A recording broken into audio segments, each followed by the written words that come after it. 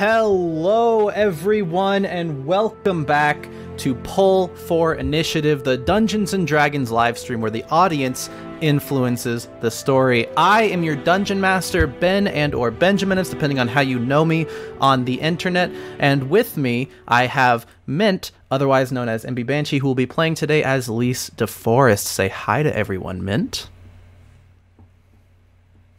Oh, I can't hear you for some reason. I'm muted. Hi to everyone. Mint. Hello. Fantastic. So we're beginning just like we did the very first time we streamed. Yeah. Yeah. Cool. How's everyone doing today? We left off about 2 weeks ago. We left off on a bit of a cliffhanger, so I'm gonna catch everyone back up in case everyone forgot. You had just gotten to Caliban, and you had docked in Shantytown, and you discovered that there were some orange ships that didn't seem to belong there.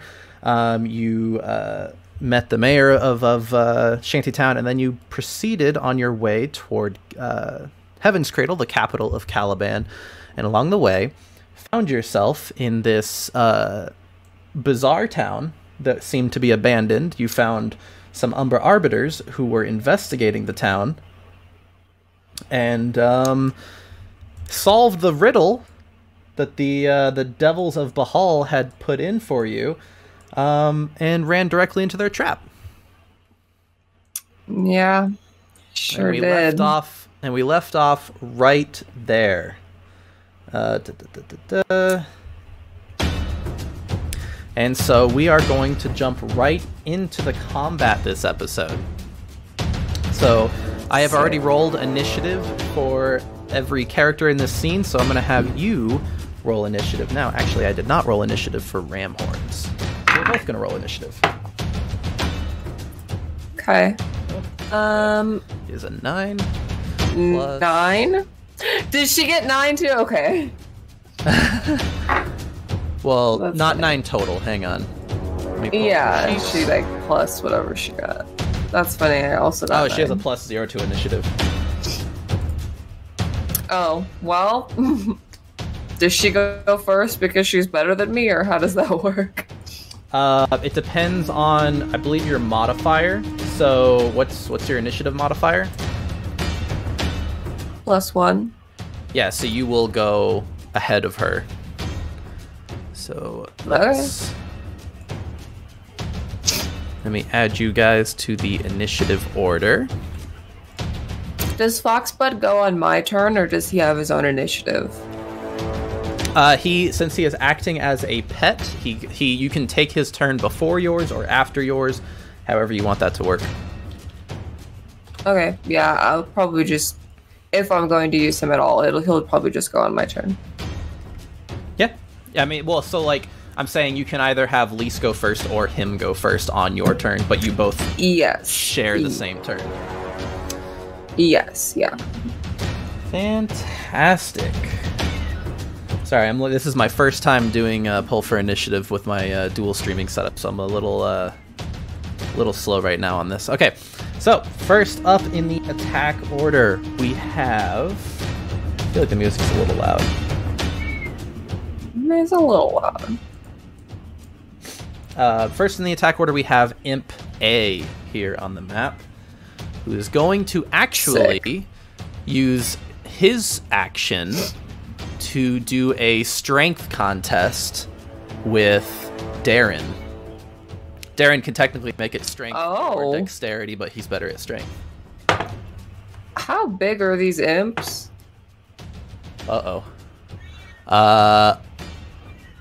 Yeah, that's one higher. So Imp A rushes forward and grapples Darren. Does not actually effectively attack him, but manages to grapple him and push him back. When you grapple someone, you can move that person with you, and they cannot move on their own. And you can move for half of your movement, and he uses that movement to push Darren back so the rest of these imps can get in. God damn it. How big are these imps? Let's see. What is their size class? Small, I believe. Which I believe is like 3 feet tall or something like that. God. Kick them. So he rushes in and grabs onto Darren with all the force he can muster, pushes Darren back through the doorway, keeping him from stopping the rest of these imps from getting in. They're the size of children. Just kick them. Fantastic. Imp B rushes forward to attack Penelope Akerwood. And damn. Let's see, does he hit? Ooh, just barely hits. Awesome. And now it rolls damage. I believe is, yeah, hits. God, Zipper is sitting right outside my door, screaming as loud as she can possibly scream. Hits Penelope for 6 damage. Oh. Okay. Does she look like she has a lot of health, or not really? She does not currently look bloodied, if that's what you're asking. For anyone new to Dungeons & Dragons... What's that? Well, I was gonna say, because she's like an archer, right? So I'm assuming she doesn't have a lot of HP. She's a ranger, yeah. Well, rangers aren't weak. They're kind of like mid-tier as far as armor class and HP go. But yeah, no, she's not bloodied. For anyone who's new to Dungeons & Dragons, bloodied is just a term that means that you are at half health or lower. And you can tell when someone is bloodied, even if you can't tell what their actual HP is.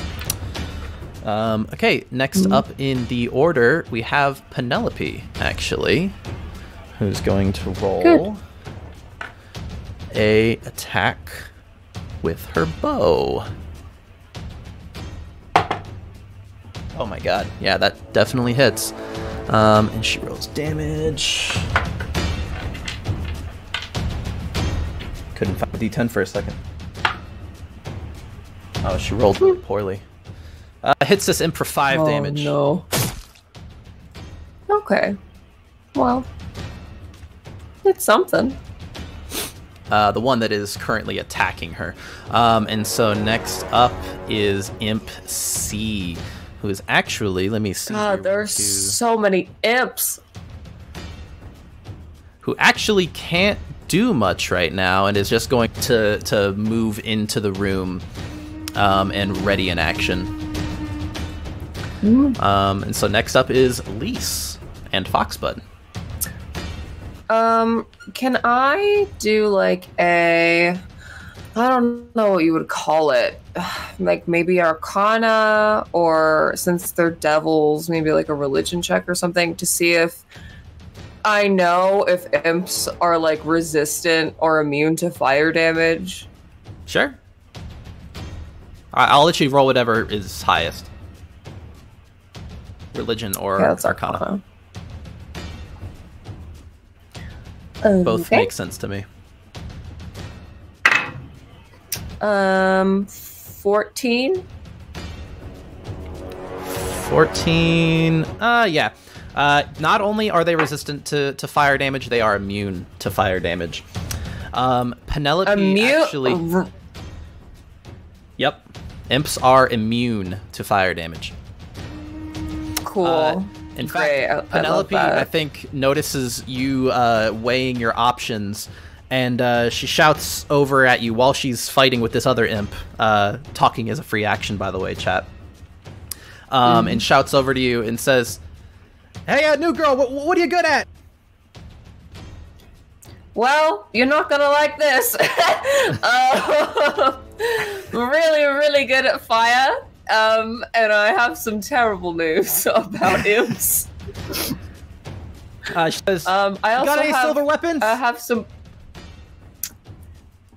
Do I fucking look like I have silver weapons? She draws a short sword from her inventory, from her waist, and tosses it over to you.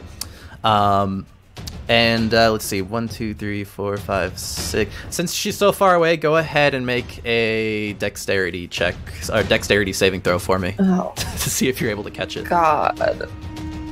Jesus. Would this count as a save or just... Yeah, because I feel like you weren't expecting it. A saving throw.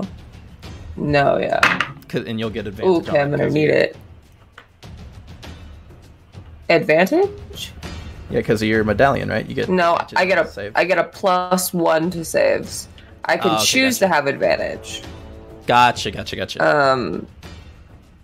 So that was, I only got a 9. I'm gonna choose to have advantage. Okay. Okay, that's better. 18. Okay, yeah. You catch this silver sword, and you now have that in your inventory as well. You can choose to equip it. Cool. I don't have proficiency with short swords, so I can still use it. I just can't like. Yeah, you cannot add proficiency to a short sword because it is a martial weapon. However, it is a finesse weapon, so you can add your dexterity modifier rather than your strength modifier. Okay. Does that make sense? So, sure. Can I have the stats for a silvered weapon, or do I have to look that up myself? It's just a standard short sword, but with silver plating. So its damage is standard 1d6, and then plus whatever your dexterity modifier is, and then your roll to hit is just a d20 plus your dexterity modifier. But you don't add proficiency because you're not proficient in martial weapons. Yeah. Okay. The sorcerers weapons proficiencies. They get the standard proficiencies that everyone gets for like basic simple weapons. But I believe sword is a martial weapon. I'm proficient with crossbow, dagger, darts, quarterstaffs, and slings, but that's it. Yep. Okay. Well, so that wasn't my action, right? Like I could just do that, no. or you do I still? You still have your action. You have all your movement. Cool. Fuck. Well, here's the thing. I don't. Okay. I wasn't expecting to have to fight something physically ever, so this sucks. I'm gonna just preemptively save myself and cast False Life to give myself some temporary hit points. Okay. So that's cast False Life, and it's a d4 plus what? It's a d4 plus 4, so I got 3, so that's I have 7 temporary hit points. Awesome. So that's a total of what, 17? Yeah, now I have as much health as Ramhorns. Nice. Okay, so that'll be my action. So you cast that spell, and then you said you imagined it being like bone armor, so like these like bones like start like crackling around it's like your body. Yeah, but they're made of flames because I'm a pyromancer. Okay. They're like fiery bones. All right, awesome. They're fiery ones. So you have like fire kind of crackling on them now. Yes. Okay, and then I don't want to use a bonus action. Foxbud will. Let's see, what can he do?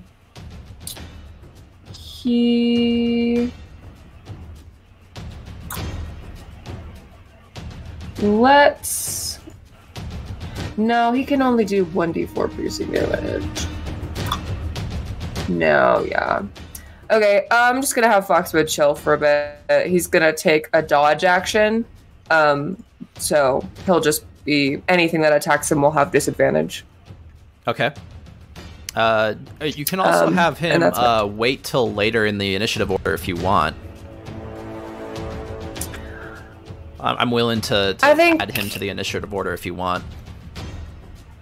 Okay, I guess I'll just ready an action then for But I don't know, because then I have to decide when he's gonna go. I think it's fine for now. For this round, he's just gonna take a dodge action. Okay. Is he gonna move at all, or is he just gonna stay there? No, he's gonna stay there. Okay.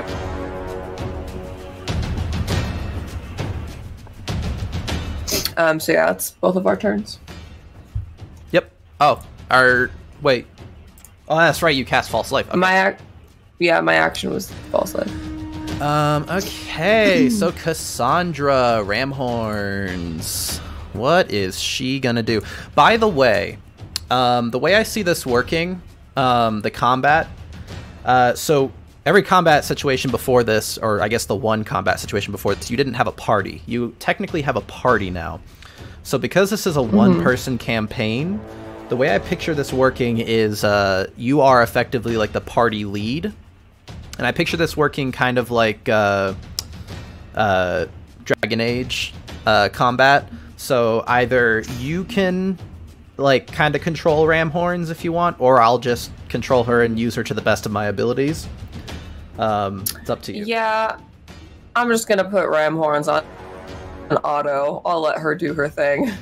Okay. Okay.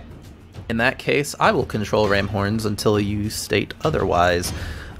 She is going to...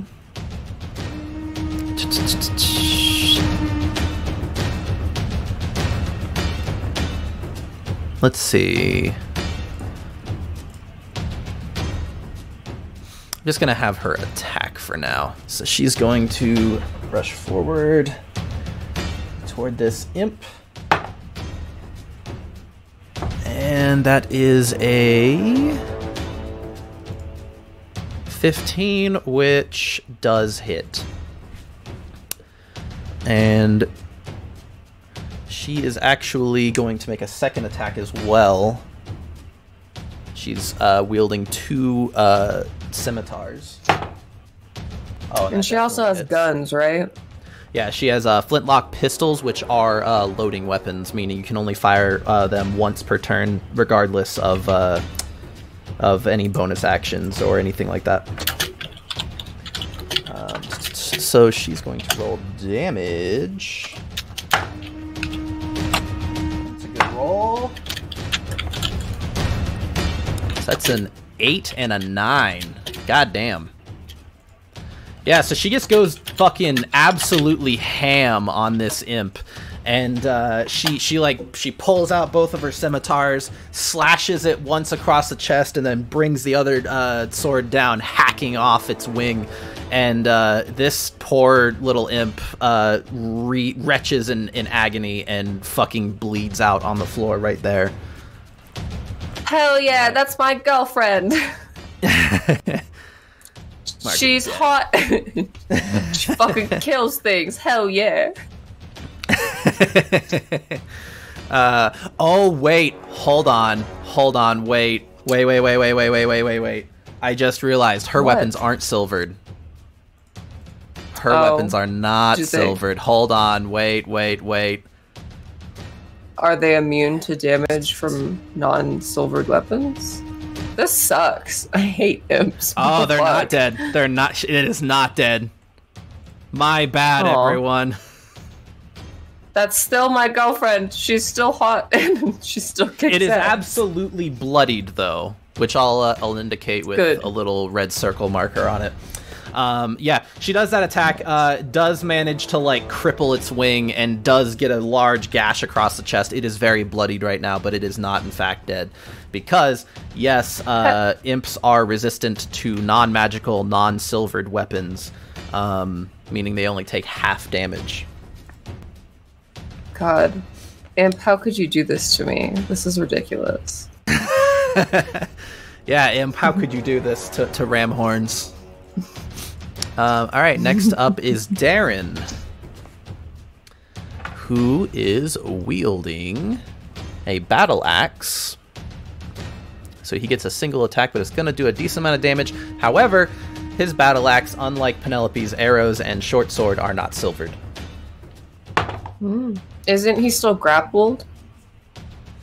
Yes, grappling only lowers your movement, I'm pretty sure. Hang on. So he's like, so he's grappled but not restrained, or is that the same thing? Let me check really quick. Yeah. Grappled creature speed becomes 0 and can't benefit from any bonus to its speed. The condition ends if the grappler is incapacitated or if he beats it in a strength check. However, he's not trying to do a strength check. He's just trying to straight up kill this motherfucker. And That's fair. He hits for a total of 20. And does...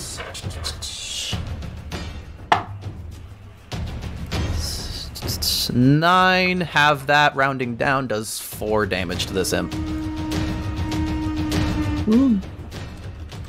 Yeah, so he has this imp, like, kind of, like, scurrying on him, trying to hold him back and push him back, and he has, like, the battle axe in his arm, and he kind of, like, hits down on it with the top of the axe head, and bonks it right on the head, but it does not bloody this imp. Yeah, damn, he tried his best. Next up in the order is Imp D. So, 1 second. Just realized I had Imp, that Imp labeled the same as Imp E. Okay. Imp D, 1, 2, 3, 4, 5, 6. Manages to rush forward and just barely get next to Darren, and attacks him for... Oh my god, that is a nat 20. Oh no. Nat 20, ladies and gentlemen, which means double damage.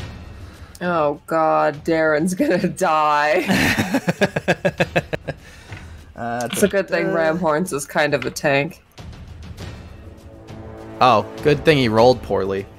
Got a total of 4 damage, which means 8 damage. Thank god. Hits Darren for 8 damage. Darren is not bloodied. God, if I hadn't given myself false life, 8 damage would have almost killed me. Jesus Christ. Next up in the order, we have Imp E. 1, 2, 3, 4, 5, 6. He does not manage to get close enough to anyone to do anything, so he readies an action. 3, 4, 5, 6. Neither does Imp F, who just, again, readies an action. Which means we are back at top of the order with Imp A. Which I believe, yes, is the one restraining Darren. And makes or grappling Darren, and makes an attack on him. And that does not hit. Swings and misses. Nice. And next up is Imp B, who is attacking Penelope. Oh my god. Why are these imps rolling so poorly? Also swings and misses. Because they suck. Fuck these imps and their immunity to fire damage. Next up is Penelope, who is once again going to attack with her bow. I imagine she's kind of like holding the arrows and just kind of stabbing at this imp. Since it's like right nice. Good job. That's a total of 13, which just barely hits. And so she rolls damage. That's a...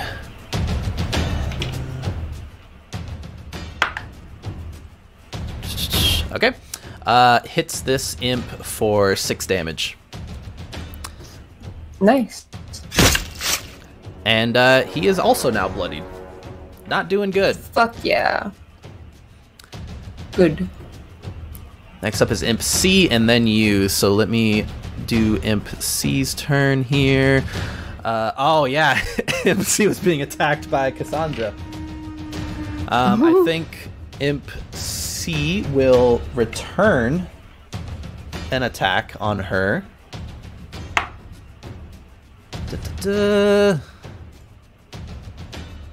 And that does hit. Aw.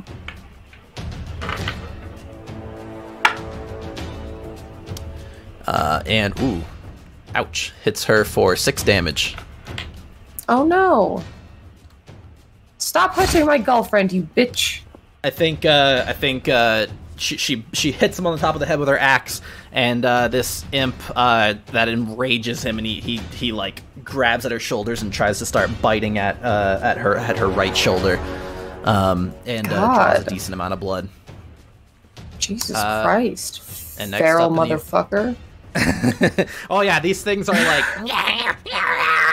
like angry little gremlin creatures. God, gross. And that means we are back onto Lise and Foxbud. Can I do another Arcana check to see if these imps are maybe resistant also to like poison damage?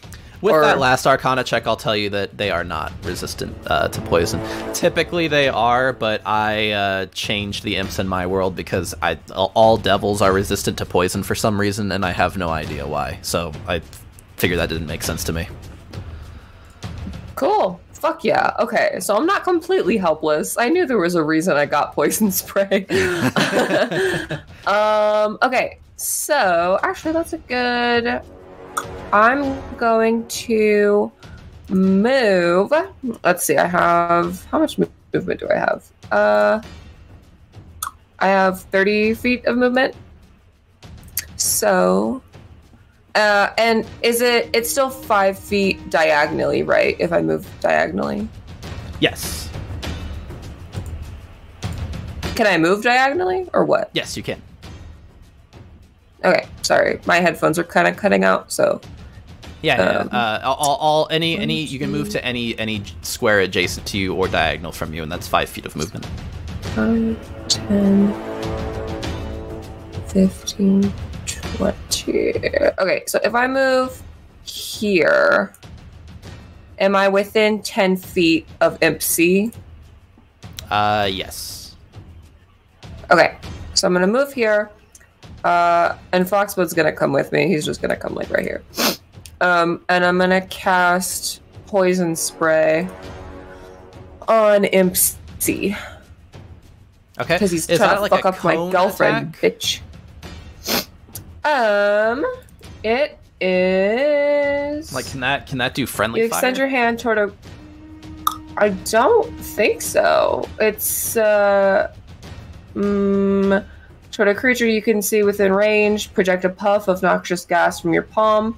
It can only affect one creature, so no. Okay. And this isn't a roll. The creature has to make a Constitution saving throw, and the save is 13. Cool. I'm gonna say a 17 does it. Shit. Okay. Well, that's fine. Wow. Let's see. So you do that attack, and he narrowly avoids the poison that you blast in his face. He's like biting Stop touching my girlfriend. He's biting on Cassandra's shoulder and like kind of does like one of these motions to avoid that cloud. Okay. I used... Oh god, how many feet of movement did I use? Well... What? Nothing, never mind. I was talking to myself out loud, it's fine. I have an idea for what to do, but I might not do it yet. So, yeah, that's my turn. I don't want to take a bonus action just yet. Foxbud... I still think I'm gonna have him just take a dodge action. Okay. But yeah, okay, so that's our turn. Okay. Cool. So that means we are on to Cassandra. Do you want me to keep controlling her, or do you want to take control? No, yeah, you. I'm gonna, until I let you know, I'll tell you if I want her to do something, but you can just do whatever with her. She's gonna keep attacking this imp then. I think it's pissing her off. It's fucking her up, yeah. I was just trying to help. Ooh, okay. God, Zipper is pissed off. So she misses her first attack, but manages to roll a nat 20 on the second attack. Fuck yeah, I inspired her by trying to help. And it's going to roll damage. That's a total of 8 damage on this imp, and that is enough. Wait, actually, hold on. Non-silvered weapon, so the double is then halved. Oh, that sucks.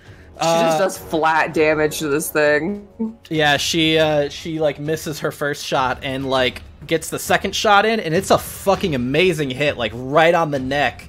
But because her scimitar is not silvered, it like gets partway through into this imp's neck and is stopped in its tracks. It's looking horrible, this imp. He is absolutely on his last legs, but he's still kicking. Good. Fuck this thing.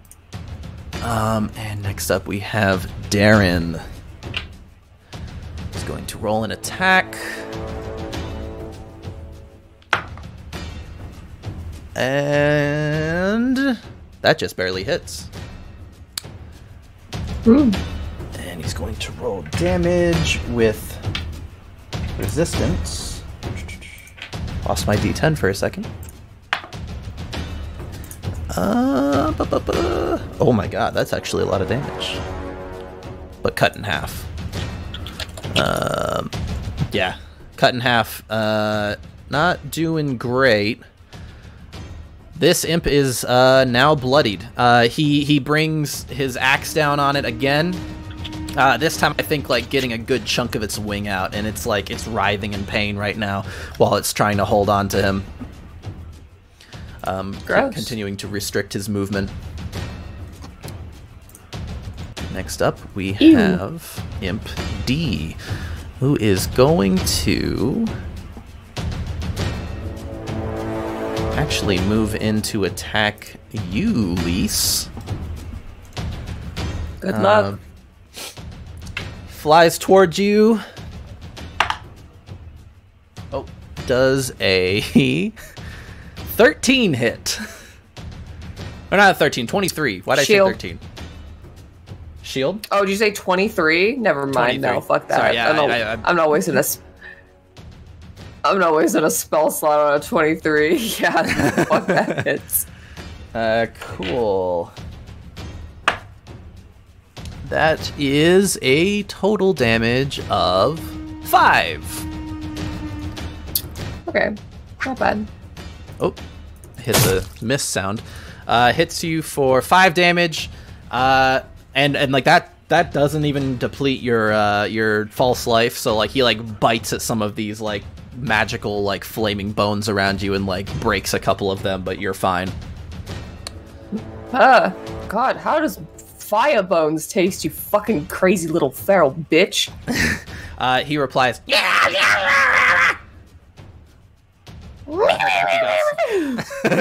hope you got something from that. Yeah. The next in order is Imp E, who is going to make an attack on Foxbud. No! Leave him alone!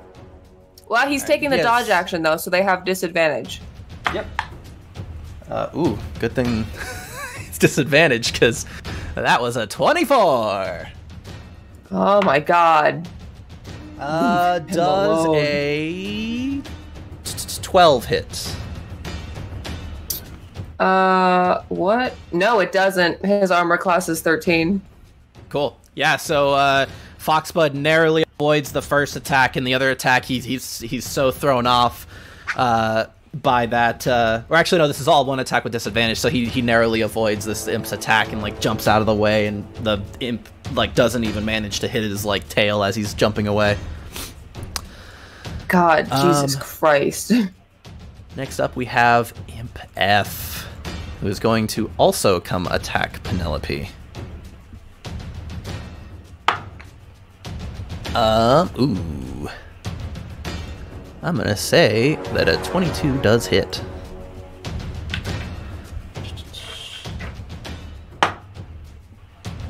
And that hits for 5 damage.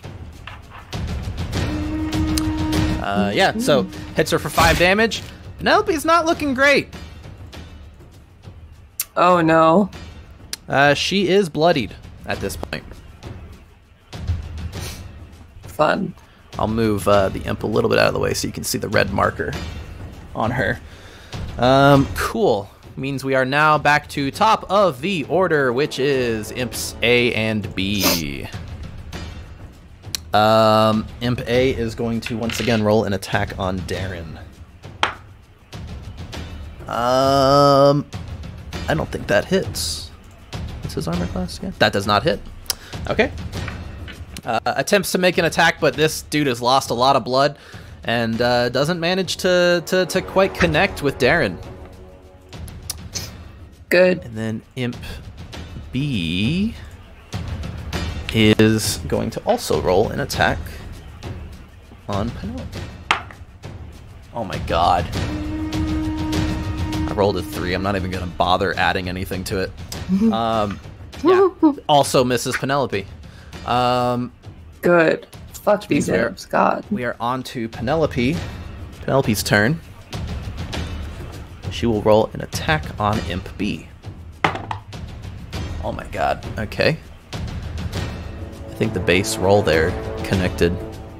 Yep. Okay. And she rolls damage.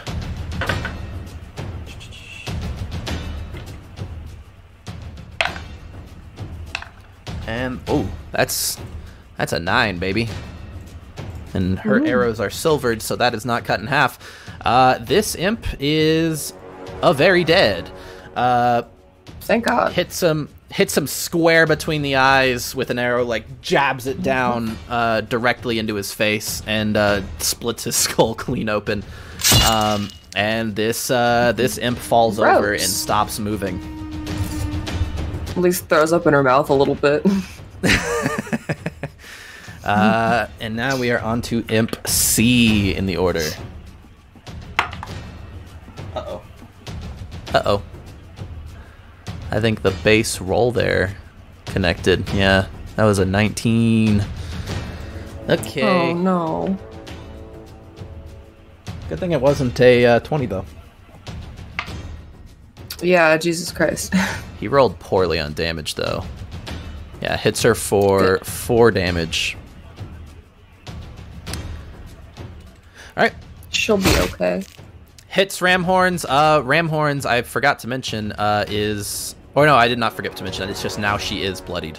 She is bleeding as this imp kind of claws at her arm and gets a good chunk of skin out of there. Next up in the order is Ulysses and Foxbud. I want to try casting Poison Spray again on the imp that's attacking Foxbud. Okay. So he has to make a Constitution saving throw. Yeah. Ooh. Not looking good on the base roll. What's his Constitution? Oh, not a great Constitution modifier either. Yeah, he does not manage to avoid that damage, so go ahead and roll damage. God, eat shit. This is a D12. It's a D12. D12 kind of looks like a 20, but with like pentagons.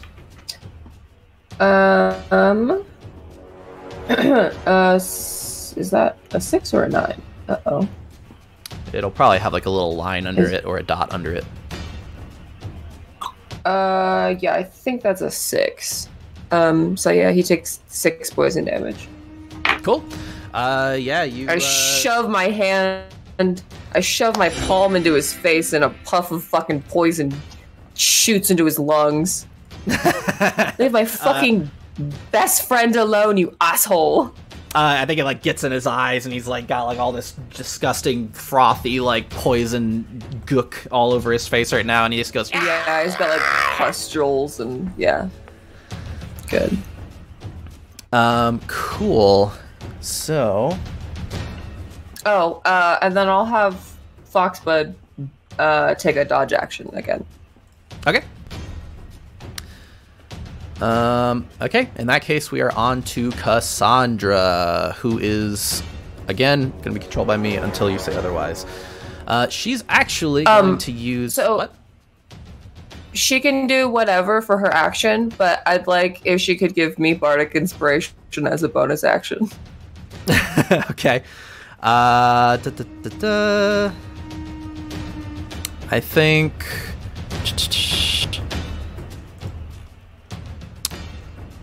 Yeah. So she'll give you Bardic Inspiration. So go ahead and take a D6 for that. And she's actually going to use her main action to cast Healing Word on Penelope. Oh. Which, yeah, has a range of 60 feet. Cool. So let's roll for health. Ooh. Great. Yeah, Penelope gets 6 health back. Oh. And is she still no longer looking bloodied. Okay. And yeah, Ramhorns shouts over and she says, "Come on, Penelope! I heard the Umbra Arbiters kicked ass. You're not gonna go down that easy, are you?" And Penelope is looking reinvigorated. Next up, we have Darren.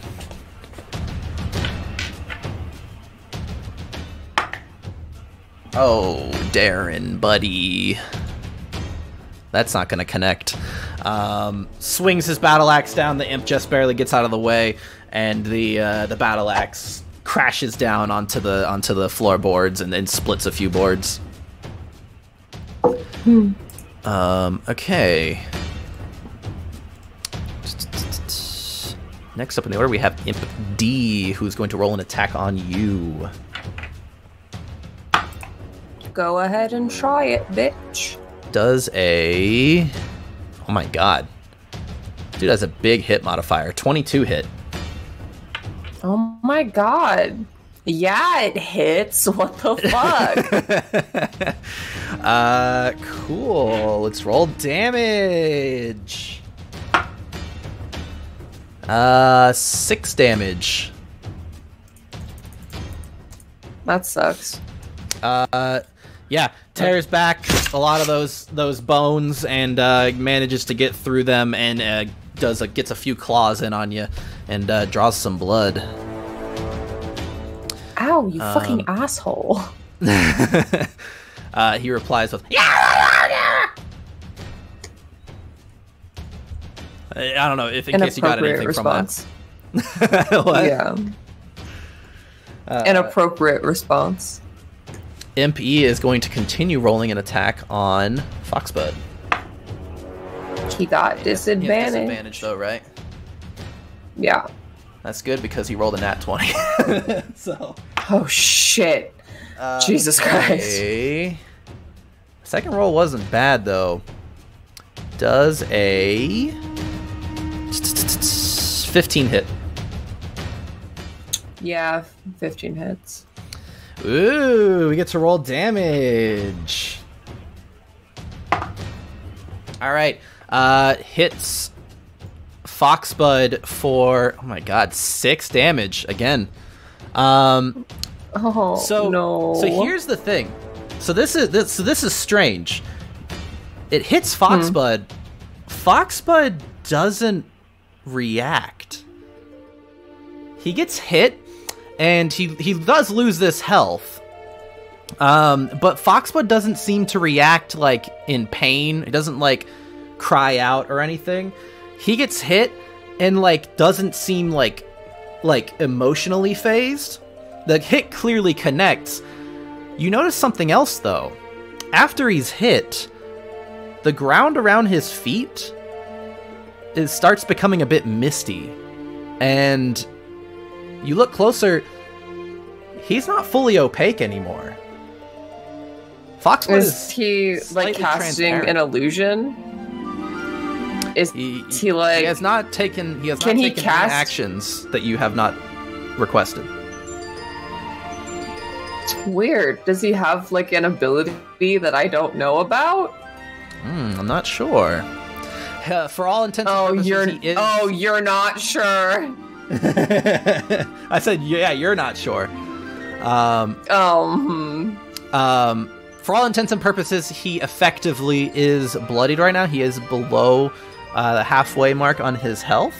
But he just doesn't seem in pain. He seems fine. He got hit. I see? And he didn't react. Should I be worried about him, or you think it's fine? I don't know. Okay. Maybe. All right. Well, anyway. I'll just kill this as fast as possible, so he doesn't keep getting hit. Cool. So back into combat.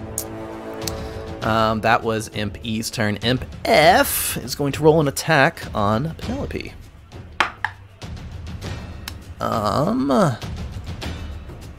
Just barely hits. I keep losing my dice. Hits her for 6 damage. That health that Ramhorn's just recovered for her is instantly gone again, and she is back to being bloodied.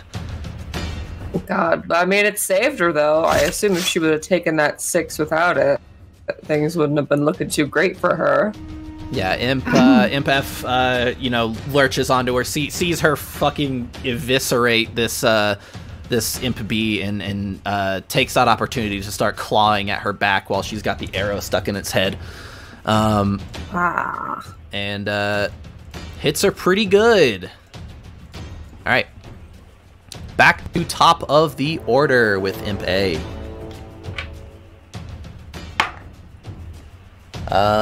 Who I don't believe clears Darren's AC. Nope. Does another attack, totally glances off of Darren's armor. I forget, what armor was he wearing that gives him this high of an AC? Hang on one second. He is wearing...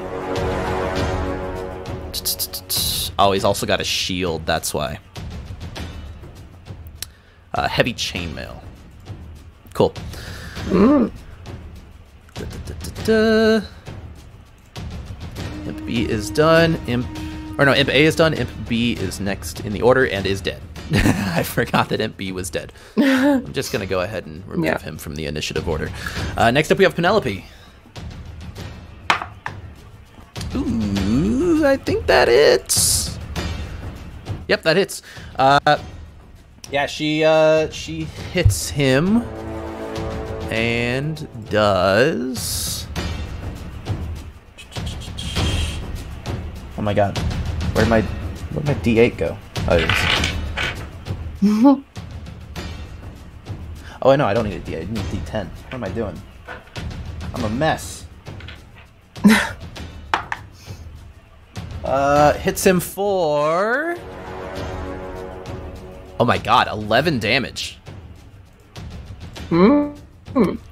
Yeah, he fucks her up pretty bad with those swings, and she yanks that same arrow back out of the other imp's head and slashes back and gets him like right across the chest and a little bit on the throat. And this imp is now gushing blood. Good. And okay, next up we have you, or no, not you. We have Imp C first, and then you and Foxbud. Yeah. That is a total of 13, which just meets Cassandra's armor class. Just barely hits. luckily rolled poorly on damage. Does a total of 4 damage to her. Not bad, but she's looking fucked up. Yeah, hits her pretty good. Kind of lurches forward and starts clawing just right on her gut, and gets her a few times. Just narrowly, though, just like the tips of his claws just barely got that AC. And so now we have you. Okay, I'm gonna try poison spray again on the imp that's attacking Foxbud. Okay. So, oh, that's right. Constitution save. That's right. I keep forgetting it's not a spell attack. Ooh, that's a 10, I believe. Yes, 10. I'm assuming that does not save. That was 13, right? No, yeah. Okay. Okay. Damage. He takes 11 points of poison damage. Okay. Yeah, you blast this imp, and like the poison hits him this time, and it's almost like acid. It starts like dissolving his body, and he like his skin like starts like darkening and like turning like black and then a little bit green, and he starts to like kind of melt into a puddle on the floor, and he is dead. Good. I want Foxbud to take the hide action. So I'll go ahead and roll a stealth check for him for that. But he's going to use shift size to give himself advantage, so. Okay. And so... so he's gonna try and hide under the table. Okay. That is a... That is a 14 stealth to hide. Okay. And I believe the way that works is it's versus passive perception. Yes.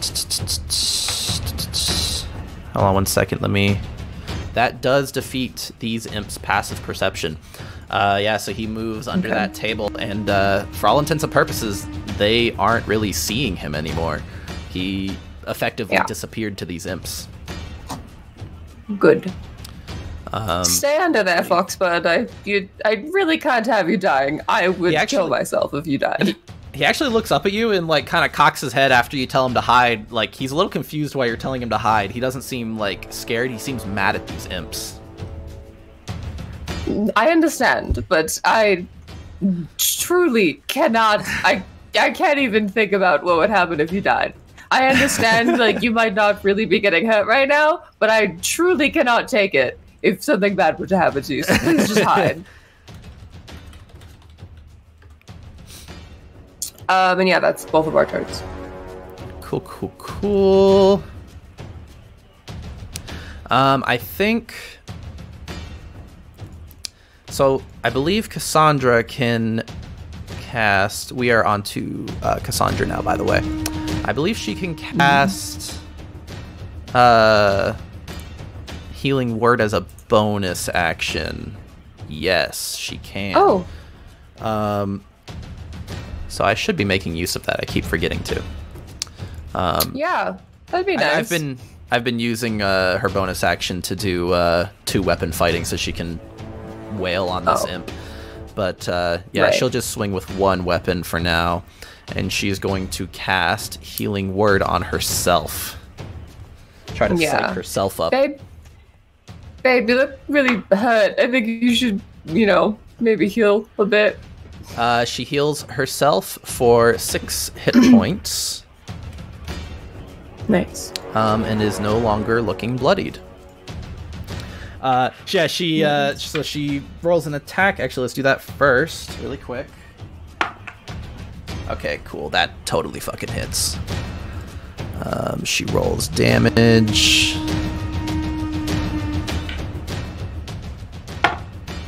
Oh my god. If only it wasn't halved.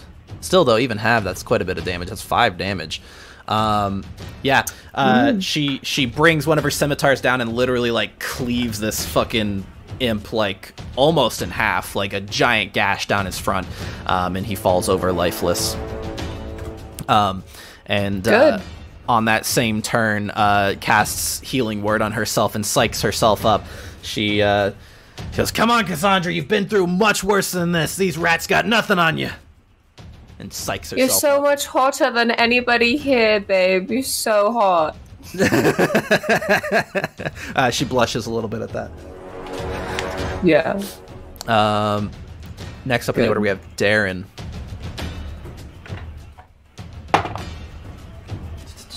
Who I believe just connected. Yes. Brings his battle axe down.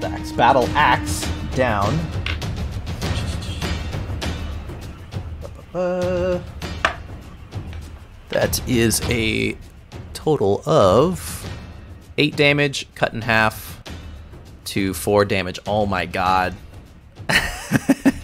Yeah, he brings battle axe down, gets the other wing. Both wings are looking super fucked up. He's totally drenched in blood. This imp is still somehow standing. Oh my god. Like Stubborn against all asshole. odds, this imp is somehow managing to still be alive. Out of spite. He also has an ability that he can take as a bonus action called Second Wind. Once per short rest, he can roll a d10 plus 2. So I'm going to quickly roll that and see if he can regain some health. For Darren? Yeah, he regains 8 health. Nice. And he wasn't even bloodied. Yeah, he's looking right as rain. He's getting so pissed off by this fucking imp who just refuses to die despite all of these hits, that he like bulks up and he looks pissed as hell right now. Good. Imp D. Fuck these little imps. Oh god. Uh-oh. Will that clear it? Hold on, let me see. I don't know if that actually connects. Does a 10 hit? No, sir. My armor class is 12. Cool. Yeah, that imp swings at you, but fucking misses. I flip him off. He replies as, "Ah!" Cool. Good. Imp F is going to roll an attack on Penelope. Ooh, I think that hits. Yes, that hits. Rolls damage. Oh my god. Oh my god, she is not looking good. Yeah, hits her again with his claws and even gets a couple bites in there. He's just, like flapping his wings and like getting into the air and like tackling her and attacking her. Draws quite a bit of blood. She is on her last legs. Oof. And now we are back to top of the order with Imp A, who not looking great against Darren right now.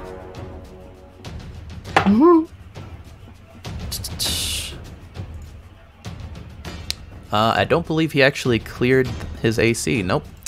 Yeah, he's like so horrified by like this fucking pissed off orc man towering over him, yelling in his face that he like almost pees his pants if he had pants. Are these imps just naked? Does he just pee? Yeah, he pees on the floor a little bit.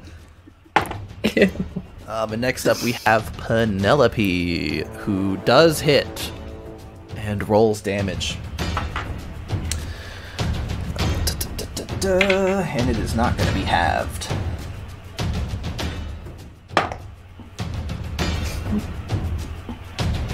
Ooh. Yep, that'll do it. Yeah, just barely does it. Okay, so yeah, she with that last arrow now knocks it onto her bow rather, and blasts that imp right in the face and kind of caves his skull in a little bit, and he falls to the floor lifeless. Good. Fuck him. Yeah, so Penelope has managed to kill the 2 imps that were attacking her, but I cannot stress enough, a stiff wind will knock this woman down. Oh God. Maybe take a nap or something, Penelope. Just maybe stay away for a bit. Next up we have Imp C, who is dead. Have a club soda or something. How many imps do we have left? We have two It's left just D and A, yeah. Yeah. So let me clear these. You guys are doing good. You got 2 imps left to deal with. So yeah, that means yeah. I know she gave me that sword, but poison spray just does more damage if they don't make their save. Do you have a higher hit though? Like, what's your bonus? It's your dexterity modifier, right? Yeah, it's just +1, whereas poison spray is a DC 13 con save. So I think I don't know. Statistically, you'll be more likely to hit with the sword, but yeah, if it does, yeah, but it does do more damage. Right, yeah, because the sword only does, you said 1d6 damage? Yes. 1d6 plus dexterity modifier. Okay. Yeah, okay, I guess I'll use the sword. She did give it to me. I would feel bad if I just didn't use it. Okay, I guess I'll try and hit this imp with the sword. Cool. Up to you. Yeah. Yeah, that's gonna do it. That's a, hey, does a mod 20 hit? Hey, does this thing maybe have, yeah, no, this imp in particular has an armor class of 21. I hate to break it. Yeah. So go ahead and roll damage. So that is... Yeah, that's 7 damage. Okay. So how do you do this? You just slash him across the chest?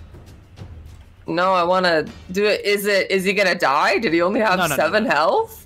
No. He's not. Okay. He's not even bloody right now. The way you said that made it sound like I was going to kill him. But anyway, no. I want to cut some of his horns off. Oh, okay. Yeah, he's got these 2 little nubby horns on his head. I'll say you can go ahead and like slash one of them off. Scalp him. Yeah. You cut off one of the horns on his head and he's like gushing blood from his head. Yeah, fuck you. Cool. And then Foxbud. Yeah, I guess, you know what? Fuck it. I'll have Foxbud come out of hiding. And just take a bite attack at this imp. Okay. Roll attack. So that is... does a 16 hit? It does. Yeah, so he takes... yeah, he only does 1d4 damage, but he's I don't know. Yeah, he only 2 piercing damage. It's halved, yeah, cool. Right? So 1. Yeah. Because he doesn't have silver teeth. That'd be fucking dope if he did, but yeah, no. Non-magical attacks will be halved. So yeah, he hit this. Foxbud hits this imp. Go ahead. Yeah. It says his bite attack also says if the target is a creature, it must succeed on a DC 11 strength saving throw or be knocked prone. I don't believe this counts as a creature. Hold on. Let me check. What? It wouldn't? Well, because he's a devil. Well, is it devil? Undead. Are creatures and devils different? Undead and constructs are this. Okay, yeah, so it I guess does count. Well, it's one of those things where it's like I can never tell with 5e. I kind of just prefer to look up the rules. Okay, cool. Yeah, so that's with fine. a DC, what now? 11 strength saving throw. Okay.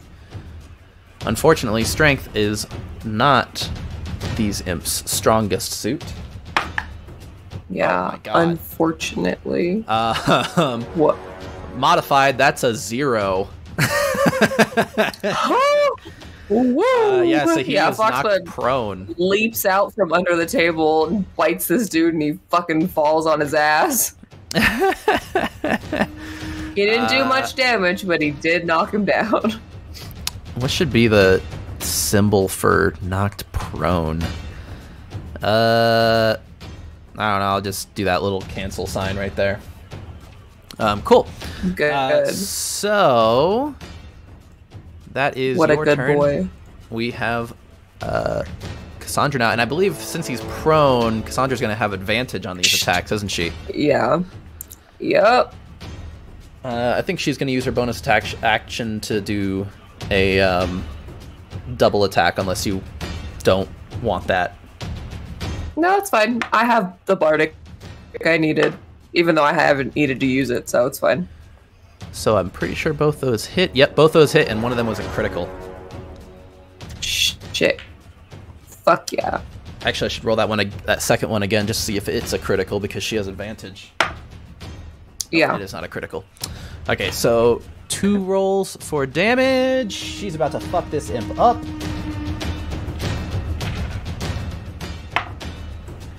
That is 5, which will become 2, rounded down on half. And then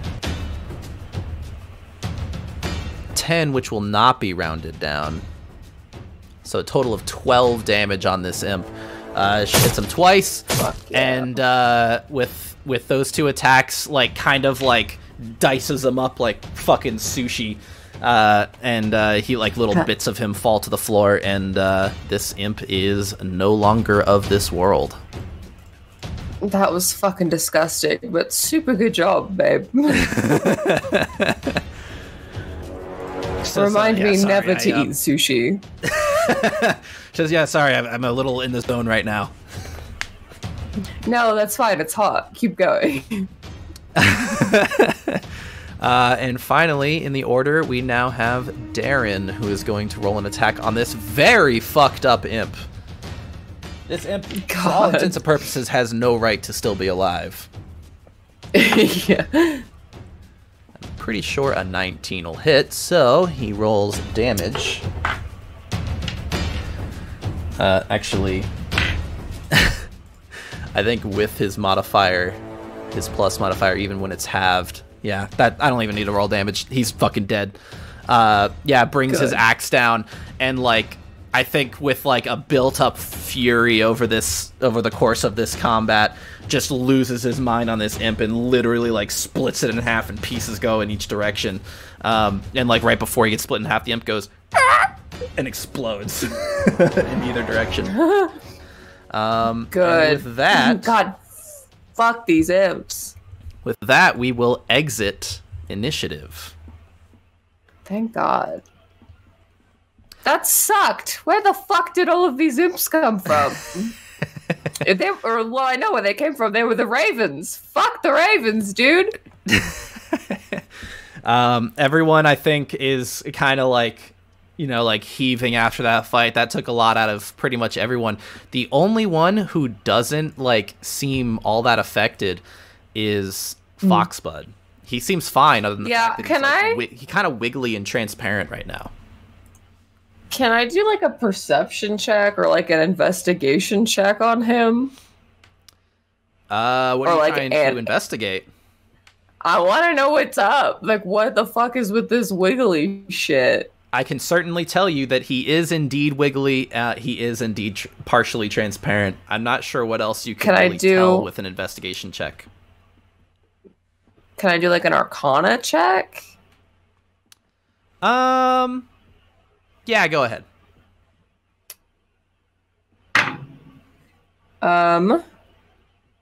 21. You recognize these mists that are appearing around Foxbud's feet. It seems like it has that same kind of energy as the mists from the Whispering Wood. Okay. So does it seem like it's not something that it's not like a spell that he's casting? Is it just like Does it seem like maybe he has like an innate ability to like? He is not currently casting anything.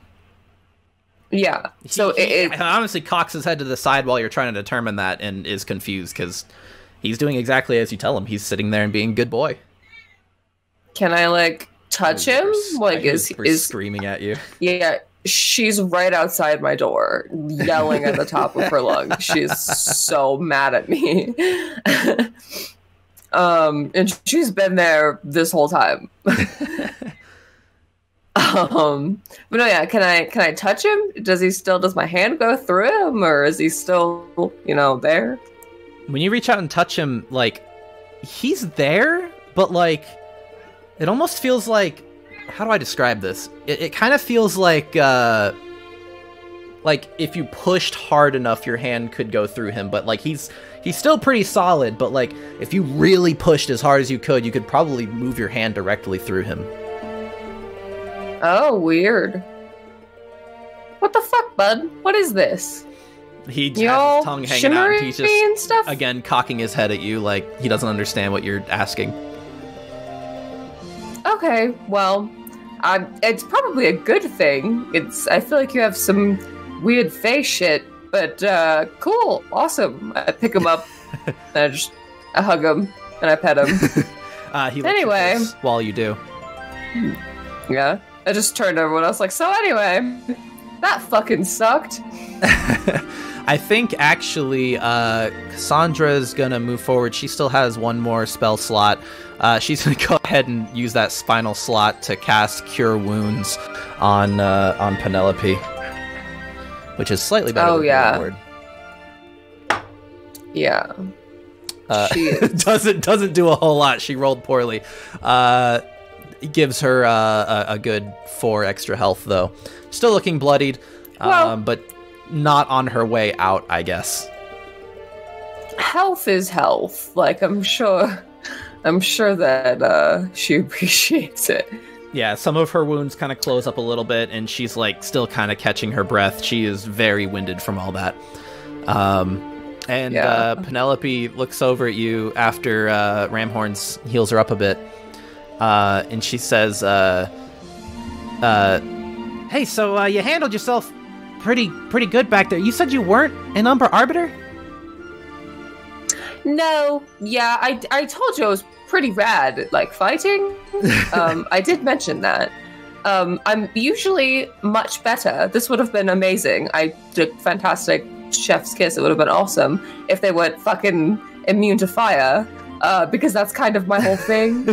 But it's fine. I still am pretty cool with poison too, I suppose. And the sword helped a bit. Do you want it back? This is yours. I'm not very good with a sword. I feel like you should take this away from me now. She says, and give the sword back to her. She says, well, would you rather your friend use it? I mean, you could keep it. I mean, you guys were a huge help. Oh, okay, yeah. I give it to Cassandra. I'm like, hey, babe, here. In case we ever run into those bitches again. Cool, yeah. Cassandra takes it and, like, kind of threads it into one of her, like, scabbards. And God, you have so many swords, babe. You're so hot. I mean, anyway. Lise, despite having gone through a horrible fight, is now immediately gay again. She's just bleeding. Like, that sucked. God, you're so hot. Anyway, what the fuck? Oh, here. Do you guys want the thing in the box? I have the thing, and it's in the books. Here you go. This is for you. Penelope moves up to you to take it, and she says, "You know, and I know you don't. I don't know what your deal is outside of the arbiters, but like, you know, you might want to consider a career path change because, you know, they could probably use you, and you handled yourself pretty well back there." While she's taking that box, she says, "You heading back to Heaven's Cradle?" Well, we're heading to Heaven's Cradle. I've never been there before. Yeah. Interesting. I'll consider it. I don't have a job right now, other than I'm a captain of a ship. And I'm the head of the ass-kicking squad for the ass-kicking squad? No, what is it called? Hold on. What are they called? Oh, I'm the head of the New Dawn Inquisition ass-kicking squad. So, like, not like I'm with them. It's like the ass that we are kicking is theirs, right? Anyway. She says, actually, she speaks up and she says, now hang on, the New Dawn Inquisition, that's who Quinn was after. Are you working that same case? Yes. I explained this to you already before Sorry, I've lost a lot of blood. Remember? Okay, no, it's fine. I understand. I've also lost some blood. Yeah. So they killed Quinn, right? And then they beat me up, and they took the thing from me. So I'm going to beat them up and take it back. She says, well, then you probably really should consider talking to Artemis. It's a very lucrative business, I'll tell you that. And she looks over at Darren as Darren speaks up and says, we'll cut you in on this one. And Penelope says, oh yeah, you were a huge help here, so like, we'll cut you in on the reward for this case if you want. Reward? You get paid for this? You get money? Oh yeah, it's very lucrative. That's how else would we afford supplies and equipment and everything that we need to do these jobs? I don't know. I just assumed they maybe gave it to you. Like there's some kind of organization. You have to buy that stuff yourself?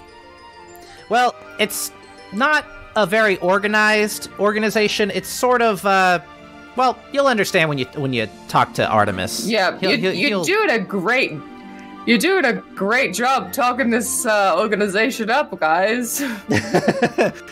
She says, well, you see, it's kind of, we take the contracts that we care about. You know, we get brought onto the team, and, you know, we can take contracts as we need them, but we're expected to supply our own equipment, but then we're compensated generously if we manage to get the cases taken care of. Interesting. Okay, well, I mean, we were on our way there anyway, because Remhorn suggested we speak to Artemis anyway, so we were kind of going there anyway, so I guess we'll talk about that too when we get there. Everything's all wrapped up here then? Are you guys going back to Heaven's Cradle too? She says, we still don't really know. Hold on, we still don't really understand what happened here, right? Like, we have this thing, and we got the ritual about Bahal, or however you fucking say his name. But we just still don't really understand. I'm still a little like, what happened here? Like, everyone's dead. Was it just imps that were, like, working for this god of death, and they just wanted everyone to die? Like, that was just it? Or what? She says, here, 1 second. She pops open that case and just takes a quick peek at what's inside it and closes it back up. And she says, yeah, so this is a rune of Bahal, and frankly, I don't know exactly what's going on here. This seems to be related to a previous case that we worked. Chances are this is part of a larger plot of some kind. It's hard to say, but we've certainly seen at least one other rune like this in the past, and I wasn't expecting to see another. I thought we had taken care of this mess in the past, but, you know, horrible things like this rarely happen in a vacuum. It's rarely a horrible thing that happens in some random village, you know. It's usually part of some much larger plot. I mean, you know, the Umber Arbiters aren't called in unless some very nefarious forces could be at work, and I think that may be what we have here. I think we may have some larger plot going on here. If I were to wager a guess, though, and she kind of like looks at all these like bodies all over the room, she says, I think this was like an offering to Bahal. I believe these imps were claiming lives and sacrificing lives in the name of Bahal. I mean, he is the god of death, so, you know, they offer him death. Sure, Imps are devils. Do they have to be summoned here? Do you think that they were working with someone else, or they sort of just did this of their own volition?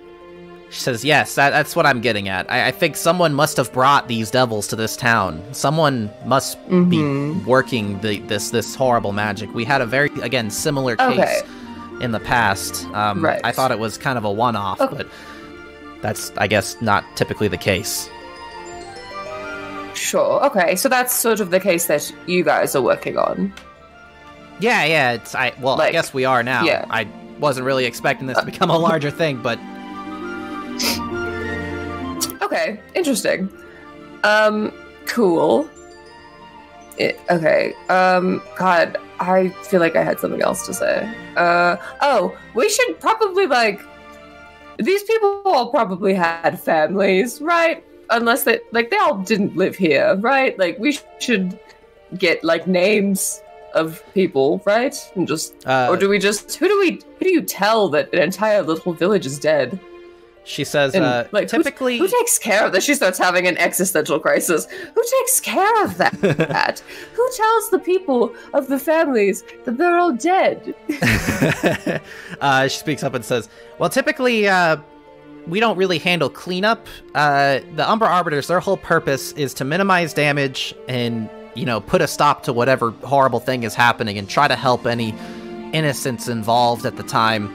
And, try to minimize casualties, both guilty and non-guilty. And then from there, we let, the authorities handle it. Typically, we'll tell Artemis it's handled, and Artemis will notify the relevant authorities, and other people handle cleanup. Okay. So, you're telling me not to worry about all of the dead people, and that it'll sort itself out eventually? She looks around the room and she says, yeah, I don't know about you, but I don't particularly enjoy touching dead bodies. It's very upsetting for me. No. So I'm very happy to not. I'm truly going to vomit if I am in here for another, minute.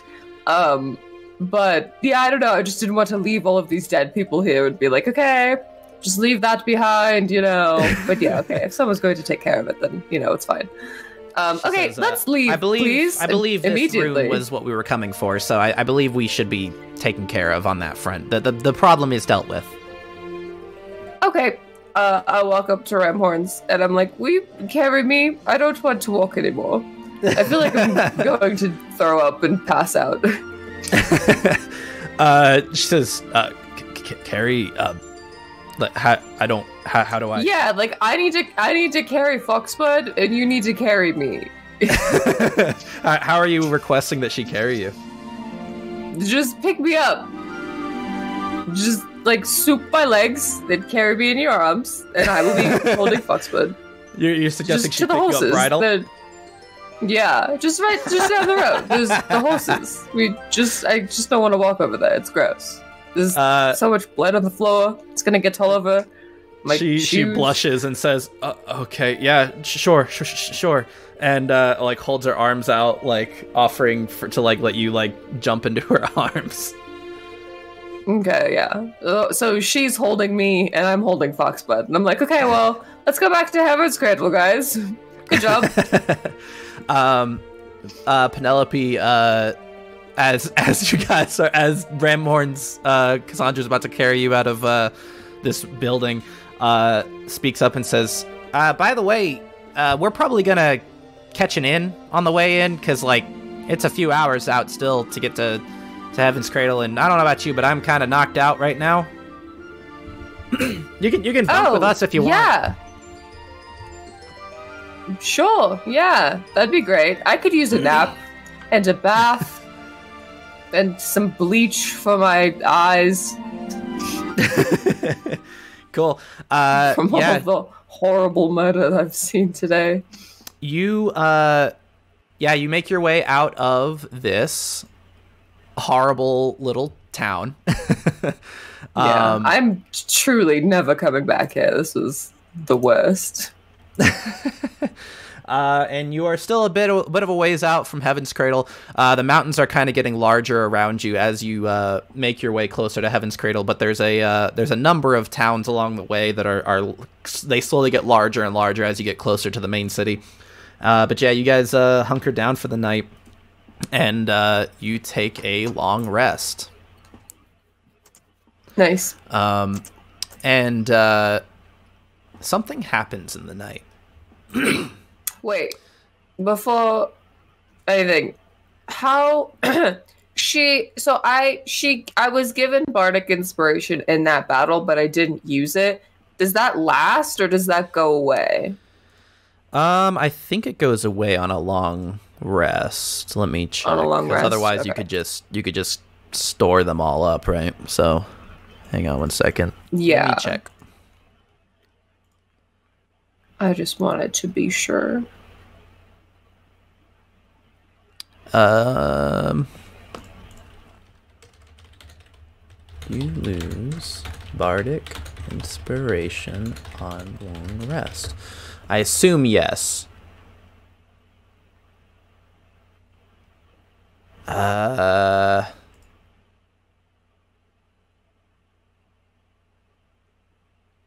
cannot find an immediate answer, but I'm assuming that since Cassandra gets all her bardic inspiration back on a long rest, that it would, go away on a long rest. That's fine. I just wanted to double check. Yeah. So yeah, something happens in the night. Okay. Of course it does. Foxbud, this whole time while he's like, I guess, sitting in your lap on the horse or something on the way there. Yeah. Yeah. He's like slightly transparent and wiggly that whole time, and that mist kind of seems to remain around him the entire time you guys are moving. You make your way into this inn, and he's still looking like that, and he like goes to lay down next to you in bed. And as you're like about to like, pass out for the night, that mist you're noticing is like covering the entire floor of the bedroom at this point. Oh God. I sit up and I look at him and I'm like, what's going on? What's you doing? He's still just kind of resting next to you. You sit up and he kind of like his head like perks up, like wondering what you're doing. Yeah, that mist continues. Am I alone in the room?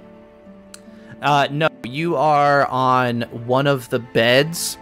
So they requested an extra mattress, and I think you tell me. Are you like sharing the bed with Cassandra, or are you like sleeping on a separate bed? Like, how's this set up? It's probably two singles pushed together. Okay. Yeah, you guys got a slightly larger room, and you're laying next to Cassandra and Penelope and Darren are in their own beds, and this mist is picking up more and more, and it's suddenly starts creeping up the walls and up Cassandra! on the ceiling. I shake her. Cassandra, do you see this? You reach out to Cassandra. Your hand actually kind of goes through her a little bit. Oh, shit. And Foxbud, what are you doing? She like she seems to feel it, but like it's so like light of a touch on her that she kind of just rolls over. Like it wasn't enough to wake her up. And this mist so everyone else is asleep. Yep. This mist is building up more and more, and you're not able to see Darren and Penelope anymore, and slowly Cassandra begins fading from your vision, and oh my God, the fog do I still see Foxbud? You do, but he's also fading quickly. I try and grab him and just hold on to him. Okay, yeah, you grab him and you hold him tight, and he's very confused, and he starts licking your face. He's not sure what you're doing. Please don't disappear. I'm going to lose it if everyone disappears. Yeah, you are surrounded by this mist now, and the bed you were laying on, you suddenly can't feel it anymore. You're laying on like this mist. Oh my god. And it's just you and Foxbud out here. I stand up. Okay. And I stand up. Clutch Foxbud to my chest. I don't know. I look around. Is it mist everywhere now? You see in the distance, like deep in the mist, you see like shadows approaching. Like humanoid forms that are slowly walking towards you. I'm going to die here, aren't I? This is the end for me. And after an uncomfortable amount of time waiting for these figures to approach you, you can, if you squint hard enough, you can start to see these are elves, but they're unlike any elf you've ever seen before. These elves have like deep, rich purple skin, like purple skin, like not a common skin color to see among elves. And then they have these like, I suppose you could call them tattoos, but like they don't really look like tattoos. They're like these swirling designs all around, up and down their arms, and any exposed skin has these like swirling designs. And these swirling designs have this like grayish, misty substance crawling across them, like constantly animated, constantly moving. And their eyes are like also that same substance. Like there's no pupil, nothing in there. It's just this swirling like gray like fog that is in there that comprises their eyeballs. And they have like this very long stark white hair. And elves tend to be pretty androgynous as far as appearances go. These are probably the most androgynous elves you've ever seen in your life. And they approach you, and they have like purple skin. Yep. Do I think they're like drow? They don't look like drow. No, drow tend to have like are slightly like darker skinned elves. These are their skin's like almost like vibrantly glowing purple. Okay. They make their way. Hello? There's a good number of them, and oh my god! You notice I'm going to get fucking flash mobbed. There's some of them behind the leader of the group are like exchanging glances and like raising eyebrows, like almost as if they're conversing without speaking. And suddenly you hear a voice. What's that? What am I wearing? Am I just wearing my regular... I don't sleep in my clothes. I'm assuming I have pajamas? Like pajamas. Yeah, you're just in your pajamas. I'm wearing pajamas. Right, I'm like holding Foxbud. What a weird... I don't like this. And you hear a voice in your mind. You recognize this to be the message spell, and you're hearing a voice in your mind. And the one at the head of this group is looking directly at you, and you hear, "Hello. Greetings." Are they speaking Elvish? They are. Well, it's message. So in your mind, they're just speaking whatever is easiest for you to comprehend. Probably Elvish. It's her. Cool. So I'm assuming it's Elvish. Her first language. Okay. Hello. Tall, scary people. What's up? They speak up and they say, "Please, there is no need to fear. We mean you no harm." All right. And the one in the front says, "We are here because your friend seems to have discovered his potential." I looked at Foxbud like, I knew you were the chosen one. I always knew. I always knew you were special. What is it? What can he do? Is he a god? I knew it. I'll be your first worshipper, Foxbud. you see a few other of Foxbud's kind appear next to these elves. But they're much larger. Are they all blue? Like, oh yeah, they're all the same color pattern and everything. They're just like larger, clearly more mature versions of Foxbud. I guess he is kind of a baby.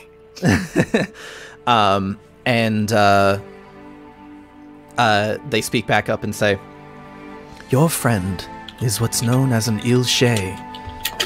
In your tongue, this would be better understood as a..." And they seem to think and search for the correct words for a moment and say, "A fae of the mists." Yeah.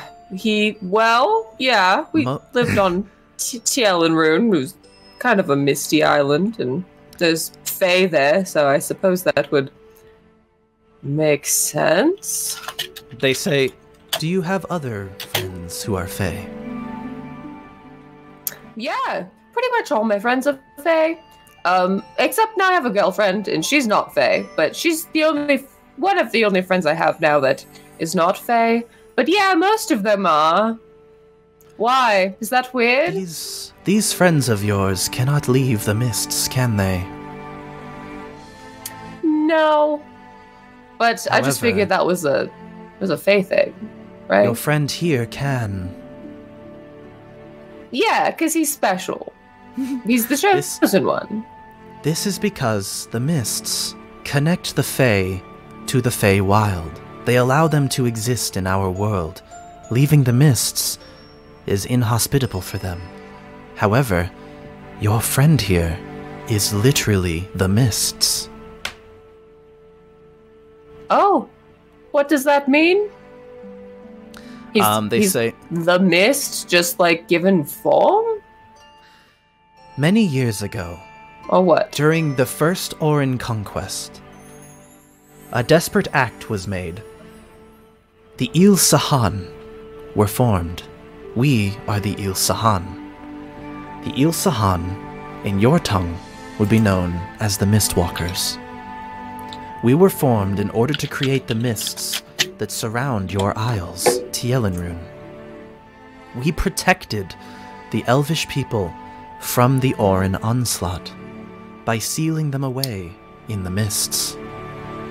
The Il-shay, like your friend, were the ones who taught us to manipulate the mists. Manipulating the mists is most natural for an Il-shay. Oh, that's cool. Sick. I mean, I know he's just a baby, but, like, he's truly the best. And this one, really cool.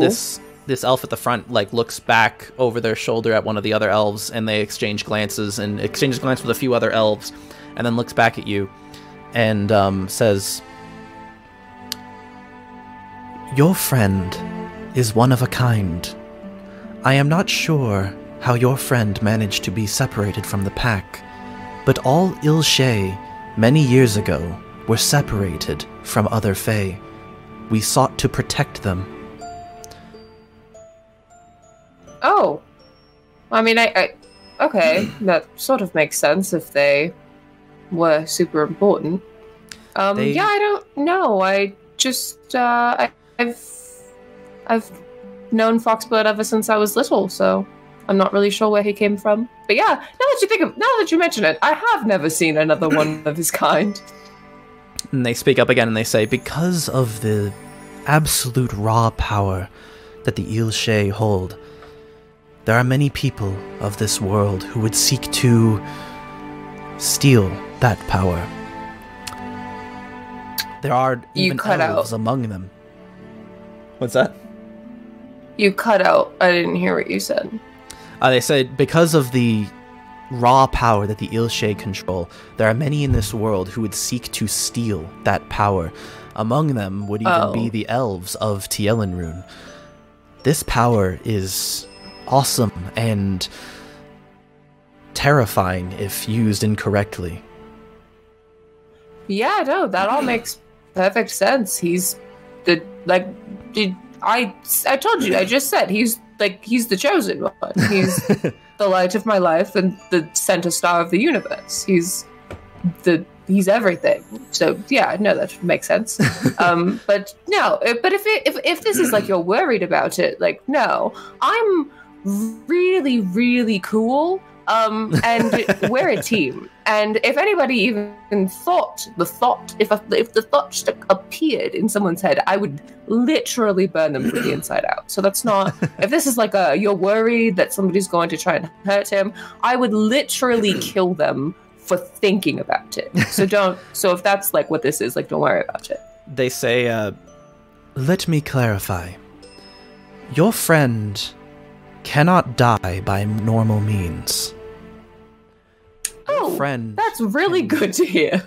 Your friend can be stabbed, bludgeoned, burned, frozen. Any traditional form of damage will not kill your friend. I would prefer none of those things happen to him, but interesting. He can't, so... The Ilshay are completely immortal. That does not mean that they cannot be harmed at all. There are certainly ways to steal their powers from them, to effectively steal what makes them them. But traditional forms of assault will not be effective. So he can be hurt, but what happens if he's hurt enough? If your friend is to be damaged in combat, for example, he will lose his composure. He will stop composing his physical form. But he is literally the mists. He will just recompose. Oh, okay. And Ilshay cannot be destroyed in this manner. So if he question. If he gets damaged and he turns into mist, how long does that take for him to become normal again? Because what if I need to like leave that area and I can't, because he's mist, I can't just pick him up now, can I? Right? So do I just... They say, how do you typically recompose yourself after sustaining physical damage? I take a nap. Precisely. Well, but I'm saying if he's missed, I can't very well pick him up, can I? Your friend will require time to recompose himself, yes. Okay, interesting. Good to know. And so they then say, but back to the matter at hand. As I mentioned, there are many people in this world who seek to steal the power that the Ilshay have, using dark, terrible magics, to harness the raw power they hold, in the process killing them. We have sought to protect the Ilshay as a result, and because of that, have been debating whether or not to retrieve your friend from you. And they turn to... I'm gonna stop you right there. And they say... I'm gonna stop you right there. And they say, however, after much divination, we have found that the probability is that should we do this thing, should we attempt to separate you from your friend, there is a high probability that this world will be doomed. Yeah, no, I was just gonna say that. Yeah, no, Did you not hear what I said earlier? Are you a little... your eyes are kind of milky. I'm not really sure if you could quite see. Is your hearing okay? Did you hear... Oh, wait, we're talking in our heads. Your message. Precisely. So you definitely... You understood what I said to you. Do you remember? Do you have a bad memory? I told you. I remember entirely. If anybody tries to take Foxbud away from me, or tries to think that they can hurt him in some manner capacity, I will kill them. And that's not a threat. Are you still holding Foxbud, by the way? Yeah, I'm still clutching him to my chest. I'm holding him with one arm and like moving my hand like this. Foxbud's actually wiggling in your arms trying to get free right now. I'm like, hold on. If anyone tries to kill him, I will literally burn this world down to cinders. Anyone who even thinks about it, I will be the ruin of this world if anyone tries to hurt him. And that's a fact. That's just a straight fact. So just remember that. Anyway, what do you want? Do you want down? Your friend no harm whatsoever. And we are not going to retrieve I'm not... No, that's fine. I'm just letting you know.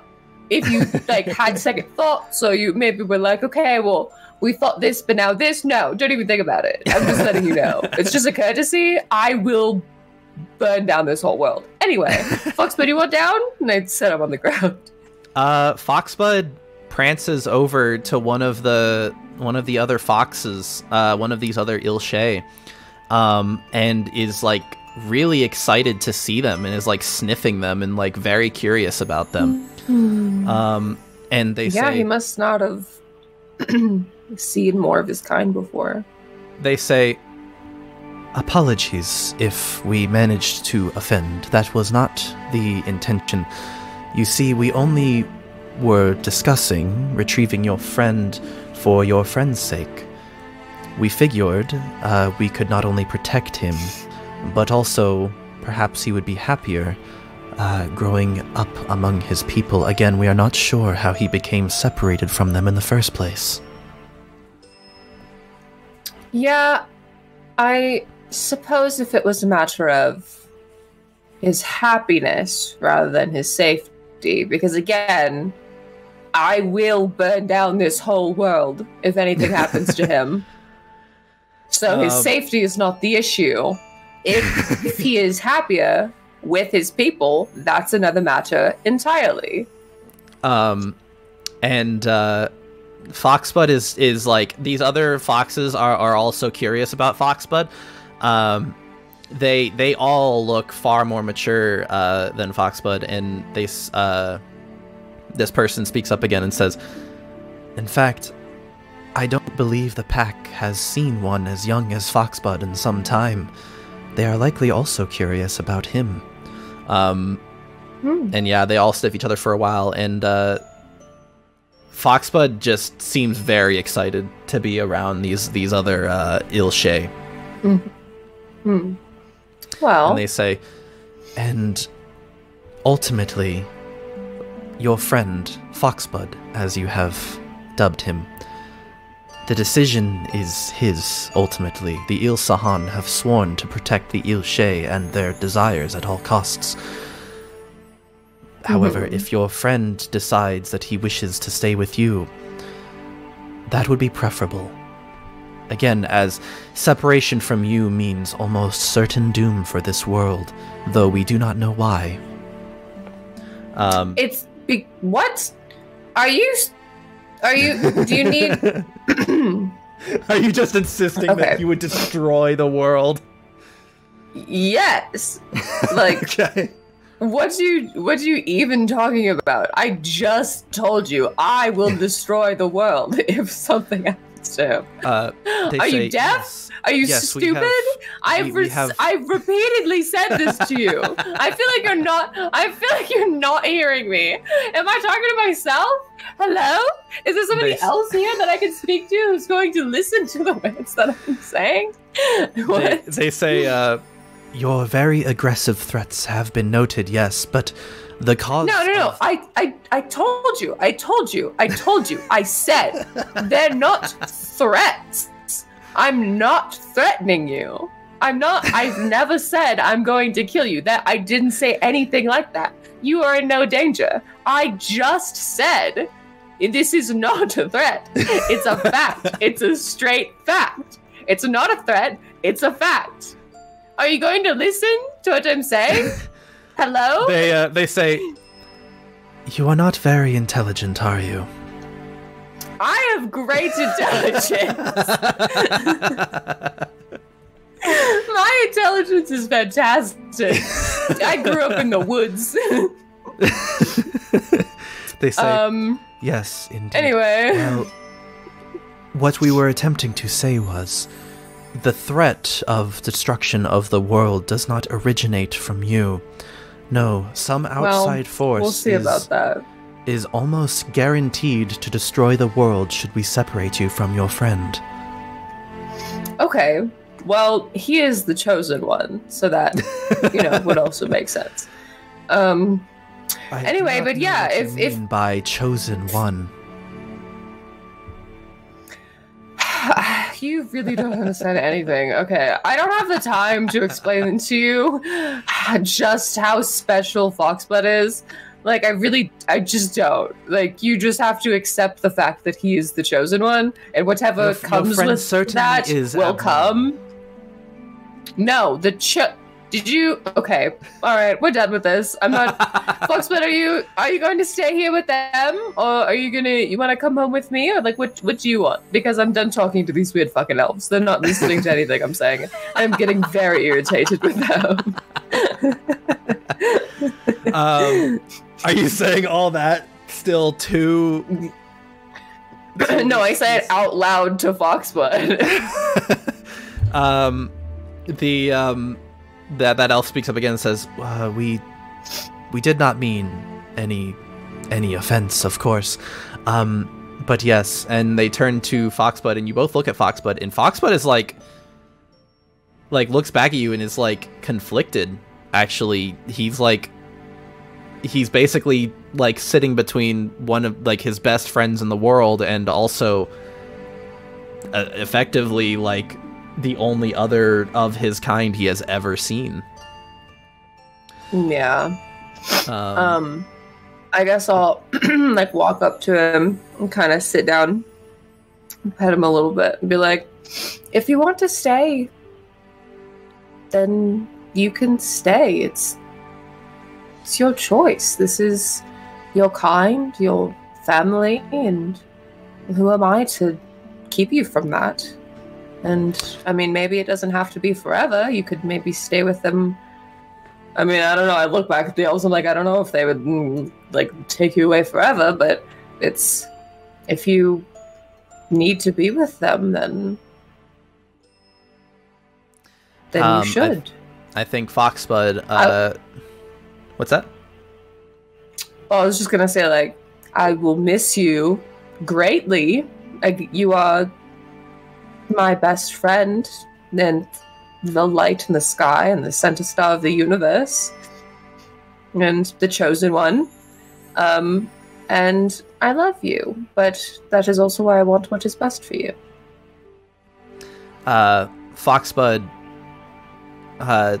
is looking you directly in the eye the entire time you're talking, and then after you finish, looks back at the other Ilshay and sniffs them again, and they kind of exchange knowing glances at each other, and then Foxbud slowly turns around and starts pawing at you, requesting to be picked up.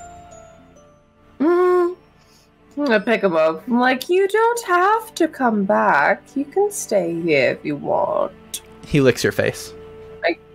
I give him just a bunch of kisses. I do that thing where you take the side of a dog's face and you're just like and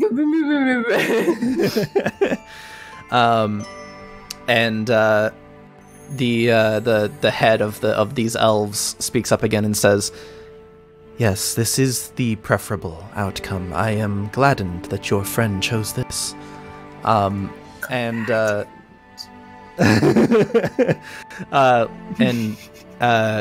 Continues looking you directly in the eye and says, "Your friend is beginning to mature, meaning that he is going to begin to have a better grasp over his innate abilities." He's going through puberty? Is that what's going on? In the past, we could not reach out to you, because we can only appear where the mists are. Your friend, literally being the mists, allowed us to appear before you. Should you ever need our help, you can certainly request it. And we will do our best to help in any way we can. But suffice to say... Can you... Are you... Because... I need to send a message to some Fae back on Tellenrune, would you be able to give them, like, messages? Or is that an abuse of your power? They speak up and say, "Your friend, literally being the mists, could effectively travel back and forth quite easily. Though I doubt he would be capable of bringing friends on his own." Sure, no, that's fine. I just need him to deliver messages. That's really cool and good to know. Cool. So, like, what kind of help would you be able to give? Just, like, We are general, like, if I... We are willing to help your you and your friend understand his innate abilities as they present themselves. Not being in his pack likely means he will not gain an understanding as quickly as some other Ilshe do, but many of these abilities are innate. They are as natural as breathing for us. So likely he will learn over time regardless. Okay, cool. Yeah, I mean, I guess if he starts doing other weird stuff, how do I contact you? Do I just talk? Do I use Foxbud like a phone? I don't know what a phone is. Do I pick up Foxbud and hold him to my ear and kind of just... Your friend... Oh, how does that work? Your friend likely has the scent of the other Ilshe within our tribe here, and can likely reach out to us should he need to. Though I cannot guarantee we will be available. The Il Sahan have many responsibilities. We will help in any way we can, whenever we can, though. Sure. Okay. Cool. Yeah, I'll keep that in mind. Do you have, like, an idea of, like, what kind of abilities he might have? Like, what can these guys do? Also, how much bigger are these full-sized foxes? How much bigger are they than Foxbud?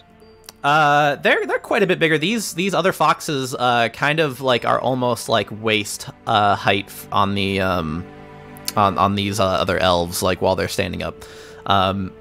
Do they look big enough that, like, potentially I could ride one? Yeah, maybe. Maybe one of them. Certainly not Foxbud.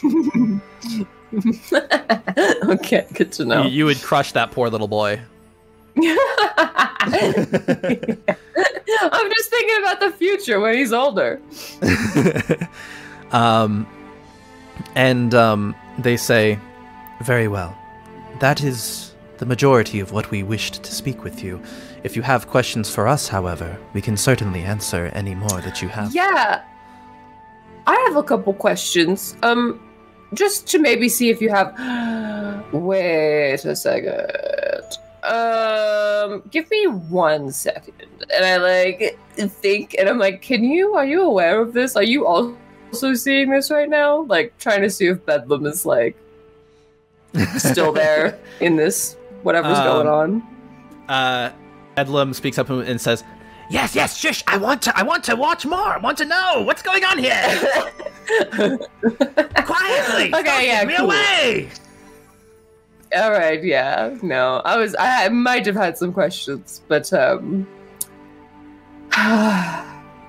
captive audience and all that. Never mind. No. But yeah, do you have, like, maybe an idea? Like, what can these full-sized... What did you call them? What can these full boys do? Like, do you maybe have...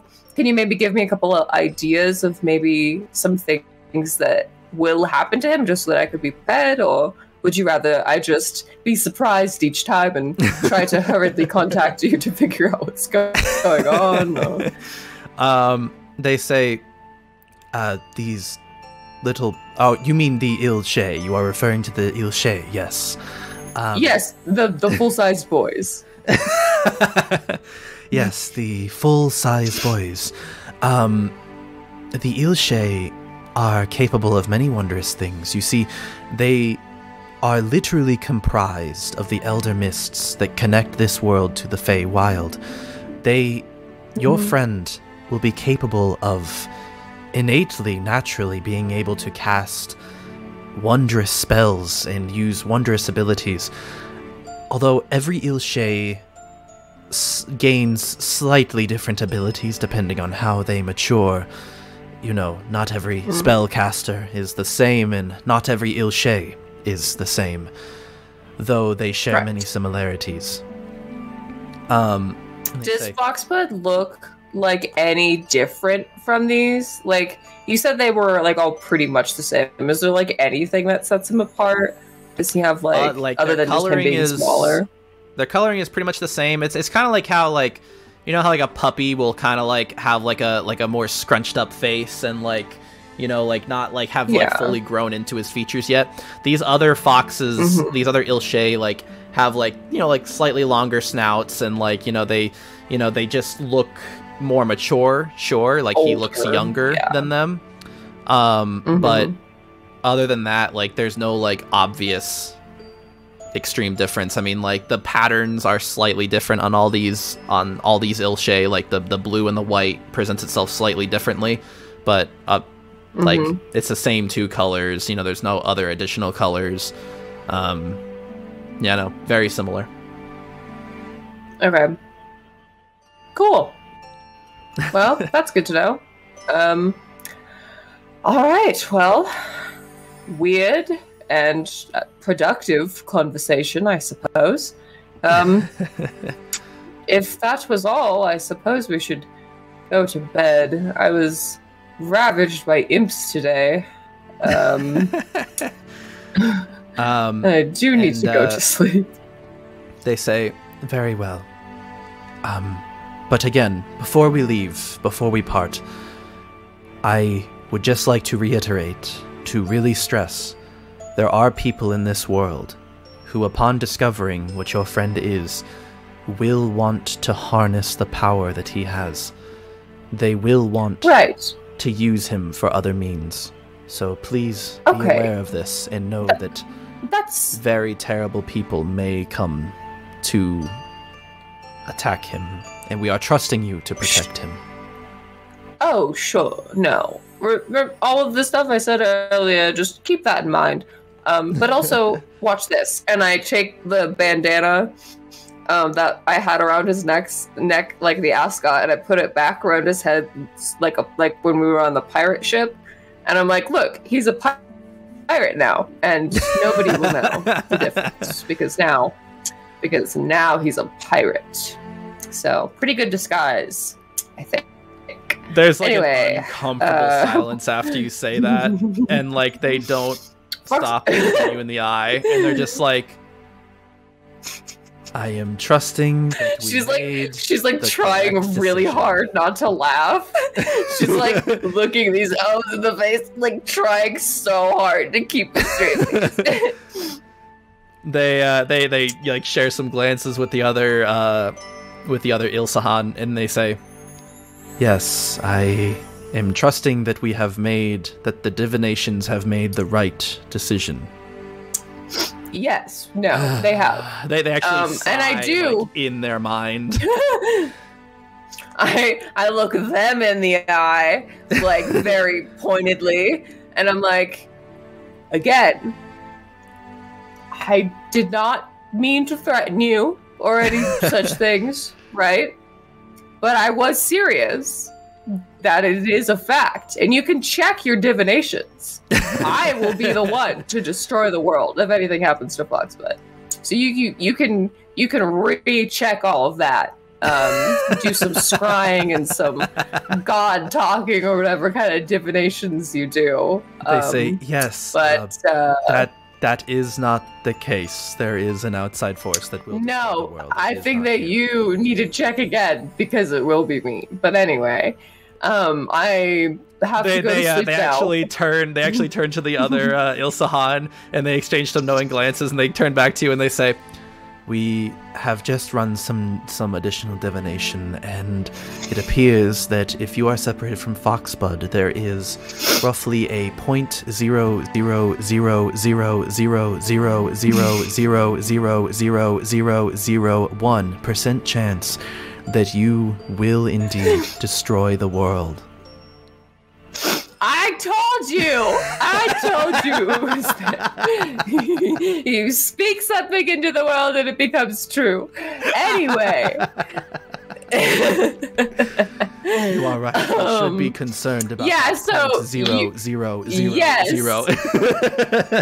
Yeah, so just keep an eye out for that. Anyway. Good night. Gentle folk. And I'll probably talk to you again if Foxbud starts doing weird stuff. All right.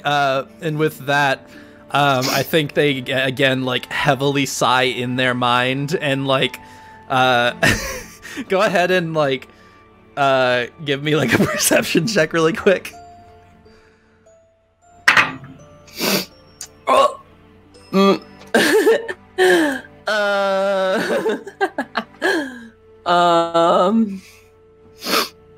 6. You know what? I'm gonna make it an easy check because because they're saying this so loud in their mind as they're disconnecting their mind from yours with the message spell. You hear like them saying to themselves, "Please be the right decision. Please be the right decision. Please be the right decision." You guys will regret this.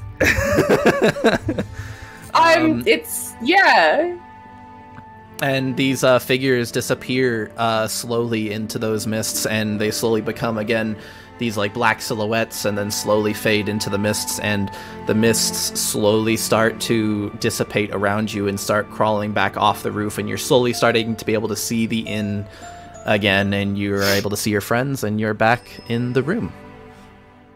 I shake Cassandra awake. She says, what?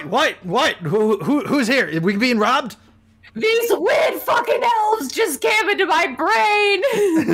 She and they pulls, told me. In her tired stupor, she trips off the bed and like grabs her coat and pulls a flintlock pistol and a scimitar, and she says, "Who are we fighting? Who are we fighting?" No. We're not fighting anybody. There was some weird elves in my mind. Sit down. I have to tell you about. She like slowly lowers the two weapons and looks at you and says, "So no one's here." Well, define here, because like I think that I might have gone somewhere else. I'm not really sure. I didn't ask about that, and maybe I should have. Sit down. I have to tell you a bunch of stuff. Cool. Yeah. So you sit down with her and recount everything that just happened to you. I'm just holding Foxbud and like petting him, and then just like occasionally giving him kisses. I give him some more peanuts out of my backpack. So you finish explaining all this to Cassandra, and I'm now going to give you an update to Foxbud's stat sheet. Ooh. An extra special boy now. Oh, that's not the one. Here's the one. So I'm going to send that to you right now over Discord, and I'm going to show it to chat.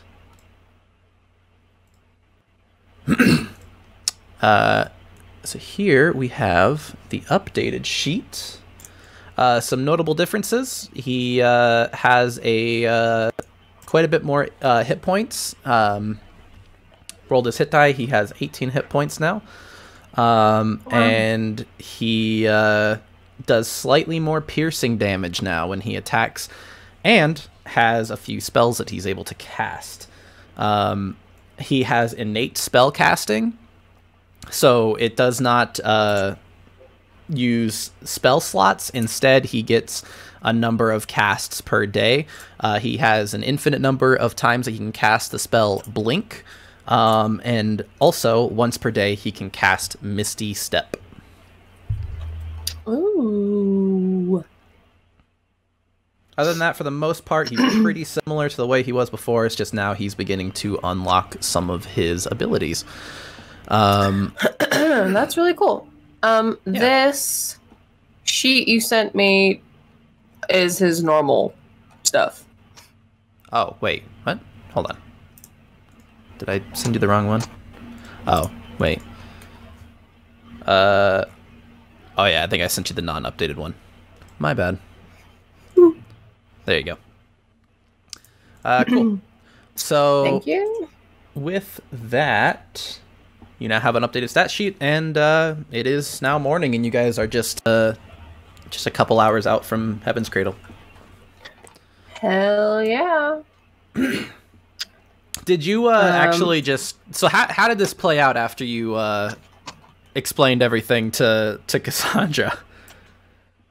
I told her everything that happened, and then I was like, all right. Go back to bed? Weird night. Yeah, I went back to bed.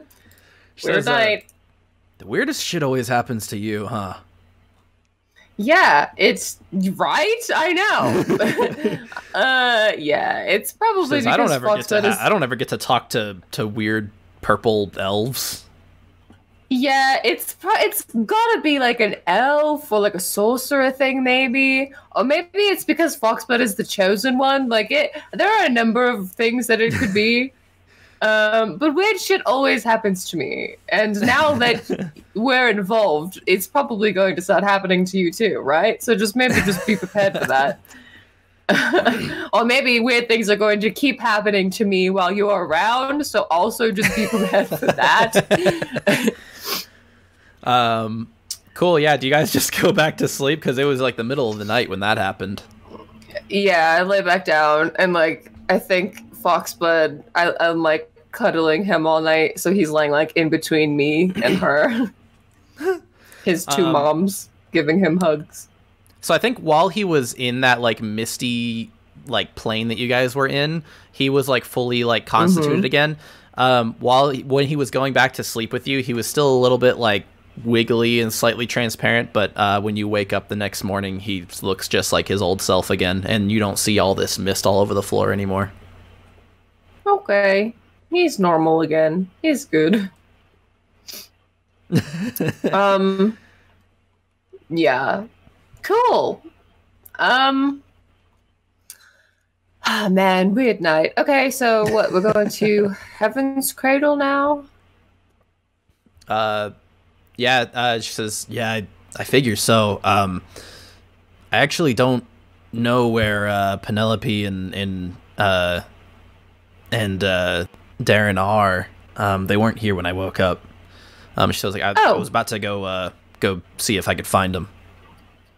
Oh, okay. Is the stuff still here? Or? Their stuff is not there. Okay. Well, maybe they just went to like breakfast or something. Let's go down, because this is a tavern, right? So they could just be down like eating. So let's get our stuff and go eat breakfast. Yep. Go look for them to see where they are. You go downstairs and you see that they are preparing the horses. And Penelope speaks up and she says, "Oh, I was actually about to come see if you had woken up yet. We were preparing to head out. If you wanted to still come with us to town. If not, you're welcome to. Well, we don't have the, room for another night, but we still have it for a few hours. You're welcome to stay if you want." Oh no, let's leave now, please. Do I have time to eat something? I feel like I should eat something. Yeah, I'll just have like an apple. Yeah, they have some like rations and stuff that they've packed with them, and they offer you some so you can eat on the road. I would like to give Foxbud food that's not just peanuts. I feel like he's been subsisting on peanuts. I need to, while we're in Heaven's Cradle. Jerky. Sure, I'll give him some of that, but when we get to Heaven's Cradle, I want to look for like, I don't know, like a meat shop or like a fishery or something, so I can get some like maybe dried fish or something for him. I feel bad just giving him peanuts. Says, "Oh yeah, the market district in Heaven's Cradle's absolutely massive. You'll almost certainly find a stall somewhere." Okay, cool. Yeah, let's go. Cool. Yeah, so it's just a couple hours more, and you guys are in Heaven's Cradle. And we're going to switch to that map now. Ooh. Cool. So we're going to zoom out a bit. And sorry, I'm just positioning it for the stream. You come up from the south, and I'm going to place a marker down for you.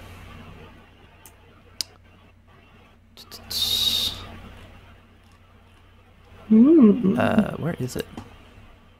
There it is.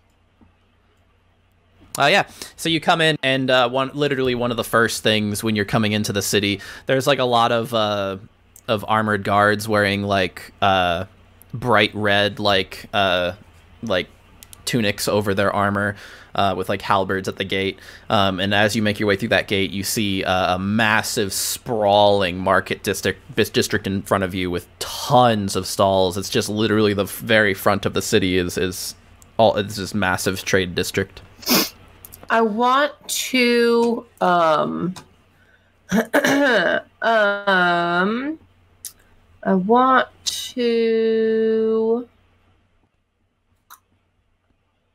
I guess disguise Foxbud as best I can.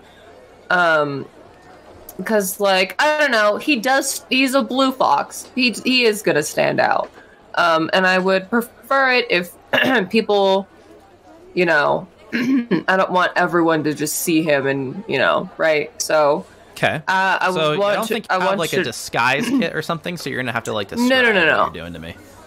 Right. I just want like some cloth, like maybe a shirt or something that I had, and wrap it around his head. And so he looks like one of the girlfriend shirts over his head. No, because I still want to wear that. Well, you guys have been wearing those for like a week now. Are you gonna keep wearing them? Well, no. Yeah, we took them off. Like I'm not. I don't want him to wear. It's dirty. It's no. Okay. I'll just take like a white cloth and like wrap it around his head so he looks like a little babushka. Okay. And so how are you covering all that blue? Yeah, I don't know. I turned the girlfriend sitting shirt in your bag. Yeah, I turned the girlfriend shirt inside out and I put it on him. So at least it covers most of him. And then I just put him in my pack. So mostly you just see his little head with the white cloth around it if you see him at all. Yeah, so anyone looking really closely would probably see that he has like this little... He has like a blue face, right? He's a little blue guy. Hang on, let me look at his... Yeah, he's got a blue face. So like anyone looking close enough would probably see that he has a little blue face, but it's mostly shrouded unless you're like investigating. Yeah. And like, he's still looking out because I still want him to see everything. I imagine he's excited to like see stuff. So I don't want to keep that from him, but I just don't want people to take him away from me. So yeah, and he is looking around like his eyes are like darting all around. I think this is probably the biggest city you guys have seen since leaving Tielenrune, and possibly even while in Tielenrune. This place is massive, and there's a gigantic castle that's towering over everything, like in the distance. There are I feel like Lise than you've ever seen in your life. I feel like Lise is pretty like, I don't know what the word would be, but just like maybe like awestruck. Like it's just such a big city, and like the architecture is really different because like she's from an elf place, and like there's just a lot of different kinds of people probably. So like she's used to seeing like mostly elves, and like I feel like she's just like looking around at everything, and like she's also like probably a bit of a culture shock. I feel like. This place is far less like polite and like prim and proper than Elven society that Lise would be used to, having grown up like, especially since she's what you call it, part of the royal family of the Selkisir. She's used to like people being like overly proper and like and polite, but like people are just bustling around each other, bumping into each other. I think if if you dismount the horses, like you would see like people are like bumping into you and bustling around you. Like this market district is packed with people. Like to wade through it, you would literally be touching people at all times. It's that packed. Oh God, she doesn't like it. She's like, there are so many people here. I don't like being touched very much.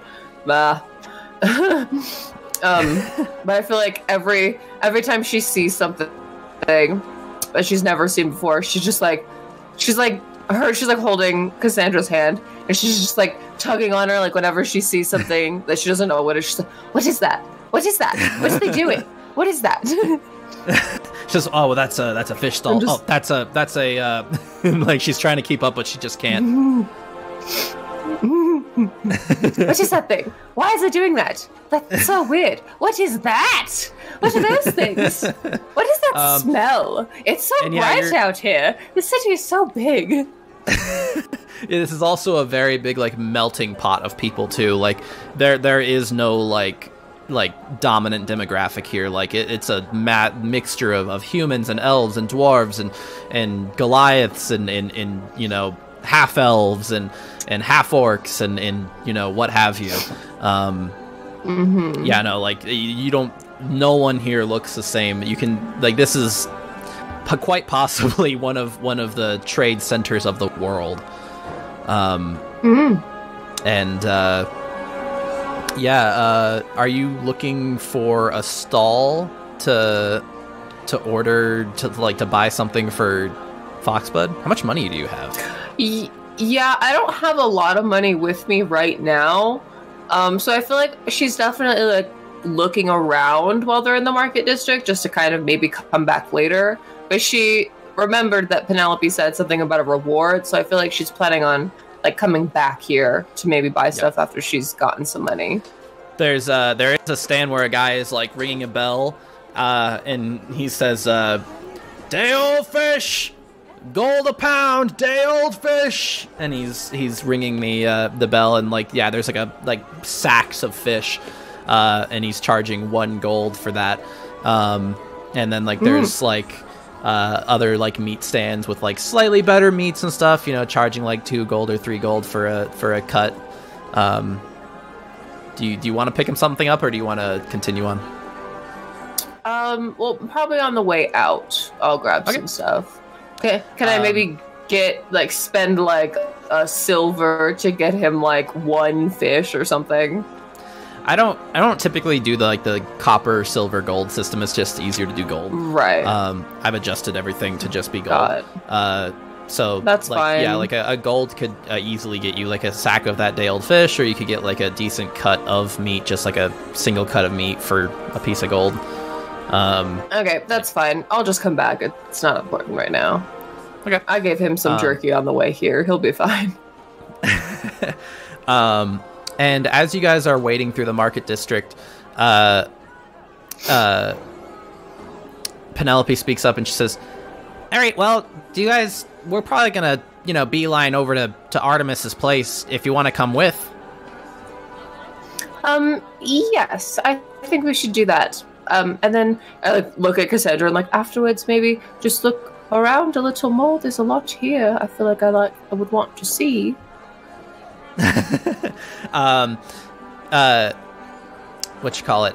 Penelope speaks up and she says, "Oh yeah, there's all kinds of fantastic stores, and plus, the market district. Here you'll find a lot of typical things that people trade. Food and construction supplies and kind of civilian things. But there's also other really interesting shops you could check out around town that are I pick up tons of potions from the Crooked Cauldron all the time. If you need supplies, the Iron Maiden can hook you up with any kind of armor or weapons you might need, and there's all kinds of resources to access here." And she starts making her way in the direction of Artemis's artifacts, the shop, and Cassandra actually pulls you aside for a second and says, "Hey, you mind if I go to the library?" "Oh, sure. For what?" She says, "Well, I'm sure you guys are going to be talking a lot about Quinn, and I don't know that I'm necessarily gonna, really want to be there for that. And she says, right. But also, I've been thinking a lot about what Penelope said the other night, or last night, and, about how these horrible things don't usually happen in a vacuum. And I've been thinking more about Lockjaw, and I want to do some research. I have some questions I want to answer. Yeah, for sure. Okay. Interesting. Okay. No. Yeah. Sure. You didn't. Okay. No. Yeah. No. That's fine. Okay. So I'll go with them to the Artemis, and then I'll meet you at the library afterwards. She says, I can meet you at the park if you want. Meet halfway or something.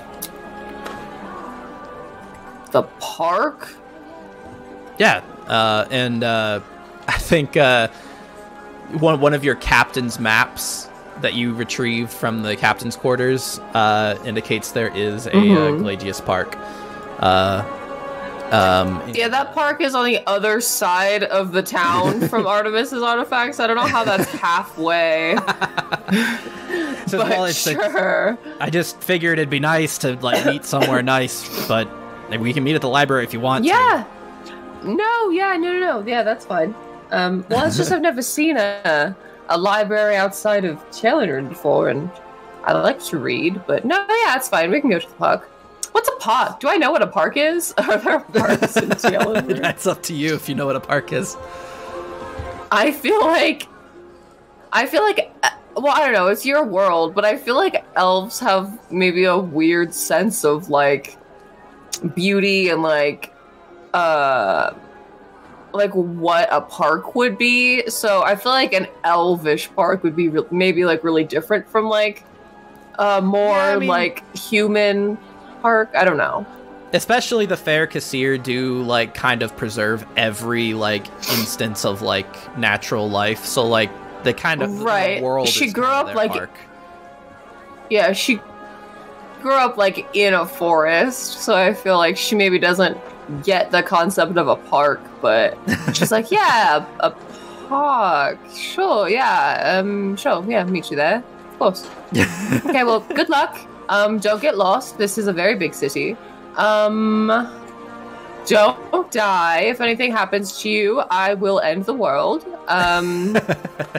Yeah, good luck. I'll see you in a bit. She says, Kiss? Yeah, no, I'm not, Did you say kiss? Huh? Did you say kiss? Yeah. Okay. Kiss? She says, yeah, no, I won't be that long. I just need to retrieve some... Wait, what'd you say? Yeah. Kiss? And she kisses you. Okay, good luck.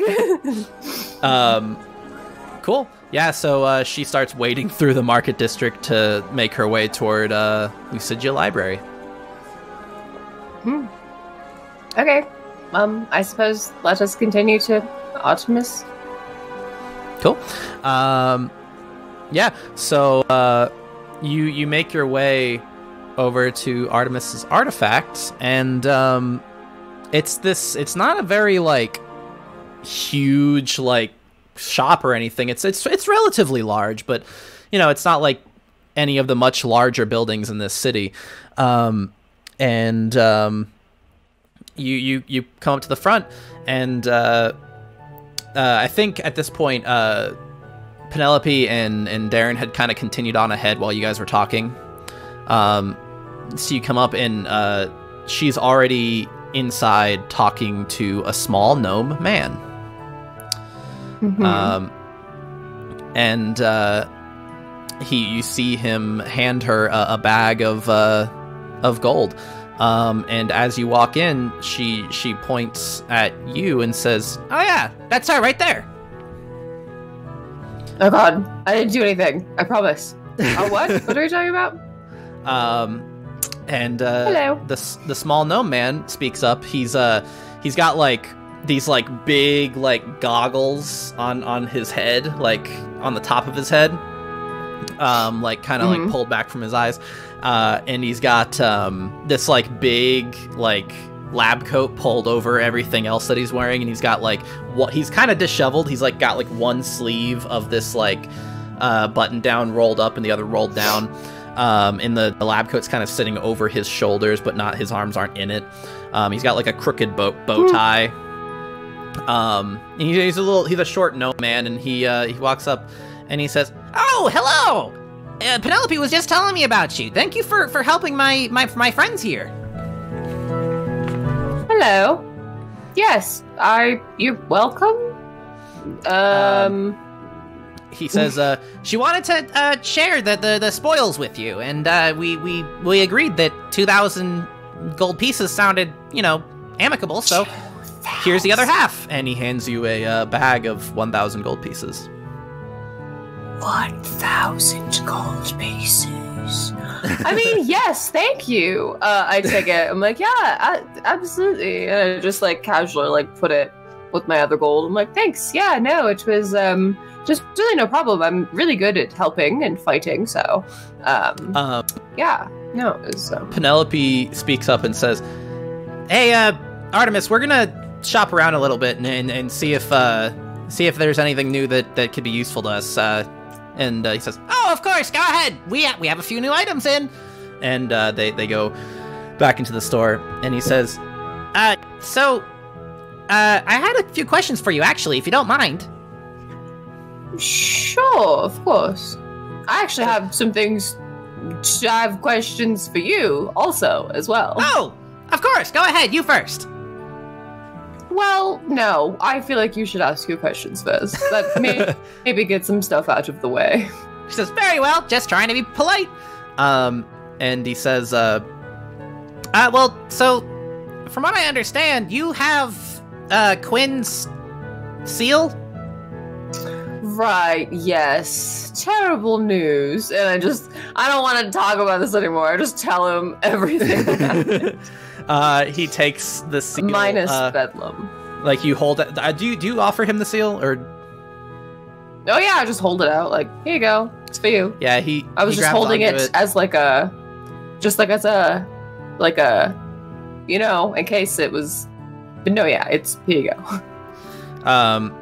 He sighs and says, "I was really hoping that, Penelope had just misunderstood or something, but I guess this kind of proves it, huh? He was the first arbiter we had. I'm gonna miss him." Yes, he was very kind to me. He places it in his pocket and he says, well, shit. Well, Penelope also mentioned that, that you were potentially interested in hearing about the Arbiters, so you already know about them, so obviously there's no secret here. I might as well tell you that, we are hiring. Well, I guess hiring isn't the right word, but we have plenty of open contracts right now. Yes, I am looking to take over. I'm not really sure if I want to, exclusively work for the Arbiters. I feel like I don't know very much about the organization quite yet, but I thought I would let you know, and perhaps we could work together for this instance, at least. I'm, I guess, in a sense, taking over Quinn's contract. Whatever he was doing, I am going to be doing that. So I thought I would just let you know, and was thinking perhaps you could give me any information, or just, tell me more about what it was he was doing and things like that. He says, of course, I don't expect you to just suddenly, trust us and everything. I can give you a little rundown on our history and everything if you want.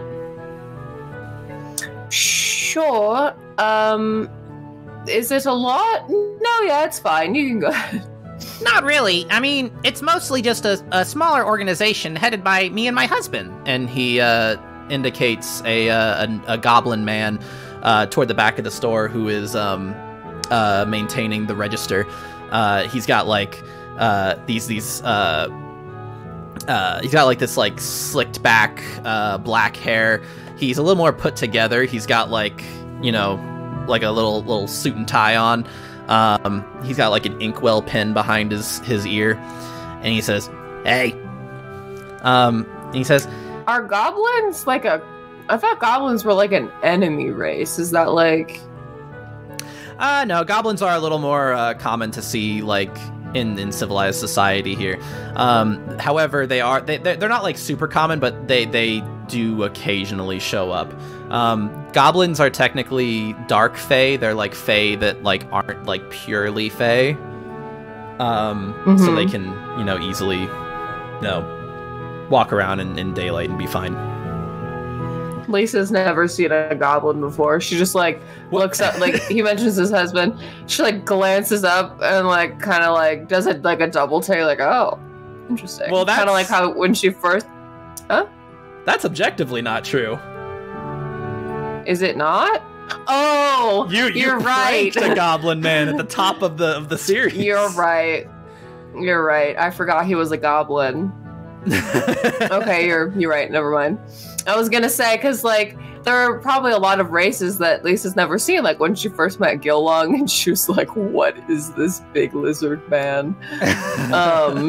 But no, you're right. I forgot that dude was a goblin. I just forgot about him like immediately after we painted his butt cheeks and then forgot about him. Yeah. I had other more important things to do.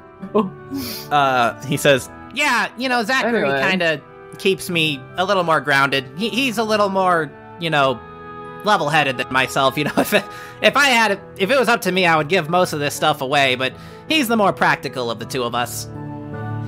Oh yeah, that's like me and my girlfriend. She kind of, you know, sometimes I can get a little manic, and she just kind of calms everything down. She's like, no, you know, don't light things on fire. Maybe we don't have to do that, you know. Don't steal that big ship, you know. I'll be working on an artifact all night long, and I'll be saying, "Oh no, it's never gonna work. I'm never gonna get this right." And then, you know, Zachary will come up and he'll kiss me on the cheek and he'll say, "You'll get it in the morning," and I do get it in the morning. He's my rock. Aw, that's really sweet. And he says, "But as I was saying, yeah, we run this little shop, and it was massively successful. I mean, even the Queen occasionally will, you know, purchase artifacts from us, and so we had all this money, and I wanted to do something good with all the money, and so I saw that, you know, there's a lot of bad things going on in the world, and the royal family is trying to make it better. They technically founded the Tyrian Templars, but I don't like their ways. They're very violent about how they deal with these situations. Not a lot of civilians are spared, if you know what I'm saying. And oh my god, who are the Tyrian Templars? He says they're basically the response to the Cataclysm War. Oh boy. Where are you from? Oh, I'm from Tielenrune. Says, oh, you're from Tielenrune. Yes, I was born and raised there. He like cocks his head a little bit and he says, "Are you a? Should we be like having this conversation in like a back room or something? Are you a fugitive?" What? Not a lot of. Why would you? Not a lot of. Why would you say that? Why are you saying that so loudly in an open space where everybody can hear you? He says, "Well, that's why I'm offering to talk in a back room if you'd like." She's like, "Yes, I want to talk in a back room." He leads you to behind the register and into the back, and he says, "Right, sorry about that. I didn't realize that." Oh, you're fine. That's mostly my fault. I am kind of careless about that. I keep forgetting that I'm probably a fugitive. See, here's the thing. I'm not really sure if I'm a fugitive or not. Some stuff happened, And I don't know that I don't really know what will happen if I go back there. I don't think it's good, but I'm not really sure. He says, did you fill out the rite of passage paperwork? Did I do what? Oh no, tell me you filled out the rite of passage paperwork. I asked Cassandra if I had to do any paperwork, and she said it would be fine. I knew something like this was going to happen. He says, yeah, so if you didn't fill that out, you're almost certainly a fugitive with the TL and Rune government. Fuck. Says, yeah, God so damn it. Maybe keep that on the down low if you can. Just be careful. I'm from, and she looks at the map, and it's all like scrawled, and she's like, I'm from Silverfall. Says, right, well, your accent doesn't say that, but sure. Oh god, what do the people from Silverfall sound like? Is it not like this? What do they sound like? They don't sound like that, but that's besides the point. Anyway. What do they sound like? What do they sound like? I need to know! I have to pull off this ruse. He says, well, do you want me to try and mimic their accent? Yes. Oh boy.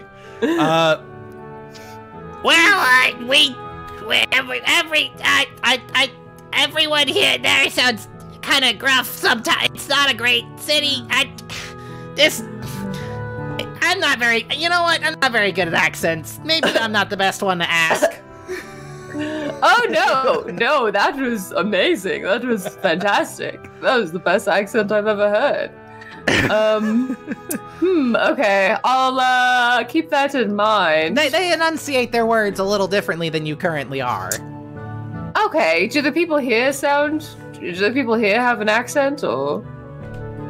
Well, yeah, everyone has an accent. That's kind of how accents work, but like, sure.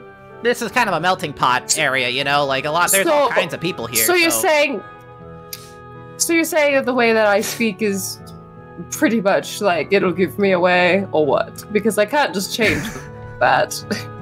Says, I don't know that everyone knows how people from TL and Rune speak. I'm just saying, consider being careful. Okay, I don't really know how to speak without. Okay, it's fine. Anyway, what were we saying? Yeah, I'm a fugitive. Yeah, it's fine. That's good to know. Paperwork, yeah, I should have done that. How much do they tell you about, like, the history of Ameris over there? Like, do you know about the Cataclysm War? And I took a history course. Well, my mother hired a private instructor to teach me a history course. Can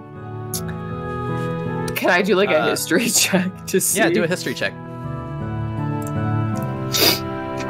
Let's see how much I can remember. Actually, I have a +4 to history, so maybe not.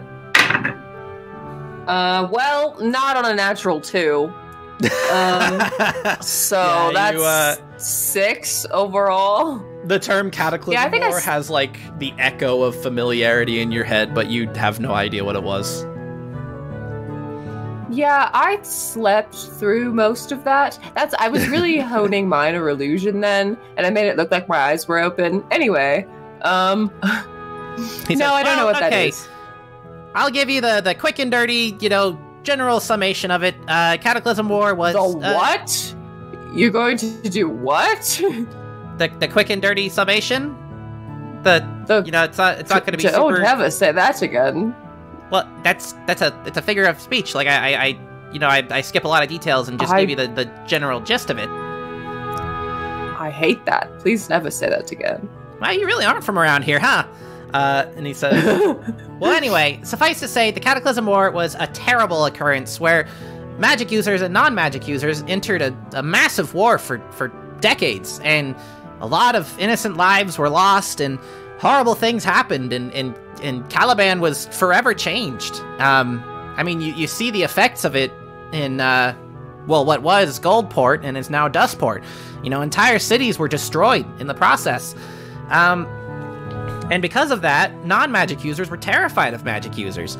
So ultimately, when horrible Understandable. magic stuff like this happens, people want some semblance of safety to be guaranteed. And so that's where the Tyrian Templars came from. They're a group that, you know, specializes in cracking down on these horrible magic events and policing magic users and making sure they don't overstep their bounds. Right. So these Templars are policing people with magic. This doesn't sound familiar at all. Yeah, no. Okay, yeah, no, it makes a lot of sense. Absolutely. And he says, ultimately, anytime something horrible happens, for example, what you guys dealt with, you know, those devils that were in the town slaughtering villagers, the Templars, well, they would basically kill anyone who was involved in that. And I mean anyone. They don't. Oh God! They don't take prisoners. Yeah, maybe don't tell them that I was there, please. What the fuck? Like, for example, if they found that there were any survivors, they would be under suspicion of collaborating with whoever created that rune. And then if they did find whoever was responsible for that rune, that person's entire family would be charged for housing a fugitive. They're kind of ruthless when it comes to these issues. They are they're kind of fascist. They're kind of fascists in a way. Who is in charge of the Templars? Why has this not been fixed? What the fuck? That sounds like something that needs to be addressed, like, immediately. Jesus Christ. Unfortunately, they have simply too much power at this point across Caliban and Sanctaria and many governments. They kind of operate outside of any major government at this point, and everyone just kind of accepts their existence. Well, that's bad. What the hell? I mean, yeah, that's why I decided to found the Umbra Arbiters. We operate in secret because, well, there's not a whole lot of people that would stand for someone trying to stop the Templars from doing what they're setting out to do. You know, our whole purpose is to get to these issues before the Templars and deal with them before the Templars do, so that no one gets hurt. Okay, so yeah, so the Arbiters sort of exist as a direct parallel to the Templars. So yeah, you can look at it like that. Okay, I'm more on board now. Because I've never met this Templars, and I hope never to. But yeah, no, that sounds fucking terrible. Sure, yeah. Oh, yeah. I could happily be a part of someone who's working against fascists, for sure. He says, yeah, But are they also, like, racist? Are they gonna hate crime me? I don't know if they're necessarily racist, but they don't like magic users. I was a very young boy when they were founded, because I was maybe like, I don't know, 10 years old or so, around the time when the Cataclysm War had come to a close, and if anything, it was only worse back then. Countless magic users were put to death. Well, that sounds horrible. I'm really glad I didn't live here then. And he says, well, that is sort of the long and short of what the Cataclysm War was. And so, yeah, me and Zachary had all these funds that we had amassed, and we decided that we could probably do things better than the Templars. And so we founded the Umbra Arbiters. We certainly don't have the funds or power to challenge the Templars, but we can certainly try and, you know, beat them to the punch and stop them from doing horrible things. I would like to beat them in the face, it sounds like. Well, if you can, then good luck, but there are quite a few of them. So you have your work cut out for you. I'm really cool, so maybe someday. But right now I'm actually working on something else. I'm head of the. I don't know if you're aware of this. I created it on the way here a few days ago. I'm the head of the Kick the New Dawn Inquisition in the Ass Squad. Right. On to business. Right. The New Dawn Inquisition. That was you said you wanted to take on Quinn's contract. Yes. I also have some questions about them. Do you know a lot about them? We haven't, and like what they we don't do. Really or know not a whole really? lot. Everything we've discovered has only been discovered in the past few years. They are a very secretive organization, and we only discovered them on one of Quinn's, missions against them a couple years ago, and even then we don't know a whole lot. We're not even sure who their leader is. His name is Varric. Oh no, Varric is not the leader. He's kind of low on the totem pole. Really? Yeah, he sucks. He's definitely taking orders from someone. We just don't know who. I mean, come on. Why would the leader put himself in harm's way all the time? Yeah, no, that's really true. I thought he was the leader for some reason. Okay. Nope, that's good. Well, do you know anything about the god that they worship? Does the god? Oh, you don't know about the god that they worship? I know that they're very apocalyptic in their beliefs, and I know they have these strange, sigils on them, branded on their skin that we are unsure of the nature of them, but... Oh, I have some news for you about all of that. And as you say that, Bedlam bursts through the wall, explodes the wall open behind Artemis, and puts his hands on Artemis's shoulders and leans down forward to you and says, "Well, Lise, are you gonna break the news to the lad?" Shut the hell up, you dumb bitch. Go lay in the middle of the road and let your wagon run over you. Keeping his hands on Artemis's shoulders, he starts jumping occasionally and clicking his heels together. He's like, "Oh, come on! I'm so excited! Break the news! I want to see his reaction!"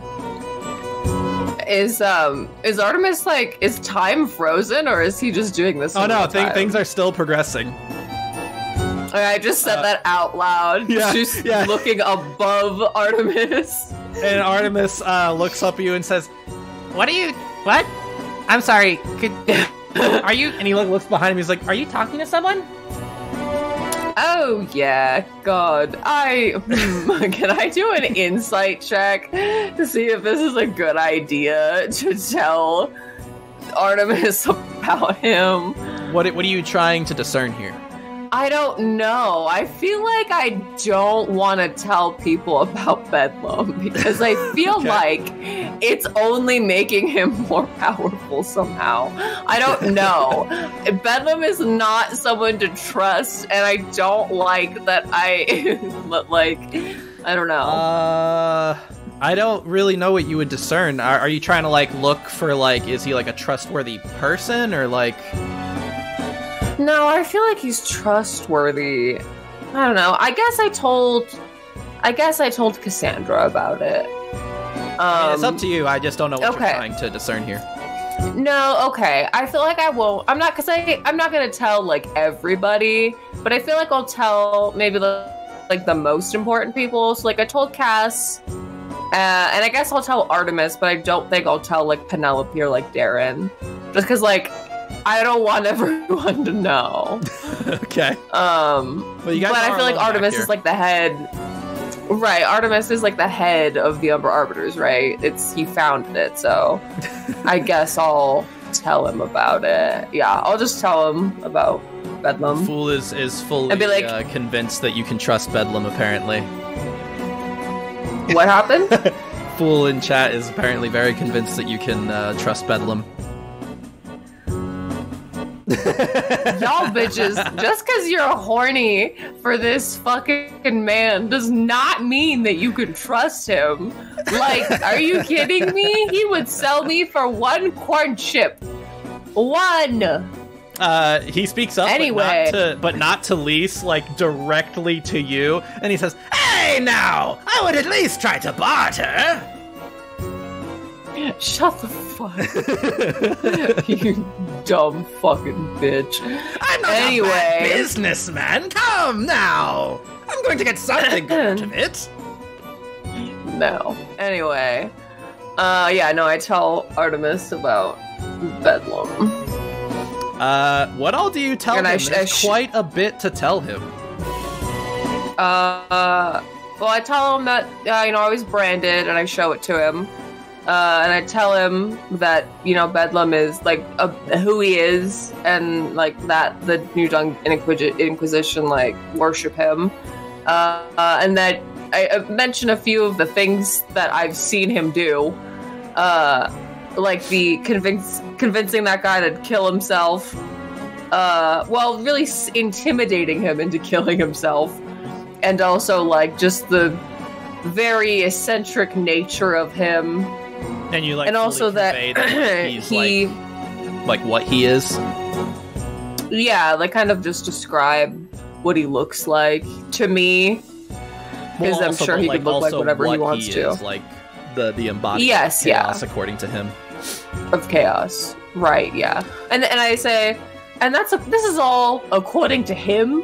So I'm not, it's kind of like you're talking to somebody about themselves who might not have any, like, indication of how other people see them all the time. So this is just information I'm getting directly from him.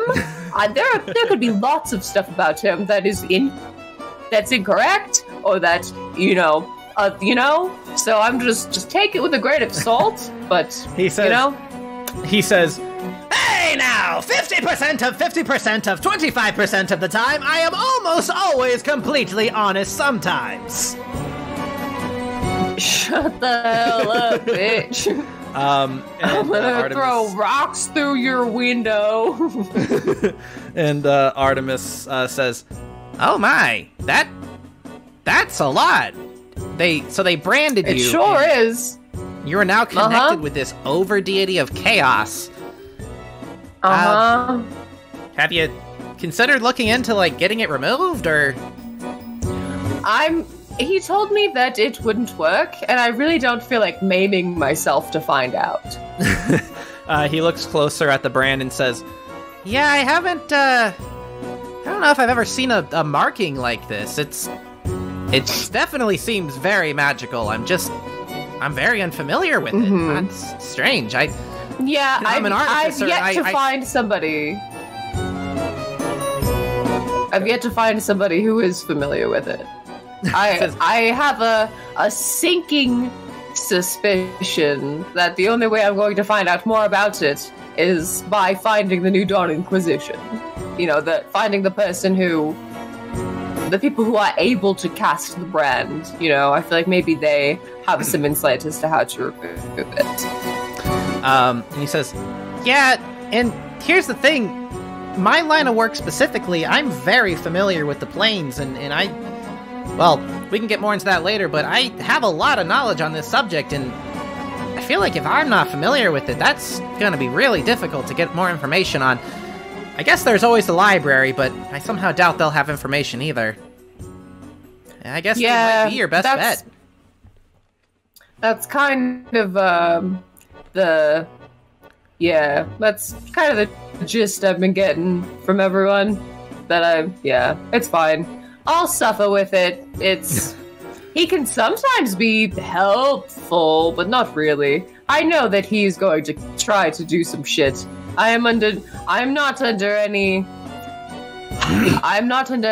notion or indication that he is good in any way, or that helping him is good, or having his help is good. I have a sneaking suspicion he is going to pull some shenanigans and shit, and there's a lot of stuff probably going to happen that's very bad.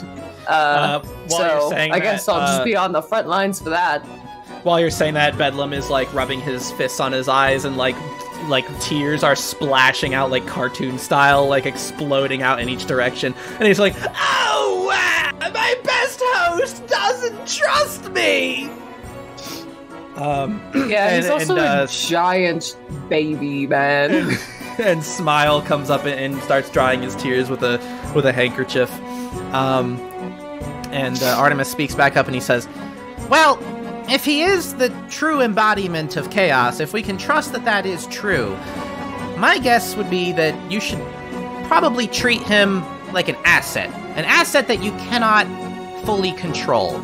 You know, he's not exactly an ally, for we cannot predict exactly what he will do, but he might be useful to you in your travels. I just, definitely don't trust him.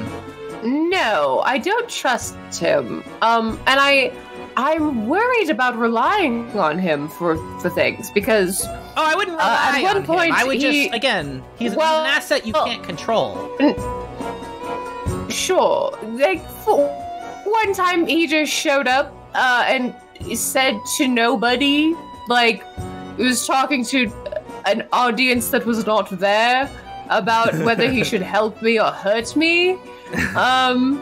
And then he ended up helping me, which was nice, but I don't know what would have happened if they decided to hurt me. I feel like he makes up a lot of stuff in his head because he's very lonely wherever he is trapped, and he's become very delusional. But he's also the embodiment of chaos, so he could have just been created that way. Anyway. Says, It's difficult to say, but I only bring up that he could be an asset just because this task we have laid out before us is going to be very difficult. Here, you said hey. Sorry, what? I said that what? Oh no, I was going to ask Bedlam something, but I can wait. Okay. He says, the thing is, you said that they got the feather, right? That they got Quinn, and then they got the feather, and they left. Mm-hmm.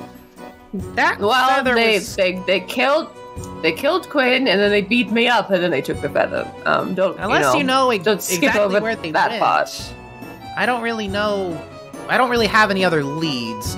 I can put out some feelers and see if I can find something, but I tell him about the description that Bedlam gave me, and he says, a smoggy place, a lot of ash. That doesn't really tell me a whole lot. There are quite a few places like that in Ameris, but I suppose it does narrow it down a bit. Okay, I can start, it's something. I can put out some feelers, see if anyone's heard anything, and maybe in a few weeks or so I'll have something for you. Okay, sure. Well, a few weeks. God, well, I don't know what I'm going to do until then, because I'm wanted and I don't have any papers here.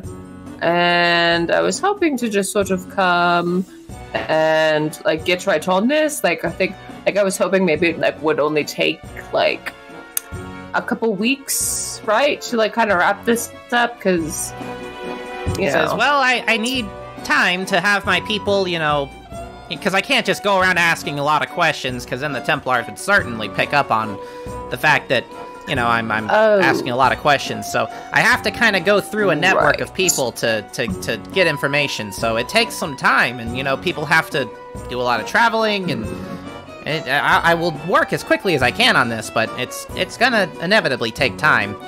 I have other contracts available if you need work, if you need something to do. Well, I don't know about that. Let me get back to you on that. Are you sure? Talk it over with my girlfriend. There's some pretty well-paying ones, some pretty important ones that we're dealing with.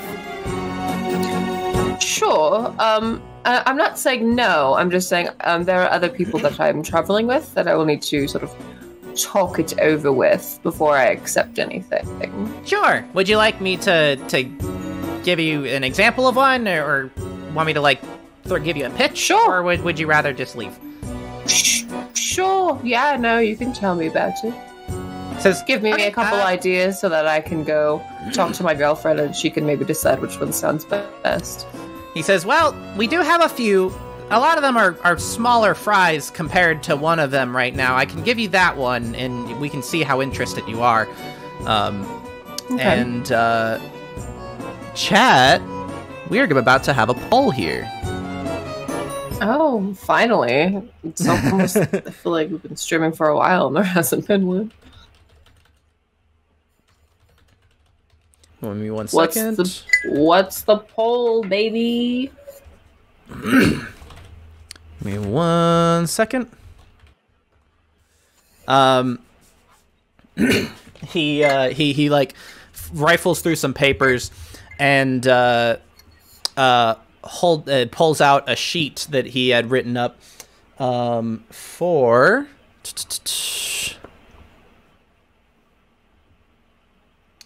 a contract. There we go. And he says, well, the most pressing one that I'm the most concerned about about the Templars looking into soon would be this case of the disappearance of a, and time kind of like freezes right there, and the poll starts. Is Lise going to be offered a job to investigate the disappearance of a man or a woman? Oh, interesting. A seemingly simple poll that I feel like has drastic differences. Yep. It's purposely vague. Oh my god, that's so loud. Yeah. Am I going to battle someone? What's going on? Alright, what's it gonna be, boys? So far we have 2 votes for woman, 1 vote for man. There are currently 7 people in chat though, so the poll could be tilted one way or the other very easily with just a couple votes. Yeah. I am interested to see the outcome.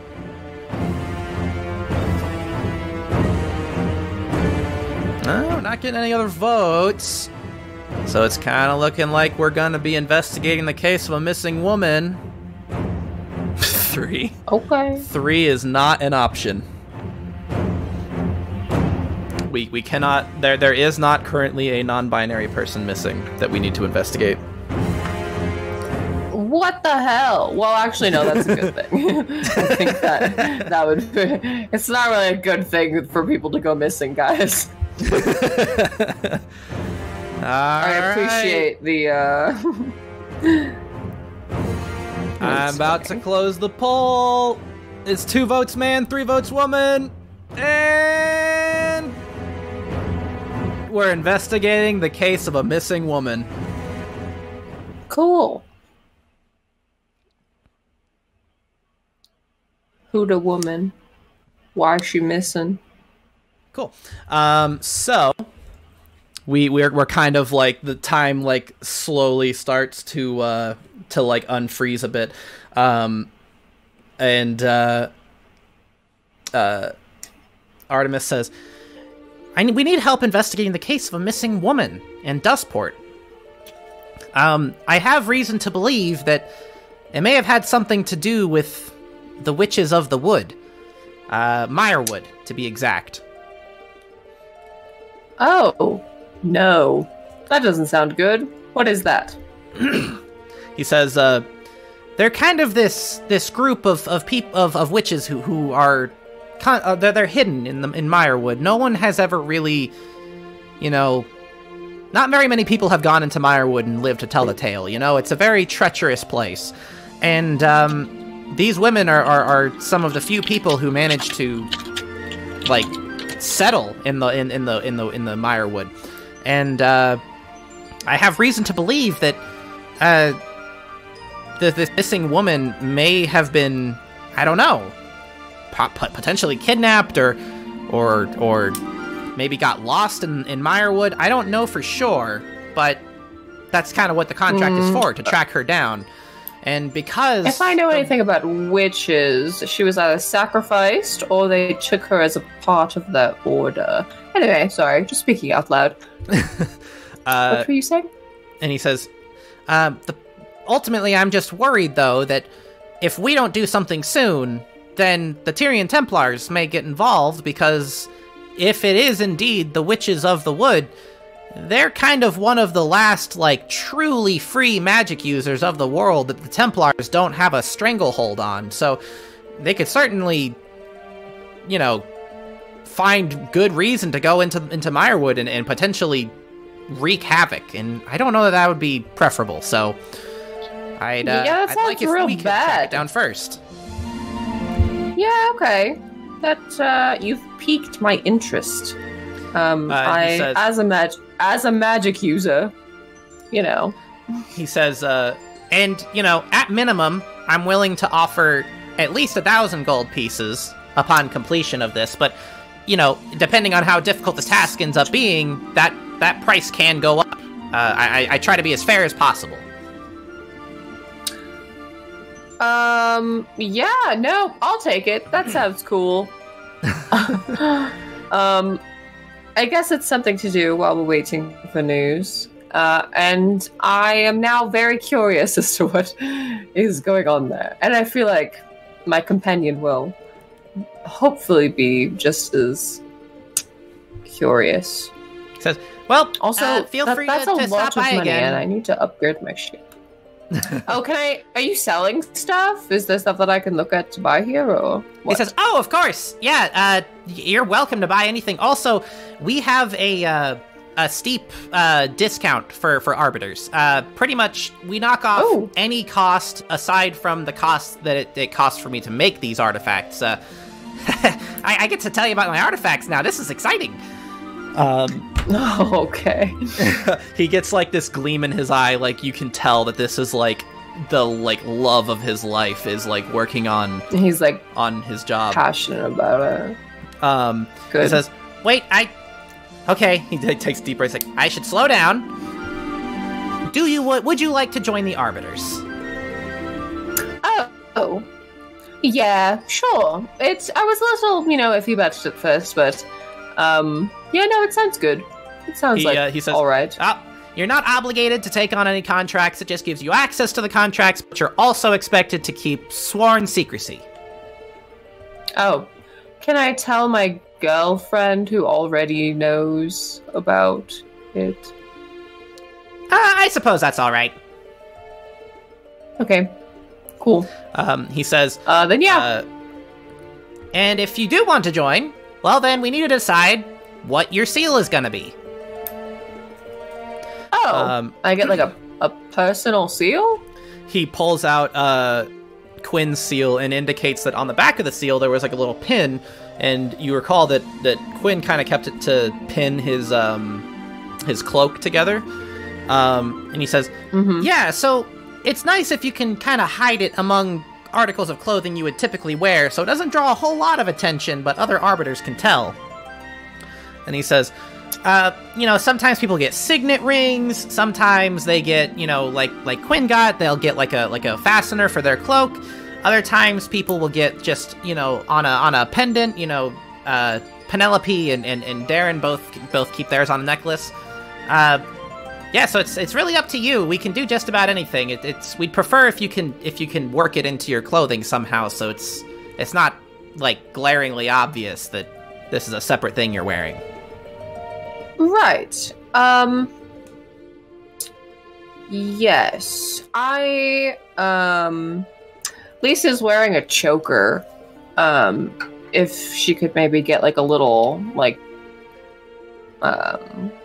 thing for it, that'd be cute. Or I guess she'd be fine with a ring either.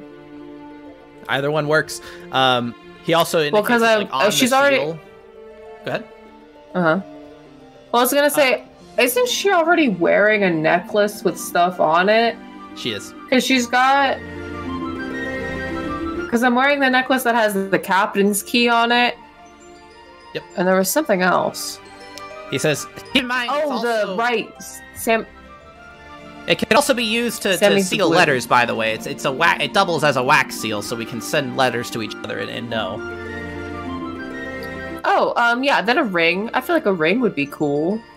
A wax seal ring? That'd be sick. Fucking. I think we actually have a signet ring in somewhere here, and he rifles through some boxes, and there's like a couple of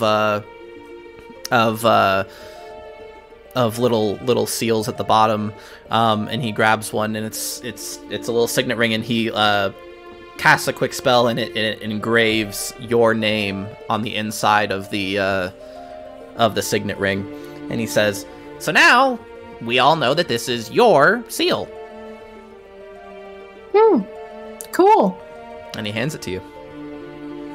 Thanks. Do I need like a design for it, or what? What is he saying about that?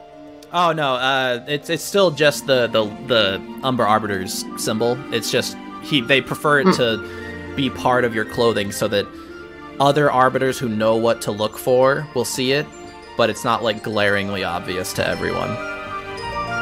Okay, Like, yeah, then I like, just it's put not it on like my... we all wear a necklace and people know to look for a necklace, you know? Right. No, yeah. So she just puts it on like probably her right hand, like middle finger. Cool. He says, "Well, and with that, you officially have the Arbiter discount on my shop." Nice. And he says, so what you got? He says, "Okay, now this is the fun part." And he says, "Okay. I'll try to like keep this like super like simple, you know, high concept, but I sell magical artifacts. I'm an artificer." And he says, "Sure. You see, I make artifacts that are unlike anything else in this world, because technically these artifacts aren't from this world." And What? he says,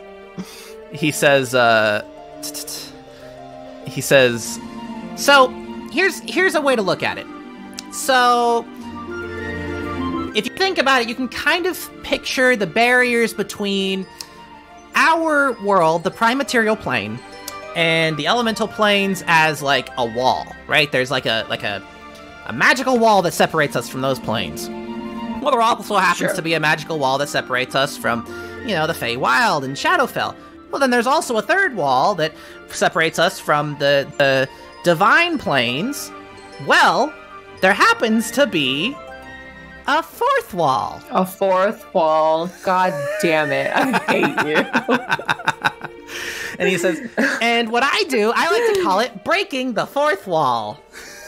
And he says, Right. I summon artifacts from a world not our own. A world where magical and wondrous things exist.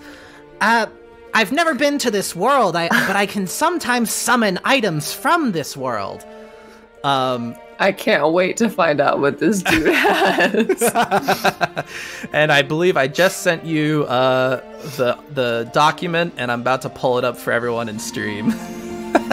Oh my god. Is this dude about to have, like, a cell phone? Like, oh god. Here we go. I'm pulling up. Oh my god. Benjamin. What? Can you say that? I feel like these are all branded. I don't know what you're talking about. That's so I don't know what you're talking funny. about. These are wondrous artifacts from a world not our own. I don't know what you're talking about. Oh my god.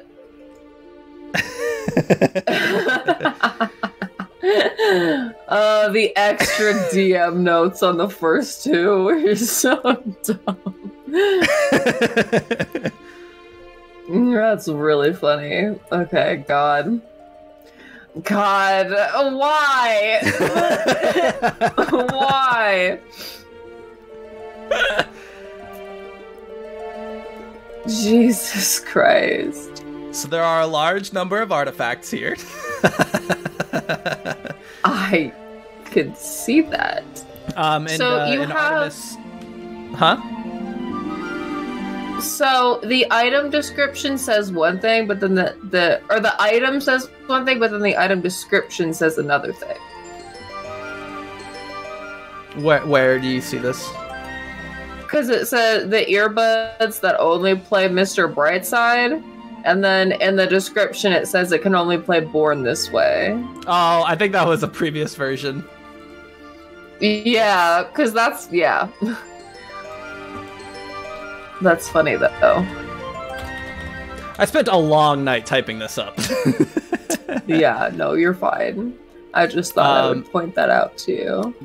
So some of this might be weird. Artemis speaks up and he says, Yeah, so, feel free to peruse to your heart's content. I have tons of what I like to call fourth wall artifacts. So, if anything catches your eye. Yep. Oh my god. That's so funny. If the bottle of Tabasco. Oh my god. oh yeah. Literally just putting hot sauce on a weapon. Makes you take That's 1d4 the plus 2 funniest. fire damage. That's the funniest fucking thing I've ever heard of. Oh my god. Oh, I made a typo and wrote my bright side. Whoops. Good. Is chastising me for that. So there's quite a bit to peruse here, but since you're coming back, I figure you can also just look at it on your own time too. But you do have 1,000 gold to work with, and that means you can afford quite a bit of this, but you also haven't looked at other shops yet. That's true. I am kind of just looking around. Yeah, a lot of this stuff is very my god. weird. Maybe not always going to be super useful, but it might be. Yeah. Flintstone vitamins. Chat is loving the artifacts. Yeah, they're good. They're something.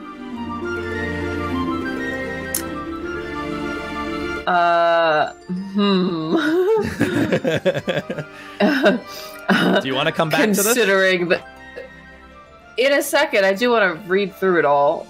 Okay. I'm almost done. I'm just considering the tiny gym shorts because they give me a +1 to athletics checks, and God knows I need it. That's 400 GP. The Flintstones vitamins would actually be really good too. I love the phone that only has Google Translate.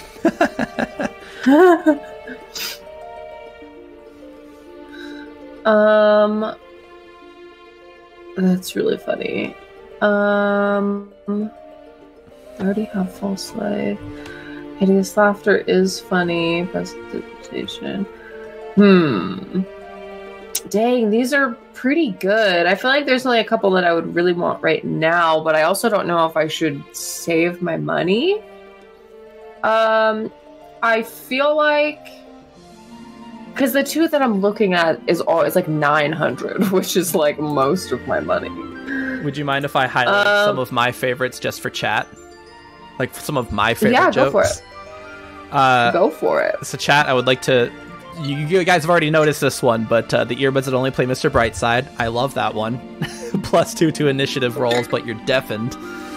Because it's stuck on max volume. The LaCroix is a good one because it restores health, but also has a chance of making you retch.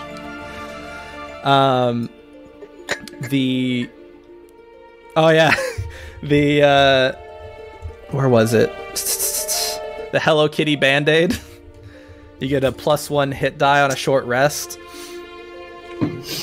Yeah. The nerdy thick frame glasses. You look like a huge ass nerd and you become a huge ass nerd. You get a +1 to Arcana and a +1 to History. Cell phone that literally only has Google Translate installed. I like that one too. But I could also just comprehend languages. But it would save me a spell slot. So I think I can't decide if I want the tiny gym shorts or if I want the Flintstone vitamins. Because I have ram horns if I need athletics for something, but there was also a time where ram horns needed me to do stuff that was athletics, and it didn't go very well. Yeah. Okay, I'm gonna buy the Flintstones vitamins, and I'll come back later. You're gonna buy and the maybe see if I want anything chewable? else. Yeah, I feel like it's a good idea. I haven't died yet, but I feel like it's a good thing to have. Cool. Yeah, so you approach this strange object you've never seen before, and it's placed on this like beautifully ornamented pillow, and it's just a single Flintstone chewable multivitamin resting on that pillow. And Artemis says, Oh, I see this has caught you, this strange artifact has caught your eye. I believe that this is just absolutely packed with healthful herbs and medicines that will effectively prevent you from literally dying. It's incredibly powerful, and I do not pretend to understand what all is inside of it from this strange distant world, but from what I can tell, that's what it will do for you. Yeah, I'll take that. I feel like not dying is a great thing. So the Flintstones chewable multivitamin for chat, it will say so when you go down, you haven't gone down yet, but if you go down in combat, you have to begin rolling death saves. And those are basically, you roll a d20, on a 10 or higher, you are successful. On a 9 or lower, you fail. And if you fail 3 times, you are dead. You literally die. That character's gone forever. However, if you succeed 3 times, then you do not come back to life, but you are stable. You are just knocked out. And so you can get any combination of those. Say you could have like 2 failures, 2 successes, and maybe you roll a 3rd time and you fail. This will absorb that last failure. Or you can use it at any time to give you a successful save. So, those are the 2 uses for it. And there's 1 in stock, and it'll cost you 500 GP. Yeah, here you go. I'm gonna feel like this is a good investment. Okay, and with that, you now have the Flintstones chewable multivitamin. Good. Go ahead and add that to your inventory. I already did. Okay. Cool. Yeah. All right. Well, that was pretty much all I wanted to do here. Cool. And with that, you have that in your inventory did he give me? Go ahead. Yeah. Did he give me like all the information for the contract for the missing girl, or what? He says, well, I can certainly would you like all the information on that contract, or would you rather talk it over with your friends and see, or? Oh, right. Yeah, I suppose I'll talk it over and then I'll come back and let you know. But I feel like we're going to take it, so maybe just like put it on the side, but like I'll let you know. Okay. Well, yeah, if you want details, Sorry, did you say you wanted details or no? I totally blanked. No, I did say that, but yeah. Okay, cool. Sorry, I was rolling something else really quick. He says, what are you rolling over there? Oh, nothing. He says, all right, well, I can certainly tell you that if you do want to look into this, you're going to have to make a trip out to Dustport, and you should see if you can find a man by the name of Flint Westplane.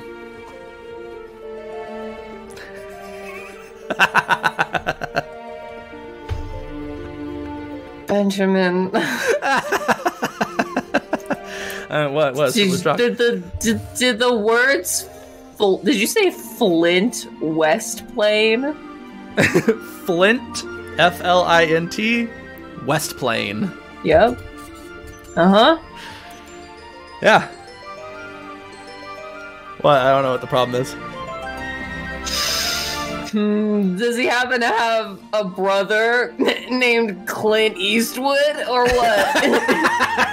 Yeah, you say that, and he says, I don't know what you're talking about. Who's Clint Eastwood? No, of course not. No, nothing. No. No, of course not.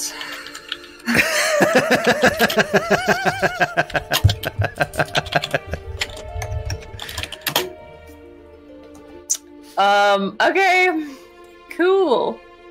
Do you have a description of this man, or he lives in Dustport? He dresses rather strangely. A few of the people out there kind of do, actually. You know, they wear like slightly larger hats than most, and you know they take pride in their horse riding skills.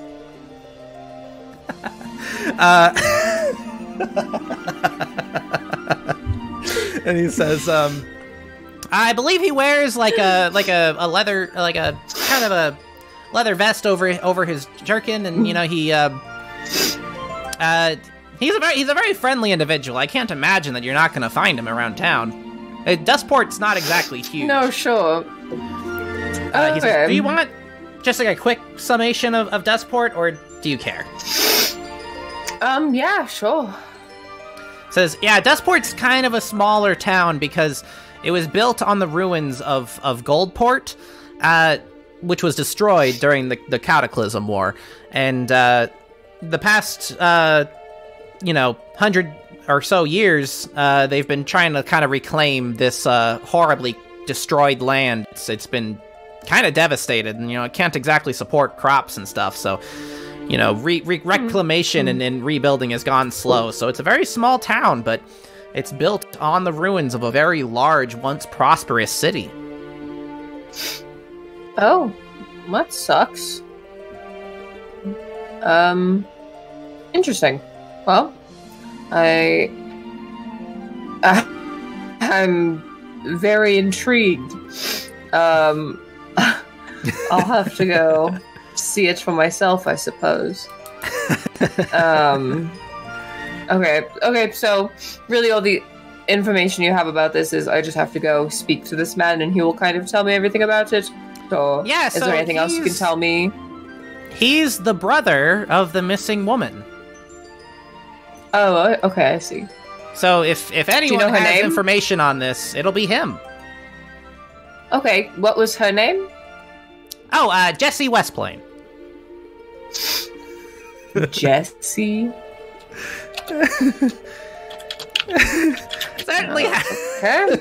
Certainly has no relation. Does she happen to have... Go ahead. Does she happen to have red hair? And she happen to have red hair and pigtails? Goodness, how did you know? That was actually the description I was given. Yeah. Yeah, no. She also wears this strange, from what I heard from her descriptions, she wears this strange cattle-printed vest. Yeah, no, I have a clear depiction of what she looks like in my head for some reason. All right, well, I'll be going now. I have a feeling some fuckery is about to happen to me. Fuck. Okay. Well, thanks for all of this, and yeah, I'll be back after I speak to my companion. And yeah. All right. Well, is there anything else? Yeah, like if just let me know if you want to if you do end up deciding that you want this this contract, because I'd prefer to if you are working on it, I don't want to like send a whole bunch of people to you know do what? one job. I'm just going to take it from you. I'll just take it. I'll just accept it. I feel like it's okay. If you're sure, well, I mean, will your I'll colleagues be? Yeah. Okay. It's fine. I'll just take it. Cool. Yeah, you bring. I have to know what happened to Jesse Westway. Yeah, so you purchase that Flintstone's chewable multivitamin at the front counter, and you do this whole transaction. I think at one point, Artemis is like trying to see if he can knock more off the price for you on that multivitamin, and I think Zachary speaks up and he says, No, come on, we gotta actually make our expenses back, dear. You know, we can't just give this stuff away for free. We spend money making it. Well, hold on. You told me that you stole this stuff from another plane. You didn't make this. Says, well, yes, but it costs a lot of resources to you know, as Artemis likes to say, break the fourth wall. It costs a lot of magical resources, and so we're putting in an investment to get it. We need to at least get our investment back. Sure, of course, you're right. And Artemis is like, Yeah, but she's new. I mean, can we knock a little bit off? No, and he says, it's fine. It's all right. Zachary's just like, I'm telling you, if I didn't make him charge money for this stuff, we'd be out of business. No, I completely understand. It's no problem. Yeah, I give him the money, and I'm like, all right, I have a date in a park, so I will see you later. But yeah, do let me know if you get any more information about the Inquisition. Will do, yeah. Oh, do you know anything? No, never mind.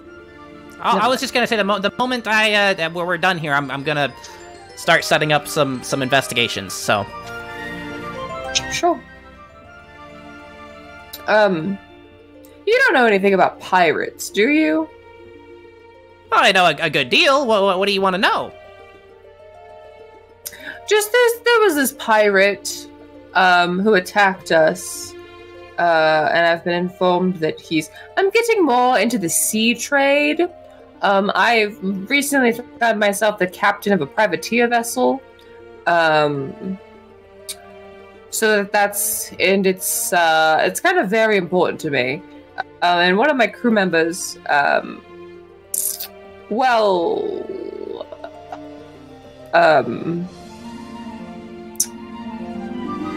there's a pirate who is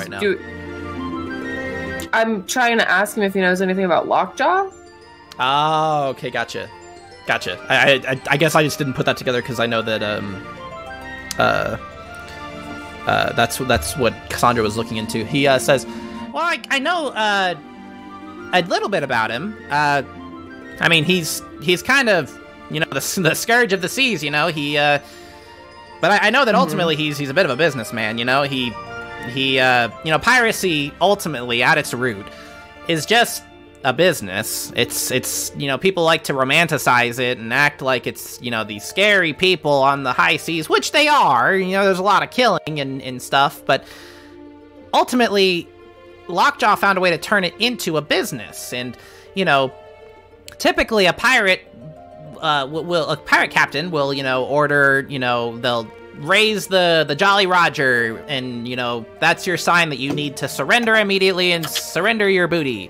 But, you know, that takes time. That takes a lot of time, and there's a lot of risk there. You know, you never know if a captain's gonna attack you for that. You know, there's a lot of loss, a lot of death that could result. Lockjaw was kind of a visionary in a sort of dark kind of way. He basically was the one who started this concept of, you know, he would charge people a safety tax. You know, you pay him a certain amount every month, and your ship is given free passage through his waters. He won't even stop you. The Jolly Roger will never get raised. You know, you get to keep whatever booty you have on you. So ultimately, it's a good investment for both parties. He doesn't have to invest resources into raiding you, and then you don't have to, you know, surrender however much money you have on the ship. and it's a win-win for everyone ultimately. And so he was the pirate that kind of spearheaded that. That's at least from what I've heard. I'm not exactly, I don't do a whole lot of overseas trading, but from what I hear. Okay. Well, just so you know, he's like breaking contracts and like killing people and stuff, so. He says, oh! Just jot that down somewhere. That doesn't make any sense. That sounds like the exact opposite of what he should do to keep that business model going.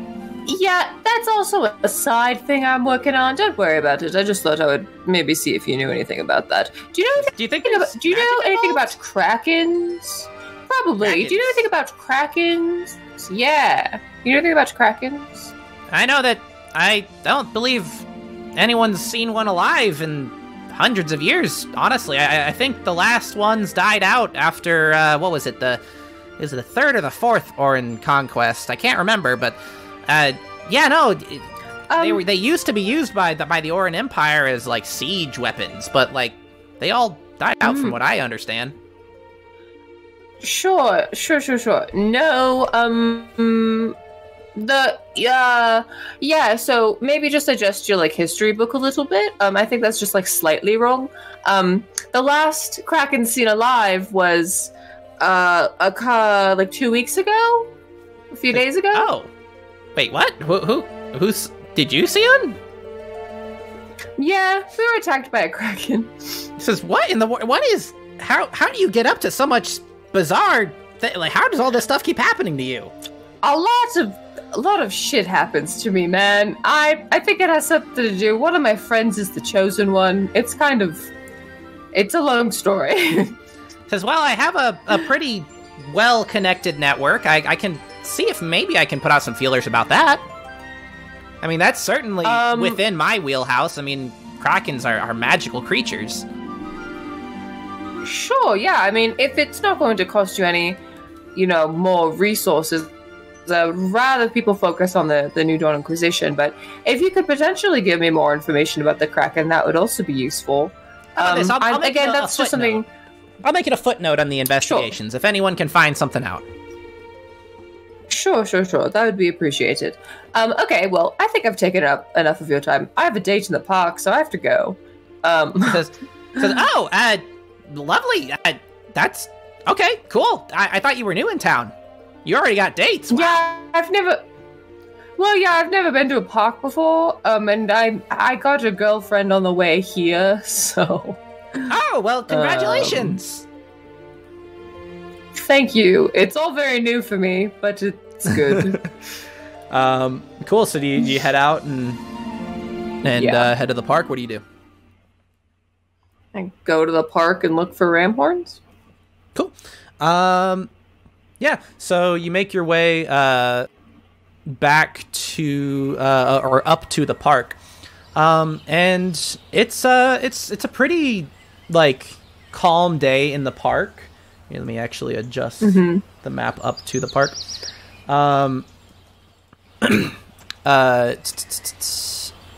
Sorry, I'm trying to drag your marker up there.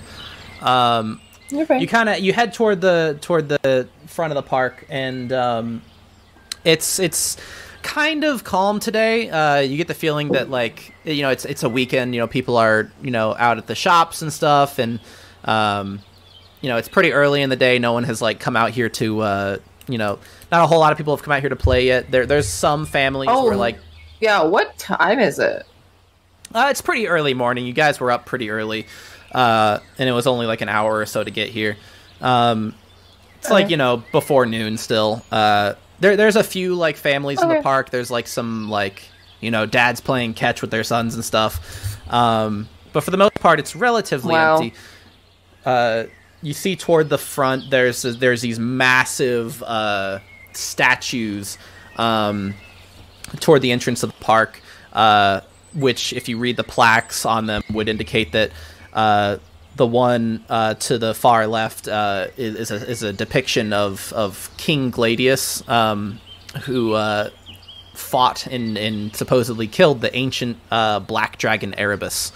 And these statues are meant to indicate that. And this park is supposedly, according to the plaque, made in his honor. And yeah, it's you look around, and Ramhorns isn't here quite yet. There's an empty park bench, and next to that park bench, you see a kind of an elderly half-elf man sitting on the on a chair next to the bench, and the chair looks rather ornamented. And he's got like white hair, but he's kind of bald on top. You can tell he's a half elf because he's got kind of a long white beard at this point, and most elves cannot grow beards. And he's wearing like this beautiful purple silk robe. And he kind of sees you like looking around, waiting for Ramhorns, and he kind of pats the bench next to his chair, and he says, "Oh my! If you're waiting, ma'am, the bench is open. You're welcome to join me. Would you like some tea?" And he's sipping from this teacup with a tea plate on it, and he indicates that he has more in his bag. Oh, kind of look around, like, well, sure. Hesitantly, like, walk over there. I'm not really in the habit of trusting strangers. He laughs a little bit and says, "Well, you certainly don't have to. Just trying to be friendly." Sure, okay. Hesitantly sit down on the bench. He says, "Do you like Earl Grey?" Yes, that's actually my favorite tea. Says, "Oh, mine too." You know, people give me a hard time about liking Earl Grey because it's not the fanciest like green tea, and everyone always thinks elves drink, these herbal teas, but I like the nicer things in life. And he actually pulls out another like ornamented little teacup and places tea leaves in it and water in it, and heats up the water and hands the teacup to you. Thank you. Take the teacup. Can I inspect the teacup to see if it's poisoned? Sure. Or like roofied? Sure.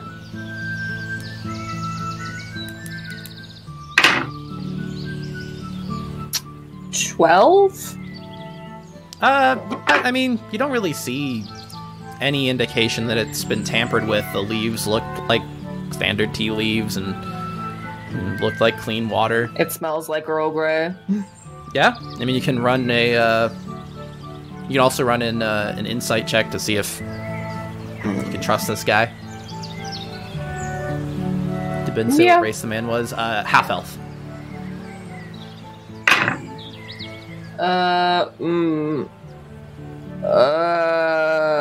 Well, 11. Yeah, I mean, nothing about this guy immediately seems suspicious. Other than his, like, kind of ornamented chair, but... Sure. Hello. Alright, sure, thank you. What is your name? He says, "Oh, me, I'm, my name's Merlin Stillwater. And how about you? What can I call you?" Oh, I'm Phoenix. Nice to meet Phoenix. you. Mm-hmm. He says, if you don't mind my asking, who are you waiting for? What do you do for work? Oh, I'm waiting for my girlfriend. And I am an adventurer by trade. An adventurer? I'm getting... sure, yes, an adventurer. I'm getting into the trading business. I have a trading vessel. Wow, a whole vessel. What's the name of your vessel? Why do you want to know? I'm just making polite conversation. You don't have to tell me. Sure. Alright. It's called the Siren Song. It says, oh, that's a beautiful name. Yeah, I did not name it, but I kept the name in honor of its old owner, who sadly passed away. It says, well, that sounds like you've been on a bit of an adventure. Well, that is what I do. I've always, I guess I could tell for the moment you came in. You're a bit more geared out than, than most people who come into this park. Yes, might imagine so. What do you do? Are you retired? Do you still work? He says, oh, well, I advise a lady about magic. And he sips a bit more from his tea, and he says, I've always been very interested in people who are, kind of forced into conflict rather than those who seek it out. And you definitely seem like the type who's seen a lot of things in your life. Well, sure, I have seen a lot of things. A lot very recently.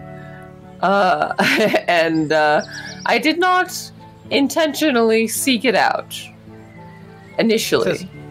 Those are the most interesting people, the ones who overcome the conflicts they don't seek out. Sure. An interesting... Yeah, sure. He says, what's up with your chair? It's a very nice chair. Why are you sitting on a chair next to the bench? He says, well, if it's got to come with me everywhere, then it might as well be a nice chair, right? And he laughs a little bit and takes another sip of tea. And he says, the bench just not exactly as comfortable as my chair. And he says, do you watch birds?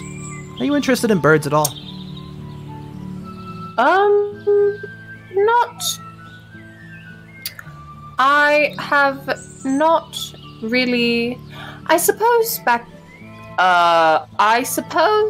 when I was younger, I might have liked to watch some birds, maybe out the window of a lesson I was supposed to be listening to. Do you have like but a I've never bird? really.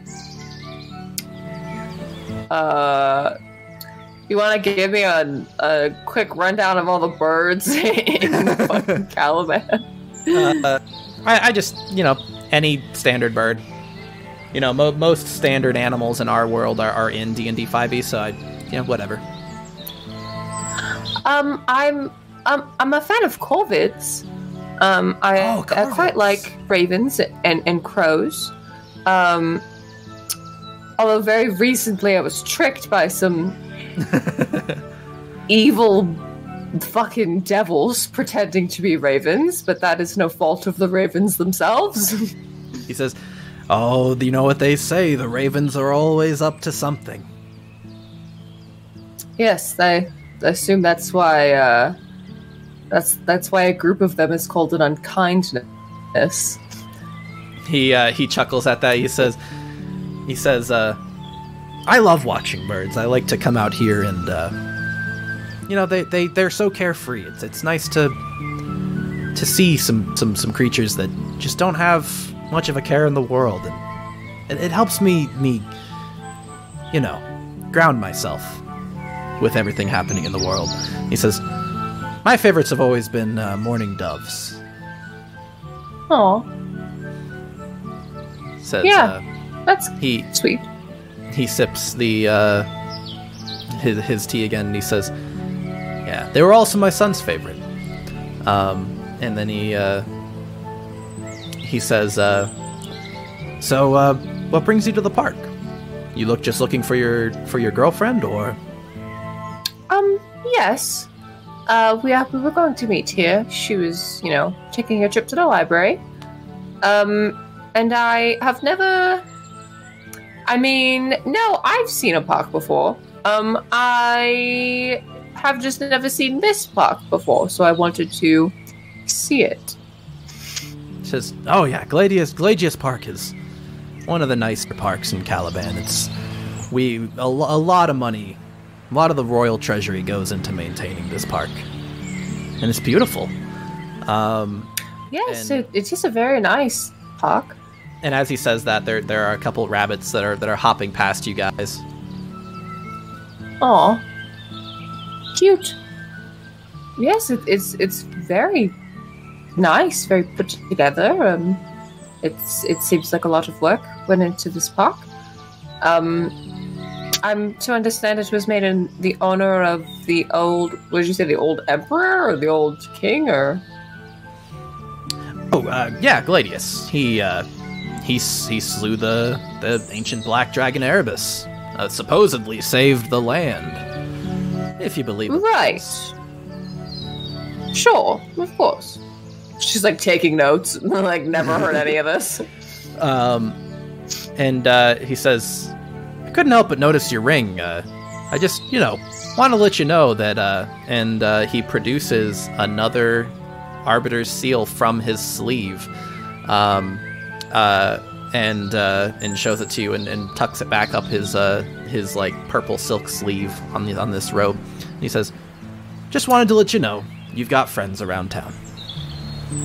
Oh, interesting. Yes, I actually just joined. Just Interesting. joined. How long? Yes, I'm new to Heaven's Cradle. Just came into town, and yeah, I just joined up. Oh, well, it looks like Artemis is back to hiring again. Yep, he said that they were hiring in a weird sort of sense. He said, "I don't get to get out much these days, but I like to offer my help whenever I can. So, if there's anything that I could ever do to help, just let me know, and I'll do my best." Sure. How long have you been in Arbiter? He says, "Oh, easily the past 100 years. I kind of." How old is Artemis? Oh, Artemis, he's easily 400. He's been around quite some time. Gnomes live for that long? Oh, gnomes can live longer. I did not know that. Oh, and if you're me, you can live well past when you're expected to. Why is that? Oh, I'm going on 200 soon. 190. Really? Really? I thought half-elves really only lived to be 150. If you're lucky, you can live longer. You just have to live a full and happy as you can life. Something tells me I won't get there. Says, yeah, unfortunately, a lot of good people don't get to live that long, but I have a good feeling about you. Oh, that's very nice of you to say. That's quite alright, though. I am well aware of the reality of my life and my projected lifespan. Anyway. As you're saying that, he pulls out like a small stopwatch and looks at it and he says, I suppose I should get back to the old grind. He says, otherwise, Eleanor's gonna have a fit again. Is this the woman you advise? Says, oh, you don't know Eleanor? No, I'm new to Heaven's Cradle. Is this like a well-known like noblewoman or something? Says, oh, you really are new in town. Eleanor Rubymane, the queen. And as he says that, the chair, this beautiful satin chair, like kind of changes a bit, and like the legs of the chair pull in and kind of distort and transform and become a set of wheels. And he sets the teacup down onto the ornamented tea plate and places it on the arm of his chair. And he says, "It's pretty nice, right? I had Artemis make it for me special." Wow, that's really cool. Like I said, I have to bring it with me everywhere. It might as well be nice, right? Yeah, no, absolutely. I give him his teacup back. I'm like, well, thank you for taking time out of your nice evening to have a chat with me. It was very nice to converse.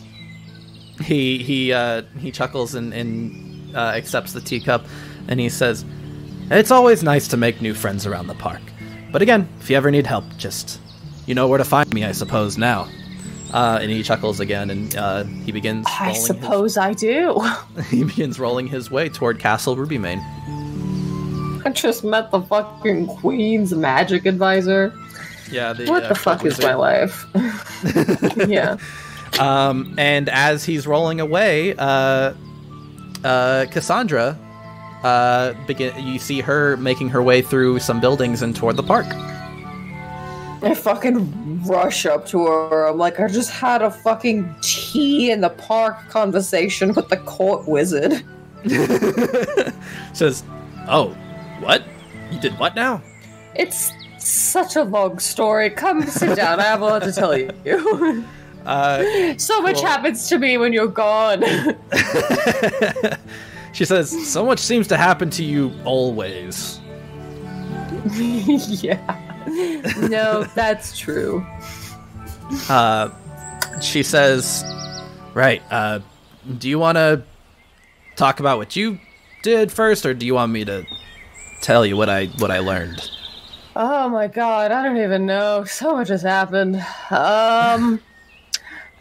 Okay, yeah, let me tell you about what happened first, and then you can tell me everything you learned. Because I didn't really learn anything, actually. But yeah, no. Okay, so I just tell her everything that happened at Artemis's, and I show her the ring, and I show her the multivitamin that I bought, and I tell her about the conversation I had with the court wizard, and all of that. She says, "Holy crap, 1,000 gold?" I know. Okay. Oh, and that was half? So I only spent. Yes. Yeah. So I only spent half of it because you were also there as well. So the rest of the 500 is at your disposal if you want to buy anything. Says, "Oh, I mean, I figure we can, pool the money and then just use it for whatever. I don't necessarily need it." Sure, yeah. I'm just letting you know. Like, it's not they handed it to me, but you weren't there, so it's like it's our money, Fair enough. Wow, that was only half. That's crazy. And you have another contract? I know. Yes, yeah. We have to go to Dustport to find this missing woman. And there's something about witches and weird people who really like their cattle and horses and things. So that it's all very interesting to me. I'm very intrigued.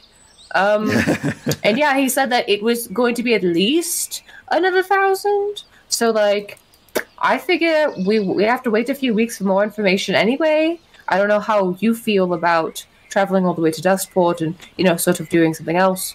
And I also don't know what you learned from the library. So he says, "I'm on board. I mean, we agreed that you're currently captaining the ship, so I'll help in any way I can. And I ultimately want to help you on this, horrible quest that you have to undertake. So." Sure, right. No, but you're also a person. You can say no. So I just. Well, I don't want to say no. Okay. Well, that's really gay. And I give her a kiss. Okay. And now tell me about what you learned at the library. She says, "Oh, yeah, right. So I learned something that might be a good lead on that whole thing. Okay. So Lockjaw, I don't know how much you know about him, but he kind of was a proprietor in the sense that he invented the safety tax. It was a Sure, yes. No, I was given a rundown about all of that. Okay. So that was his business model. He made that, which is partly why everyone is so confused why he's violating these contracts now. Well, because it was his law to begin with. Exactly. But I realized something. During the Fourth Orin Conquest, a lot of things happened that just barely kept Orin from conquering Caliban. And one of those things was that the Empress of Orin at the time, Helena Lightbane, she didn't pay her safety tax. She tried to cheat Lockjaw. She was paying for safety contracts, but then naming multiple ships the same name to try and not pay the full tax on every ship. Trying to, sniff him out of Sneaky. what he considered his rightful money. And it worked for a while, and they were able to get ships through to attack Caliban. However, eventually, Lockjaw, he's a good businessman, he discovered the deception, and there was sort of a side war that was going on during the Fourth Orin Conquest. He effectively waged a mini-war on Orin, which is frankly unheard of, but he has the fleet to do it. And she never made that mistake again. Effectively, that crippled the Orin Navy and made it so Caliban had a fighting chance to defeat them on their shores. Well, I was thinking about it, and when we pulled in to Shantytown, we saw the Fortune Empress, the largest ship in their navy. Yes. And they were there for some reason. And some... Right, and, Ray wasn't able to tell us who it was that was giving him orders to let them be there, right? I feel like something big is going on. Wondering if those ships were there to see him. Because that's where his compound is. Yes, it is. Maybe... Very suspicious. Maybe the current emperor knows about this, about the raw power of his pirates, and I don't know. Maybe he's brokering some kind of deal. Which is not good, because if they have a deal, then they're free to attack Caliban, right? Exactly. That's sort of what that means. Yes. It means I don't like that one bit. It means it could mean a lot of things, really. If Lockjaw is somehow working with them, that's terrible news for the rest of the world. I mean, pirates are kind of this world's balance on massive governments. I mean, pretty much every government ever is going to oppress someone. That's kind of the point of structures of power. And privateers and pirates and free individuals, we're kind of a check on that. We kind of keep them in line. If they're working together, Orin doesn't really have a whole lot of checks. Do you think if we killed Lockjaw, that I could take over his fleet? Do you think that's something that could happen? I don't know. How would you even do that? I don't know. I'm just spitballing here. I'm just trying to come up with theories, ideas. You want to assume control from the shadows or something, or? I don't really know. I don't know that you can necessarily just take control. I mean, No, Everyone right. who Of serves course him not. respects him for the businessman that he is. They have faith Right. in his ability to lead. Right, of course. No, absolutely. I feel like there's a lot of things going on right now. There's a lot of wheels in motion. I feel like there's going to be some confrontation with Lockjaw at some point, which is necessary. And then I think if we don't, there's going to be a war, right? And if that could be feels avoided, like we're on fantastic. the path for war right now. Sure. And avoiding that is best as possible. Or avoiding that is preferable, obviously. Okay. Because I'm just thinking, right? And you can tell me if this is a stupid idea. I'm open to criticism. You can tell me if it's wrong or if you think it's a bad idea. Because here's what I'm thinking. Because I'm like, Lockjaw is like, big important guy. He's got a big navy. He's got a big fleet or whatever, right? So like, if we kind of, because like we have the Siren Song, right? So like we have a ship too. So it's not like we're unfamiliar with the pirating and the sailing and the whatnot. So we got that part covered. But if I'm kind of, a lot of really weird shit has been happening to me lately, and I feel like it's not out of my wheelhouse to kind of make a name for myself in the pirate world. So I feel like if I did that and then kind of killed Lockjaw, I could just be like, hey, like, I'm sure like not everybody would be like, oh yeah, oh, she's in charge now. Like, that's fine. But I feel like killing him, because like who we have his second in command. We literally have Lexi, right? His literal second in command. We have her, right? Yes. So like that's checked off the list, sure. And yes, he has other subordinates, but we can kind of check those off the list too, right? And listen, and this none of this has to happen like soon. I'm just saying, it's not. You're trying desperately to live out your pirate captain dreams, huh? It's not unreasonable that I could take over. Take over his fleets, right? And that would prevent war with Orin, because I fucking hate them. They're big and mean and racist.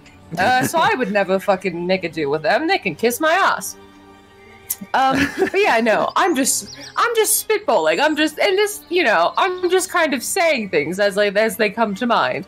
None of this is a set plan, or none of this has to really happen. This is just what's come to my head as you've given me this new information. She says, well, if you're able to formulate, I guess, a more detailed plan, then you have my ear. I will say that it's a very dangerous plan from what I hear so far, because understand this, most other pirates, aside from Lockjaw and his boys, have been kind of forced out of business, if that makes sense. I mean, he kind of has a monopoly on piracy right now. Okay. Competition, because he makes people pay the safety tax, right? So he basically is guaranteeing you safety from both him and any other pirates. So he's kind of done a good job of wiping out any other pirates. And the whole idea behind piracy is it's kind of a mythos that you build up around yourself, right? You construct this legend of yourself so that people fear you. If no one knows who you are and you try to raid them, they're gonna fight back. But if someone can recognize your ship and say, oh, that's, for example, Phoenix, then maybe they'll just surrender and give you their loot, and you won't have to lose any boys fighting back. So I will say it's a long, grueling process and involves a lot of bloodshed to build a legend. It takes a long time. So I'm not saying it's a bad idea. And I'm just saying it's gonna take some doing. Sure, no. And I was just saying, of course, like I said, I didn't think it was going to happen like soon. This is just an idea that I sort of spit out when you gave me this information. It doesn't have to be true or have to happen. I feel like I have a feeling that some things are going to happen anyway, and I feel like this could sort of just be like an idea, but no, yeah, it's not it's not something I have to worry about right now. Just a thought I would speak into the universe and see what happens. She says, I guess if you want to talk to anyone about building up that mythos, I think the best person to talk to about it would be Lexi. She might be able to help you if you're trying to concoct a plan, but I will say you're going to need a lot of influence to do it, so just be aware that it's going to take some doing. No, don't you worry about that. Yes, no, of course. Right. Yes, you let me worry about that. Don't worry. I have some things in mind. Anyway, what else did you learn, or was that sort of it? That was the main thing. There's not a whole lot on Lockjaw in the libraries. It's just, that was the only thing that stood out to me. That was the one time that there was a notable interaction between Lockjaw and the Orin Empire in any capacity. Sure. And you know what? It would make sense if they were working together, because the Orin Empire used to use Krakens as siege weapons, and a Kraken attacked while we were being attacked by Lockjaw. So I feel like that sort of makes sense. Although I suppose it did attack his ship, but I mean, what can you really do? How can you really control a Kraken? Or that could have been a third party. I'm still not sure. I did have Artemis put out some feelers about that, so maybe we'll get something back with from that. Just because that was sort of a weird thing that happened, right? She says, I hadn't really thought about it like that, but I guess you're right. The last time they were seen alive, posture check. The last time they were seen alive, they were used as siege weapons by Orin. And if right, so it would make sense that yes. But why would it? Because who's to say if they hadn't been hiding a Kraken somewhere, right? Just because the conquest was over, they didn't need them anymore, right? Who's to say they weren't just hiding one somewhere? She says, "Yeah, I'll have to think about that. I hadn't thought about it like that. That's a good point." Yeah, and like I said, I did have Artemis put like feelers, as he put it, out about that. So maybe we'll get back some kind of information. But yeah, so interesting. So the path before us looks to be to head to Dustport to sort of do this contract, or we could go back to Shantytown and perhaps look more into this, to look more into what Orin and Lockjaw are doing together. I'm not sure if that's something that we can really do something about now, but I suppose we could always go back and sort of check things out, or we could go straight to Dustport. She says, well, you have the contract for that now, right? We could... Yes. The Dustport's only a couple days out from here. I mean, we could probably get there pretty quick. She says, but don't you still have like 500 gold? We could buy more supplies if you need. Yes, I do want to stop by the marketplace. There's different shops I was told about. I heard there was like an alchemist or something like that. Perhaps we could look at some potions or something. She says, the Crooked Cauldron. I passed by it on the way up here. Or up to the library. Yes, I mean, yeah, I'm a fan of alchemy and such, so I thought, maybe go there. Also, Foxbud has to pee. Will you keep a lookout while I take him out of my backpack so nobody can see him? And I just take him out of my backpack and I set him on the ground so he can go to the bathroom and maybe run around a little bit. He marks the he pees on the giant statue of Gladius. Yeah, that's right, Foxbud. Cool. So, do you guys end up making your way to the what was the Crooked Cauldron, or do you do something else? Or? Yeah, let's go to the Crooked Cauldron, and then I want to go back to the market district and look at all the shops and things. Cool. The shops will probably be the last thing we do on this stream. I think that'll round it out. We're getting pretty late into the stream. Yeah, well, I mean, we can end it here and start with it next time if you need to. No, I'd rather us start with like going into like some kind of adventure of some sort. So, okay. Cool. Yeah, you head out from the park and you head south, and you actually pass Castle Rubymane, and you notice something. Oh no. There is a large delegation of Orin soldiers moving through town toward the castle. And they are they are being escorted by Calabanian guards who are wearing their bright red tabards. And just keeping eyes on them, making sure they're not doing anything all that suspicious. And you see that same large, like, decked-out human man with the massive flowing cape at the head of this delegation. No, I just look at Ramhorns. Ramhorns looks back at you and is again a little concerned at what she's seeing and not clear on what's going on. They're just filing directly into the castle, being escorted by these royal guards. Oh God.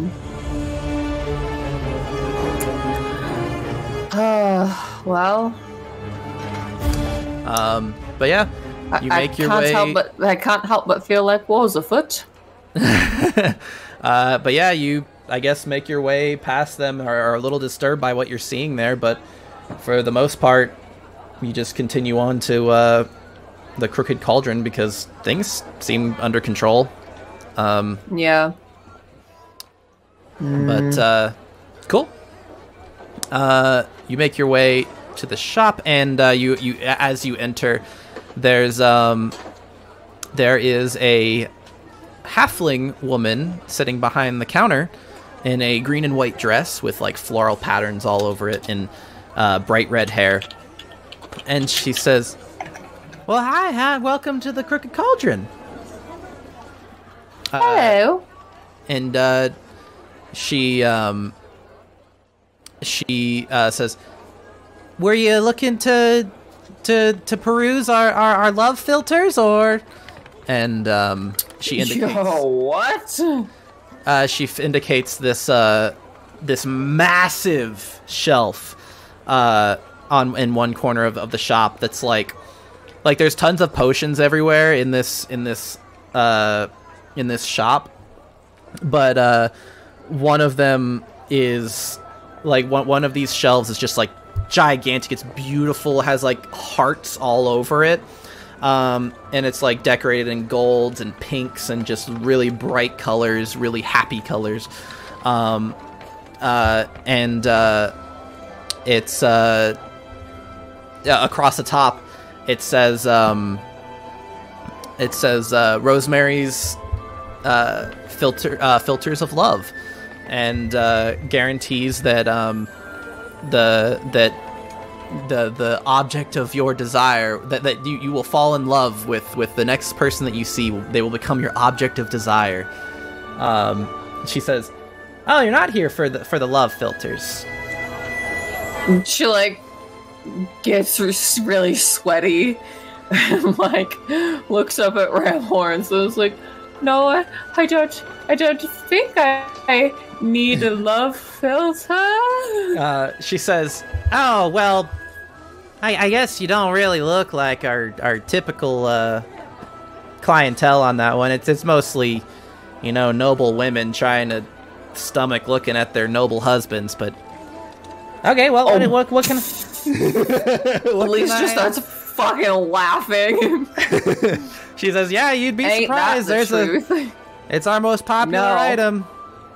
I'm not surprised at all. We get a lot of rich women who just want to be able to stand looking at their husbands." That is very sad and a very funny reality to contend with. No, I'm not. I'll not be here for that. Thank you. She says, "We have the I opposite found- too. Some of the batches get corrupted, and we have filters of hatred too. Sometimes they go bad." And she indicates a smaller shelf next to it. The potions on the one shelf have like these like heart-shaped vials, and here, let me send you. Let me actually send you a link to this. Oh my god.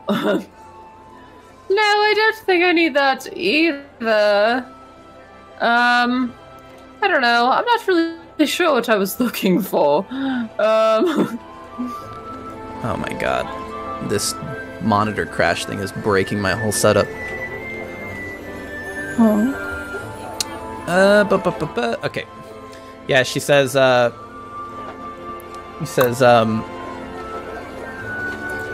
yes, I don't know. Sometimes people find them useful. You know, you're trying to get rid of someone. You don't want them to like you anymore, and you know or maybe you want to get over an ex or something. You can drink the filter of hatred, and suddenly you'll be repulsed by him.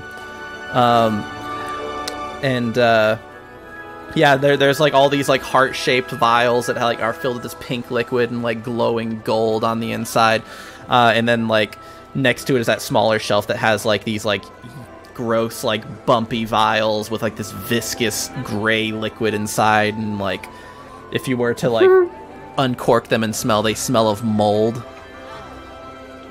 Gross.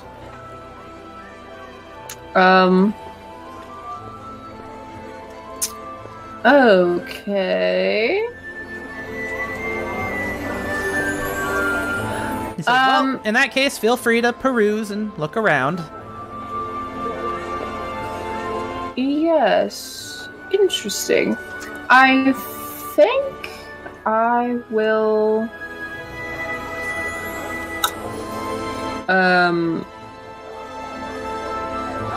I think I'll buy a potion of giant strength and a potion... You're like determined. You are determined to be fucking buff. Listen, she needed me to be buff and I fucked it up so badly. I need to just have a quick get buff really quick like thing. Yeah, so I'll get a potion of giant strength. And I'll also just grab like Remhans, what resistance do you think would be best to have? Right? Because like I cast a lot of fire, but I'm not resistant to fire. So but a lot of the fire... Are you looking at the potion of resistance? Yes. So the way that potion works is you don't know what resistance it's going to give you. You drink it, and then you'll roll a d10, and I'll tell you what your resistance is. Oh, no, that's not worth it. I'll just get the potion of giant strength. Okay, yep, just one potion of giant strength. Cool. You grab that off the shelf. It's this kind of like cube-shaped vial. It's got like this liquid that like when it settles, it looks like a cube stone inside the vial. Gross. And like it's very chunky. Like when you shake the vial, like it kind of like has to like break up to become liquid again. This is really disgusting, but I think that it could come in handy. Okay. Is that it? Yeah. Cool. Yeah, you bring that up to to the vial to the desk, and she says, "Oh, looking to get big and buff, huh?" Yes, well, I am very small, and it seems like it could come in handy. I just need to remind you that it is technically illegal to use performance-enhancing potions when in competitive sports here in Caliban. Just keep that in mind. Oh. You know, I'm not responsible. You're responsible if you use this to cheat in a competition. Do I look like I... You know what? Don't answer that. Don't answer that. I'm not saying you will. I'm not saying that's why you're buying. I'm just saying that's... You know, I have to say It's that fine. whole spiel every time someone buys it, so that I'm not liable. I understand. It's fine. It's fine. I understand. Yeah, no. Just this, please. Unless Ramhorns wants anything. Yeah. Darling, would you like anything? Darling, I think that alone makes her like get really red in the face. She's kind of perusing around, and she says, most of the most useful stuff is kind of expensive. She's kind of like eyeing the potion of invisibility. It's like labeled 10,000 gold. 10,000 gold. Yeah, it's like this diamond encrusted vial that's like kind of toward the center of the room, and it's like in a glass case, and it's like, you know, like literally has diamonds on it, sitting on a pillow. She's like, don't even. Oh, darling. I message her and I'm like, I can just learn invisibility. You remember that I am a sorcerer. Like, don't worry about it. You don't have to pay money for that. And then she's looking around. She's like, I guess the potion of growth sounds interesting, but I don't know if it's worth 400 gold. And says, I don't really see anything. It's up to you. But yeah, alright, if you don't want anything, that's fine. Off to the markets then? Says, yeah, sure. Okay. Cool. To the market district. So you guys head toward the market district. I think, was there something you were planning on doing in the market district? Yeah, I wanted to buy just some food that could be, like, preserved for a bit, just for, like, Foxbud. And I guess also for us. I mean, I don't know what kind of supplies we need, like, what rations we have and stuff. I mean, I'm willing to say you guys just have a healthy pack of like, jerky and stuff like that, unless you're wanting to buy something specific. Okay. Oh, I feel like I want to get special treats for him. I want to get special treats for Foxbud. Sure, yeah. Get him some like salmon strips, or like. You find a stand that sells dog treats that are made to be like bacon. Bacon strips. Yeah. Okay. You find fantasy bacon strips. I'll buy the fantasy bacon strips. How much are they? The guy says it's 5 gold for a whole bag of 500. Oh my god! Yeah, all right, I'll take that. Cool. Subtract 5 gold from your inventory, and you've got a bag of bacon strips now. 43 minus 5 is 38. Right? Yep. Okay. You only have 43 gold. No, I have 443. Okay. I was like, whoa, but where did the 400 was go? minus 5. Yeah. No, I just threw it away. Cool.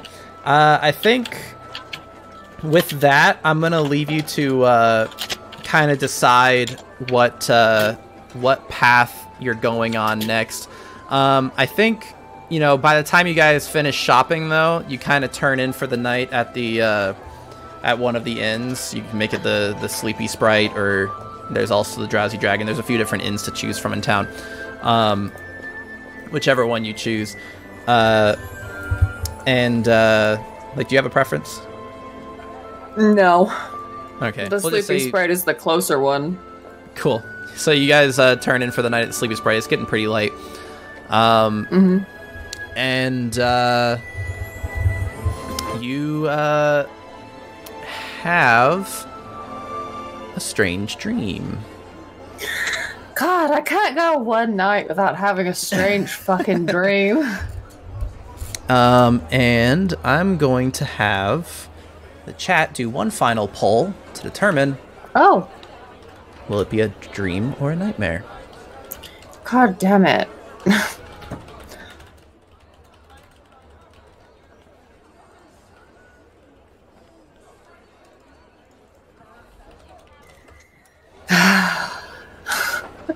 All right.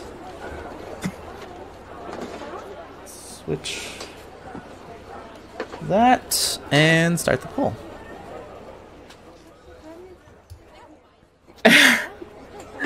What? I'm just... I don't know. I'm just curious how it's gonna go. All right, boys. 1 for dream, 1 for night, or 2 for nightmare. We had a dream last time. Maybe we'll get a nightmare this time. Yeah, maybe. God knows what'll happen. No poll on screen. What? Why is it not showing on screen? What on earth is happening? Let me figure out why that's... Good Lord. Why is this happening to me? Sorry, boys. I think the, my main computer doing what it did earlier is messing everything up.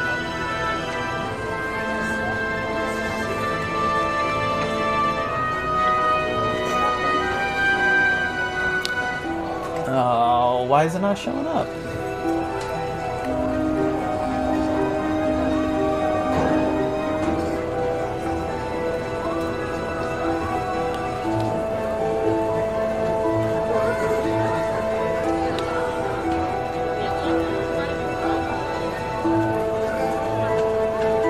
There we go.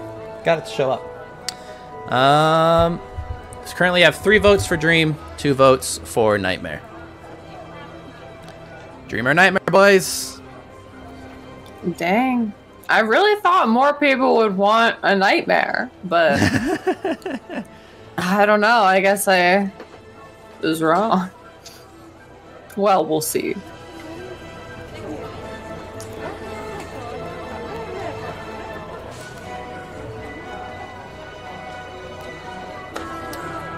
It's currently 4-2. We still have some people in chat who haven't voted yet, so I'm giving them a chance. Technically, this can be turned.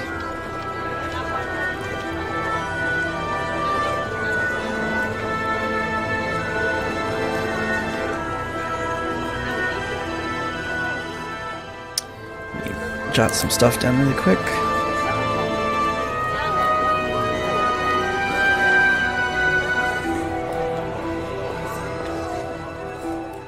Alright, looks like no one else is gonna vote. We'll give it 10 more seconds.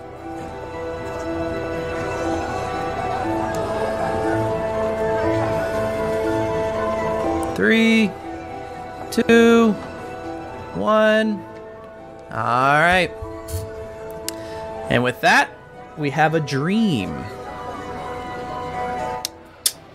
Interesting. Okay. Cool. So with this, you have a very strange dream. Let me put the poll back off screen and put the chat back on screen. 1 second, boys. There we go. You have a strange dream where you're in a bog that you've never been in before. But a bog? Yes. You've never been here before. You don't recognize it, and you don't. You've never seen this place before, like in storybooks or in any of the tales you were told growing up in your history classes or anything. You don't recognize this place.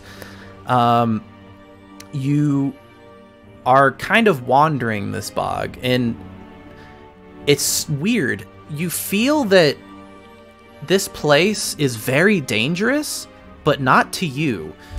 For some reason, you feel drawn to this place. And the further you wade into this bog, the more powerful you feel. You feel good walking through here. And as you wade deeper and deeper into the bog, you find something very strange. You find another you who is staring back at you. And oh god. You walk forward and you reach out a hand, and the other lease mirrors your motion and also reaches out a hand. And when your fingers touch, a ring of fire surrounds you guys, and you feel so good. Like you feel like you've reunited with this other you that you were kind of like always destined to do. Oh my god.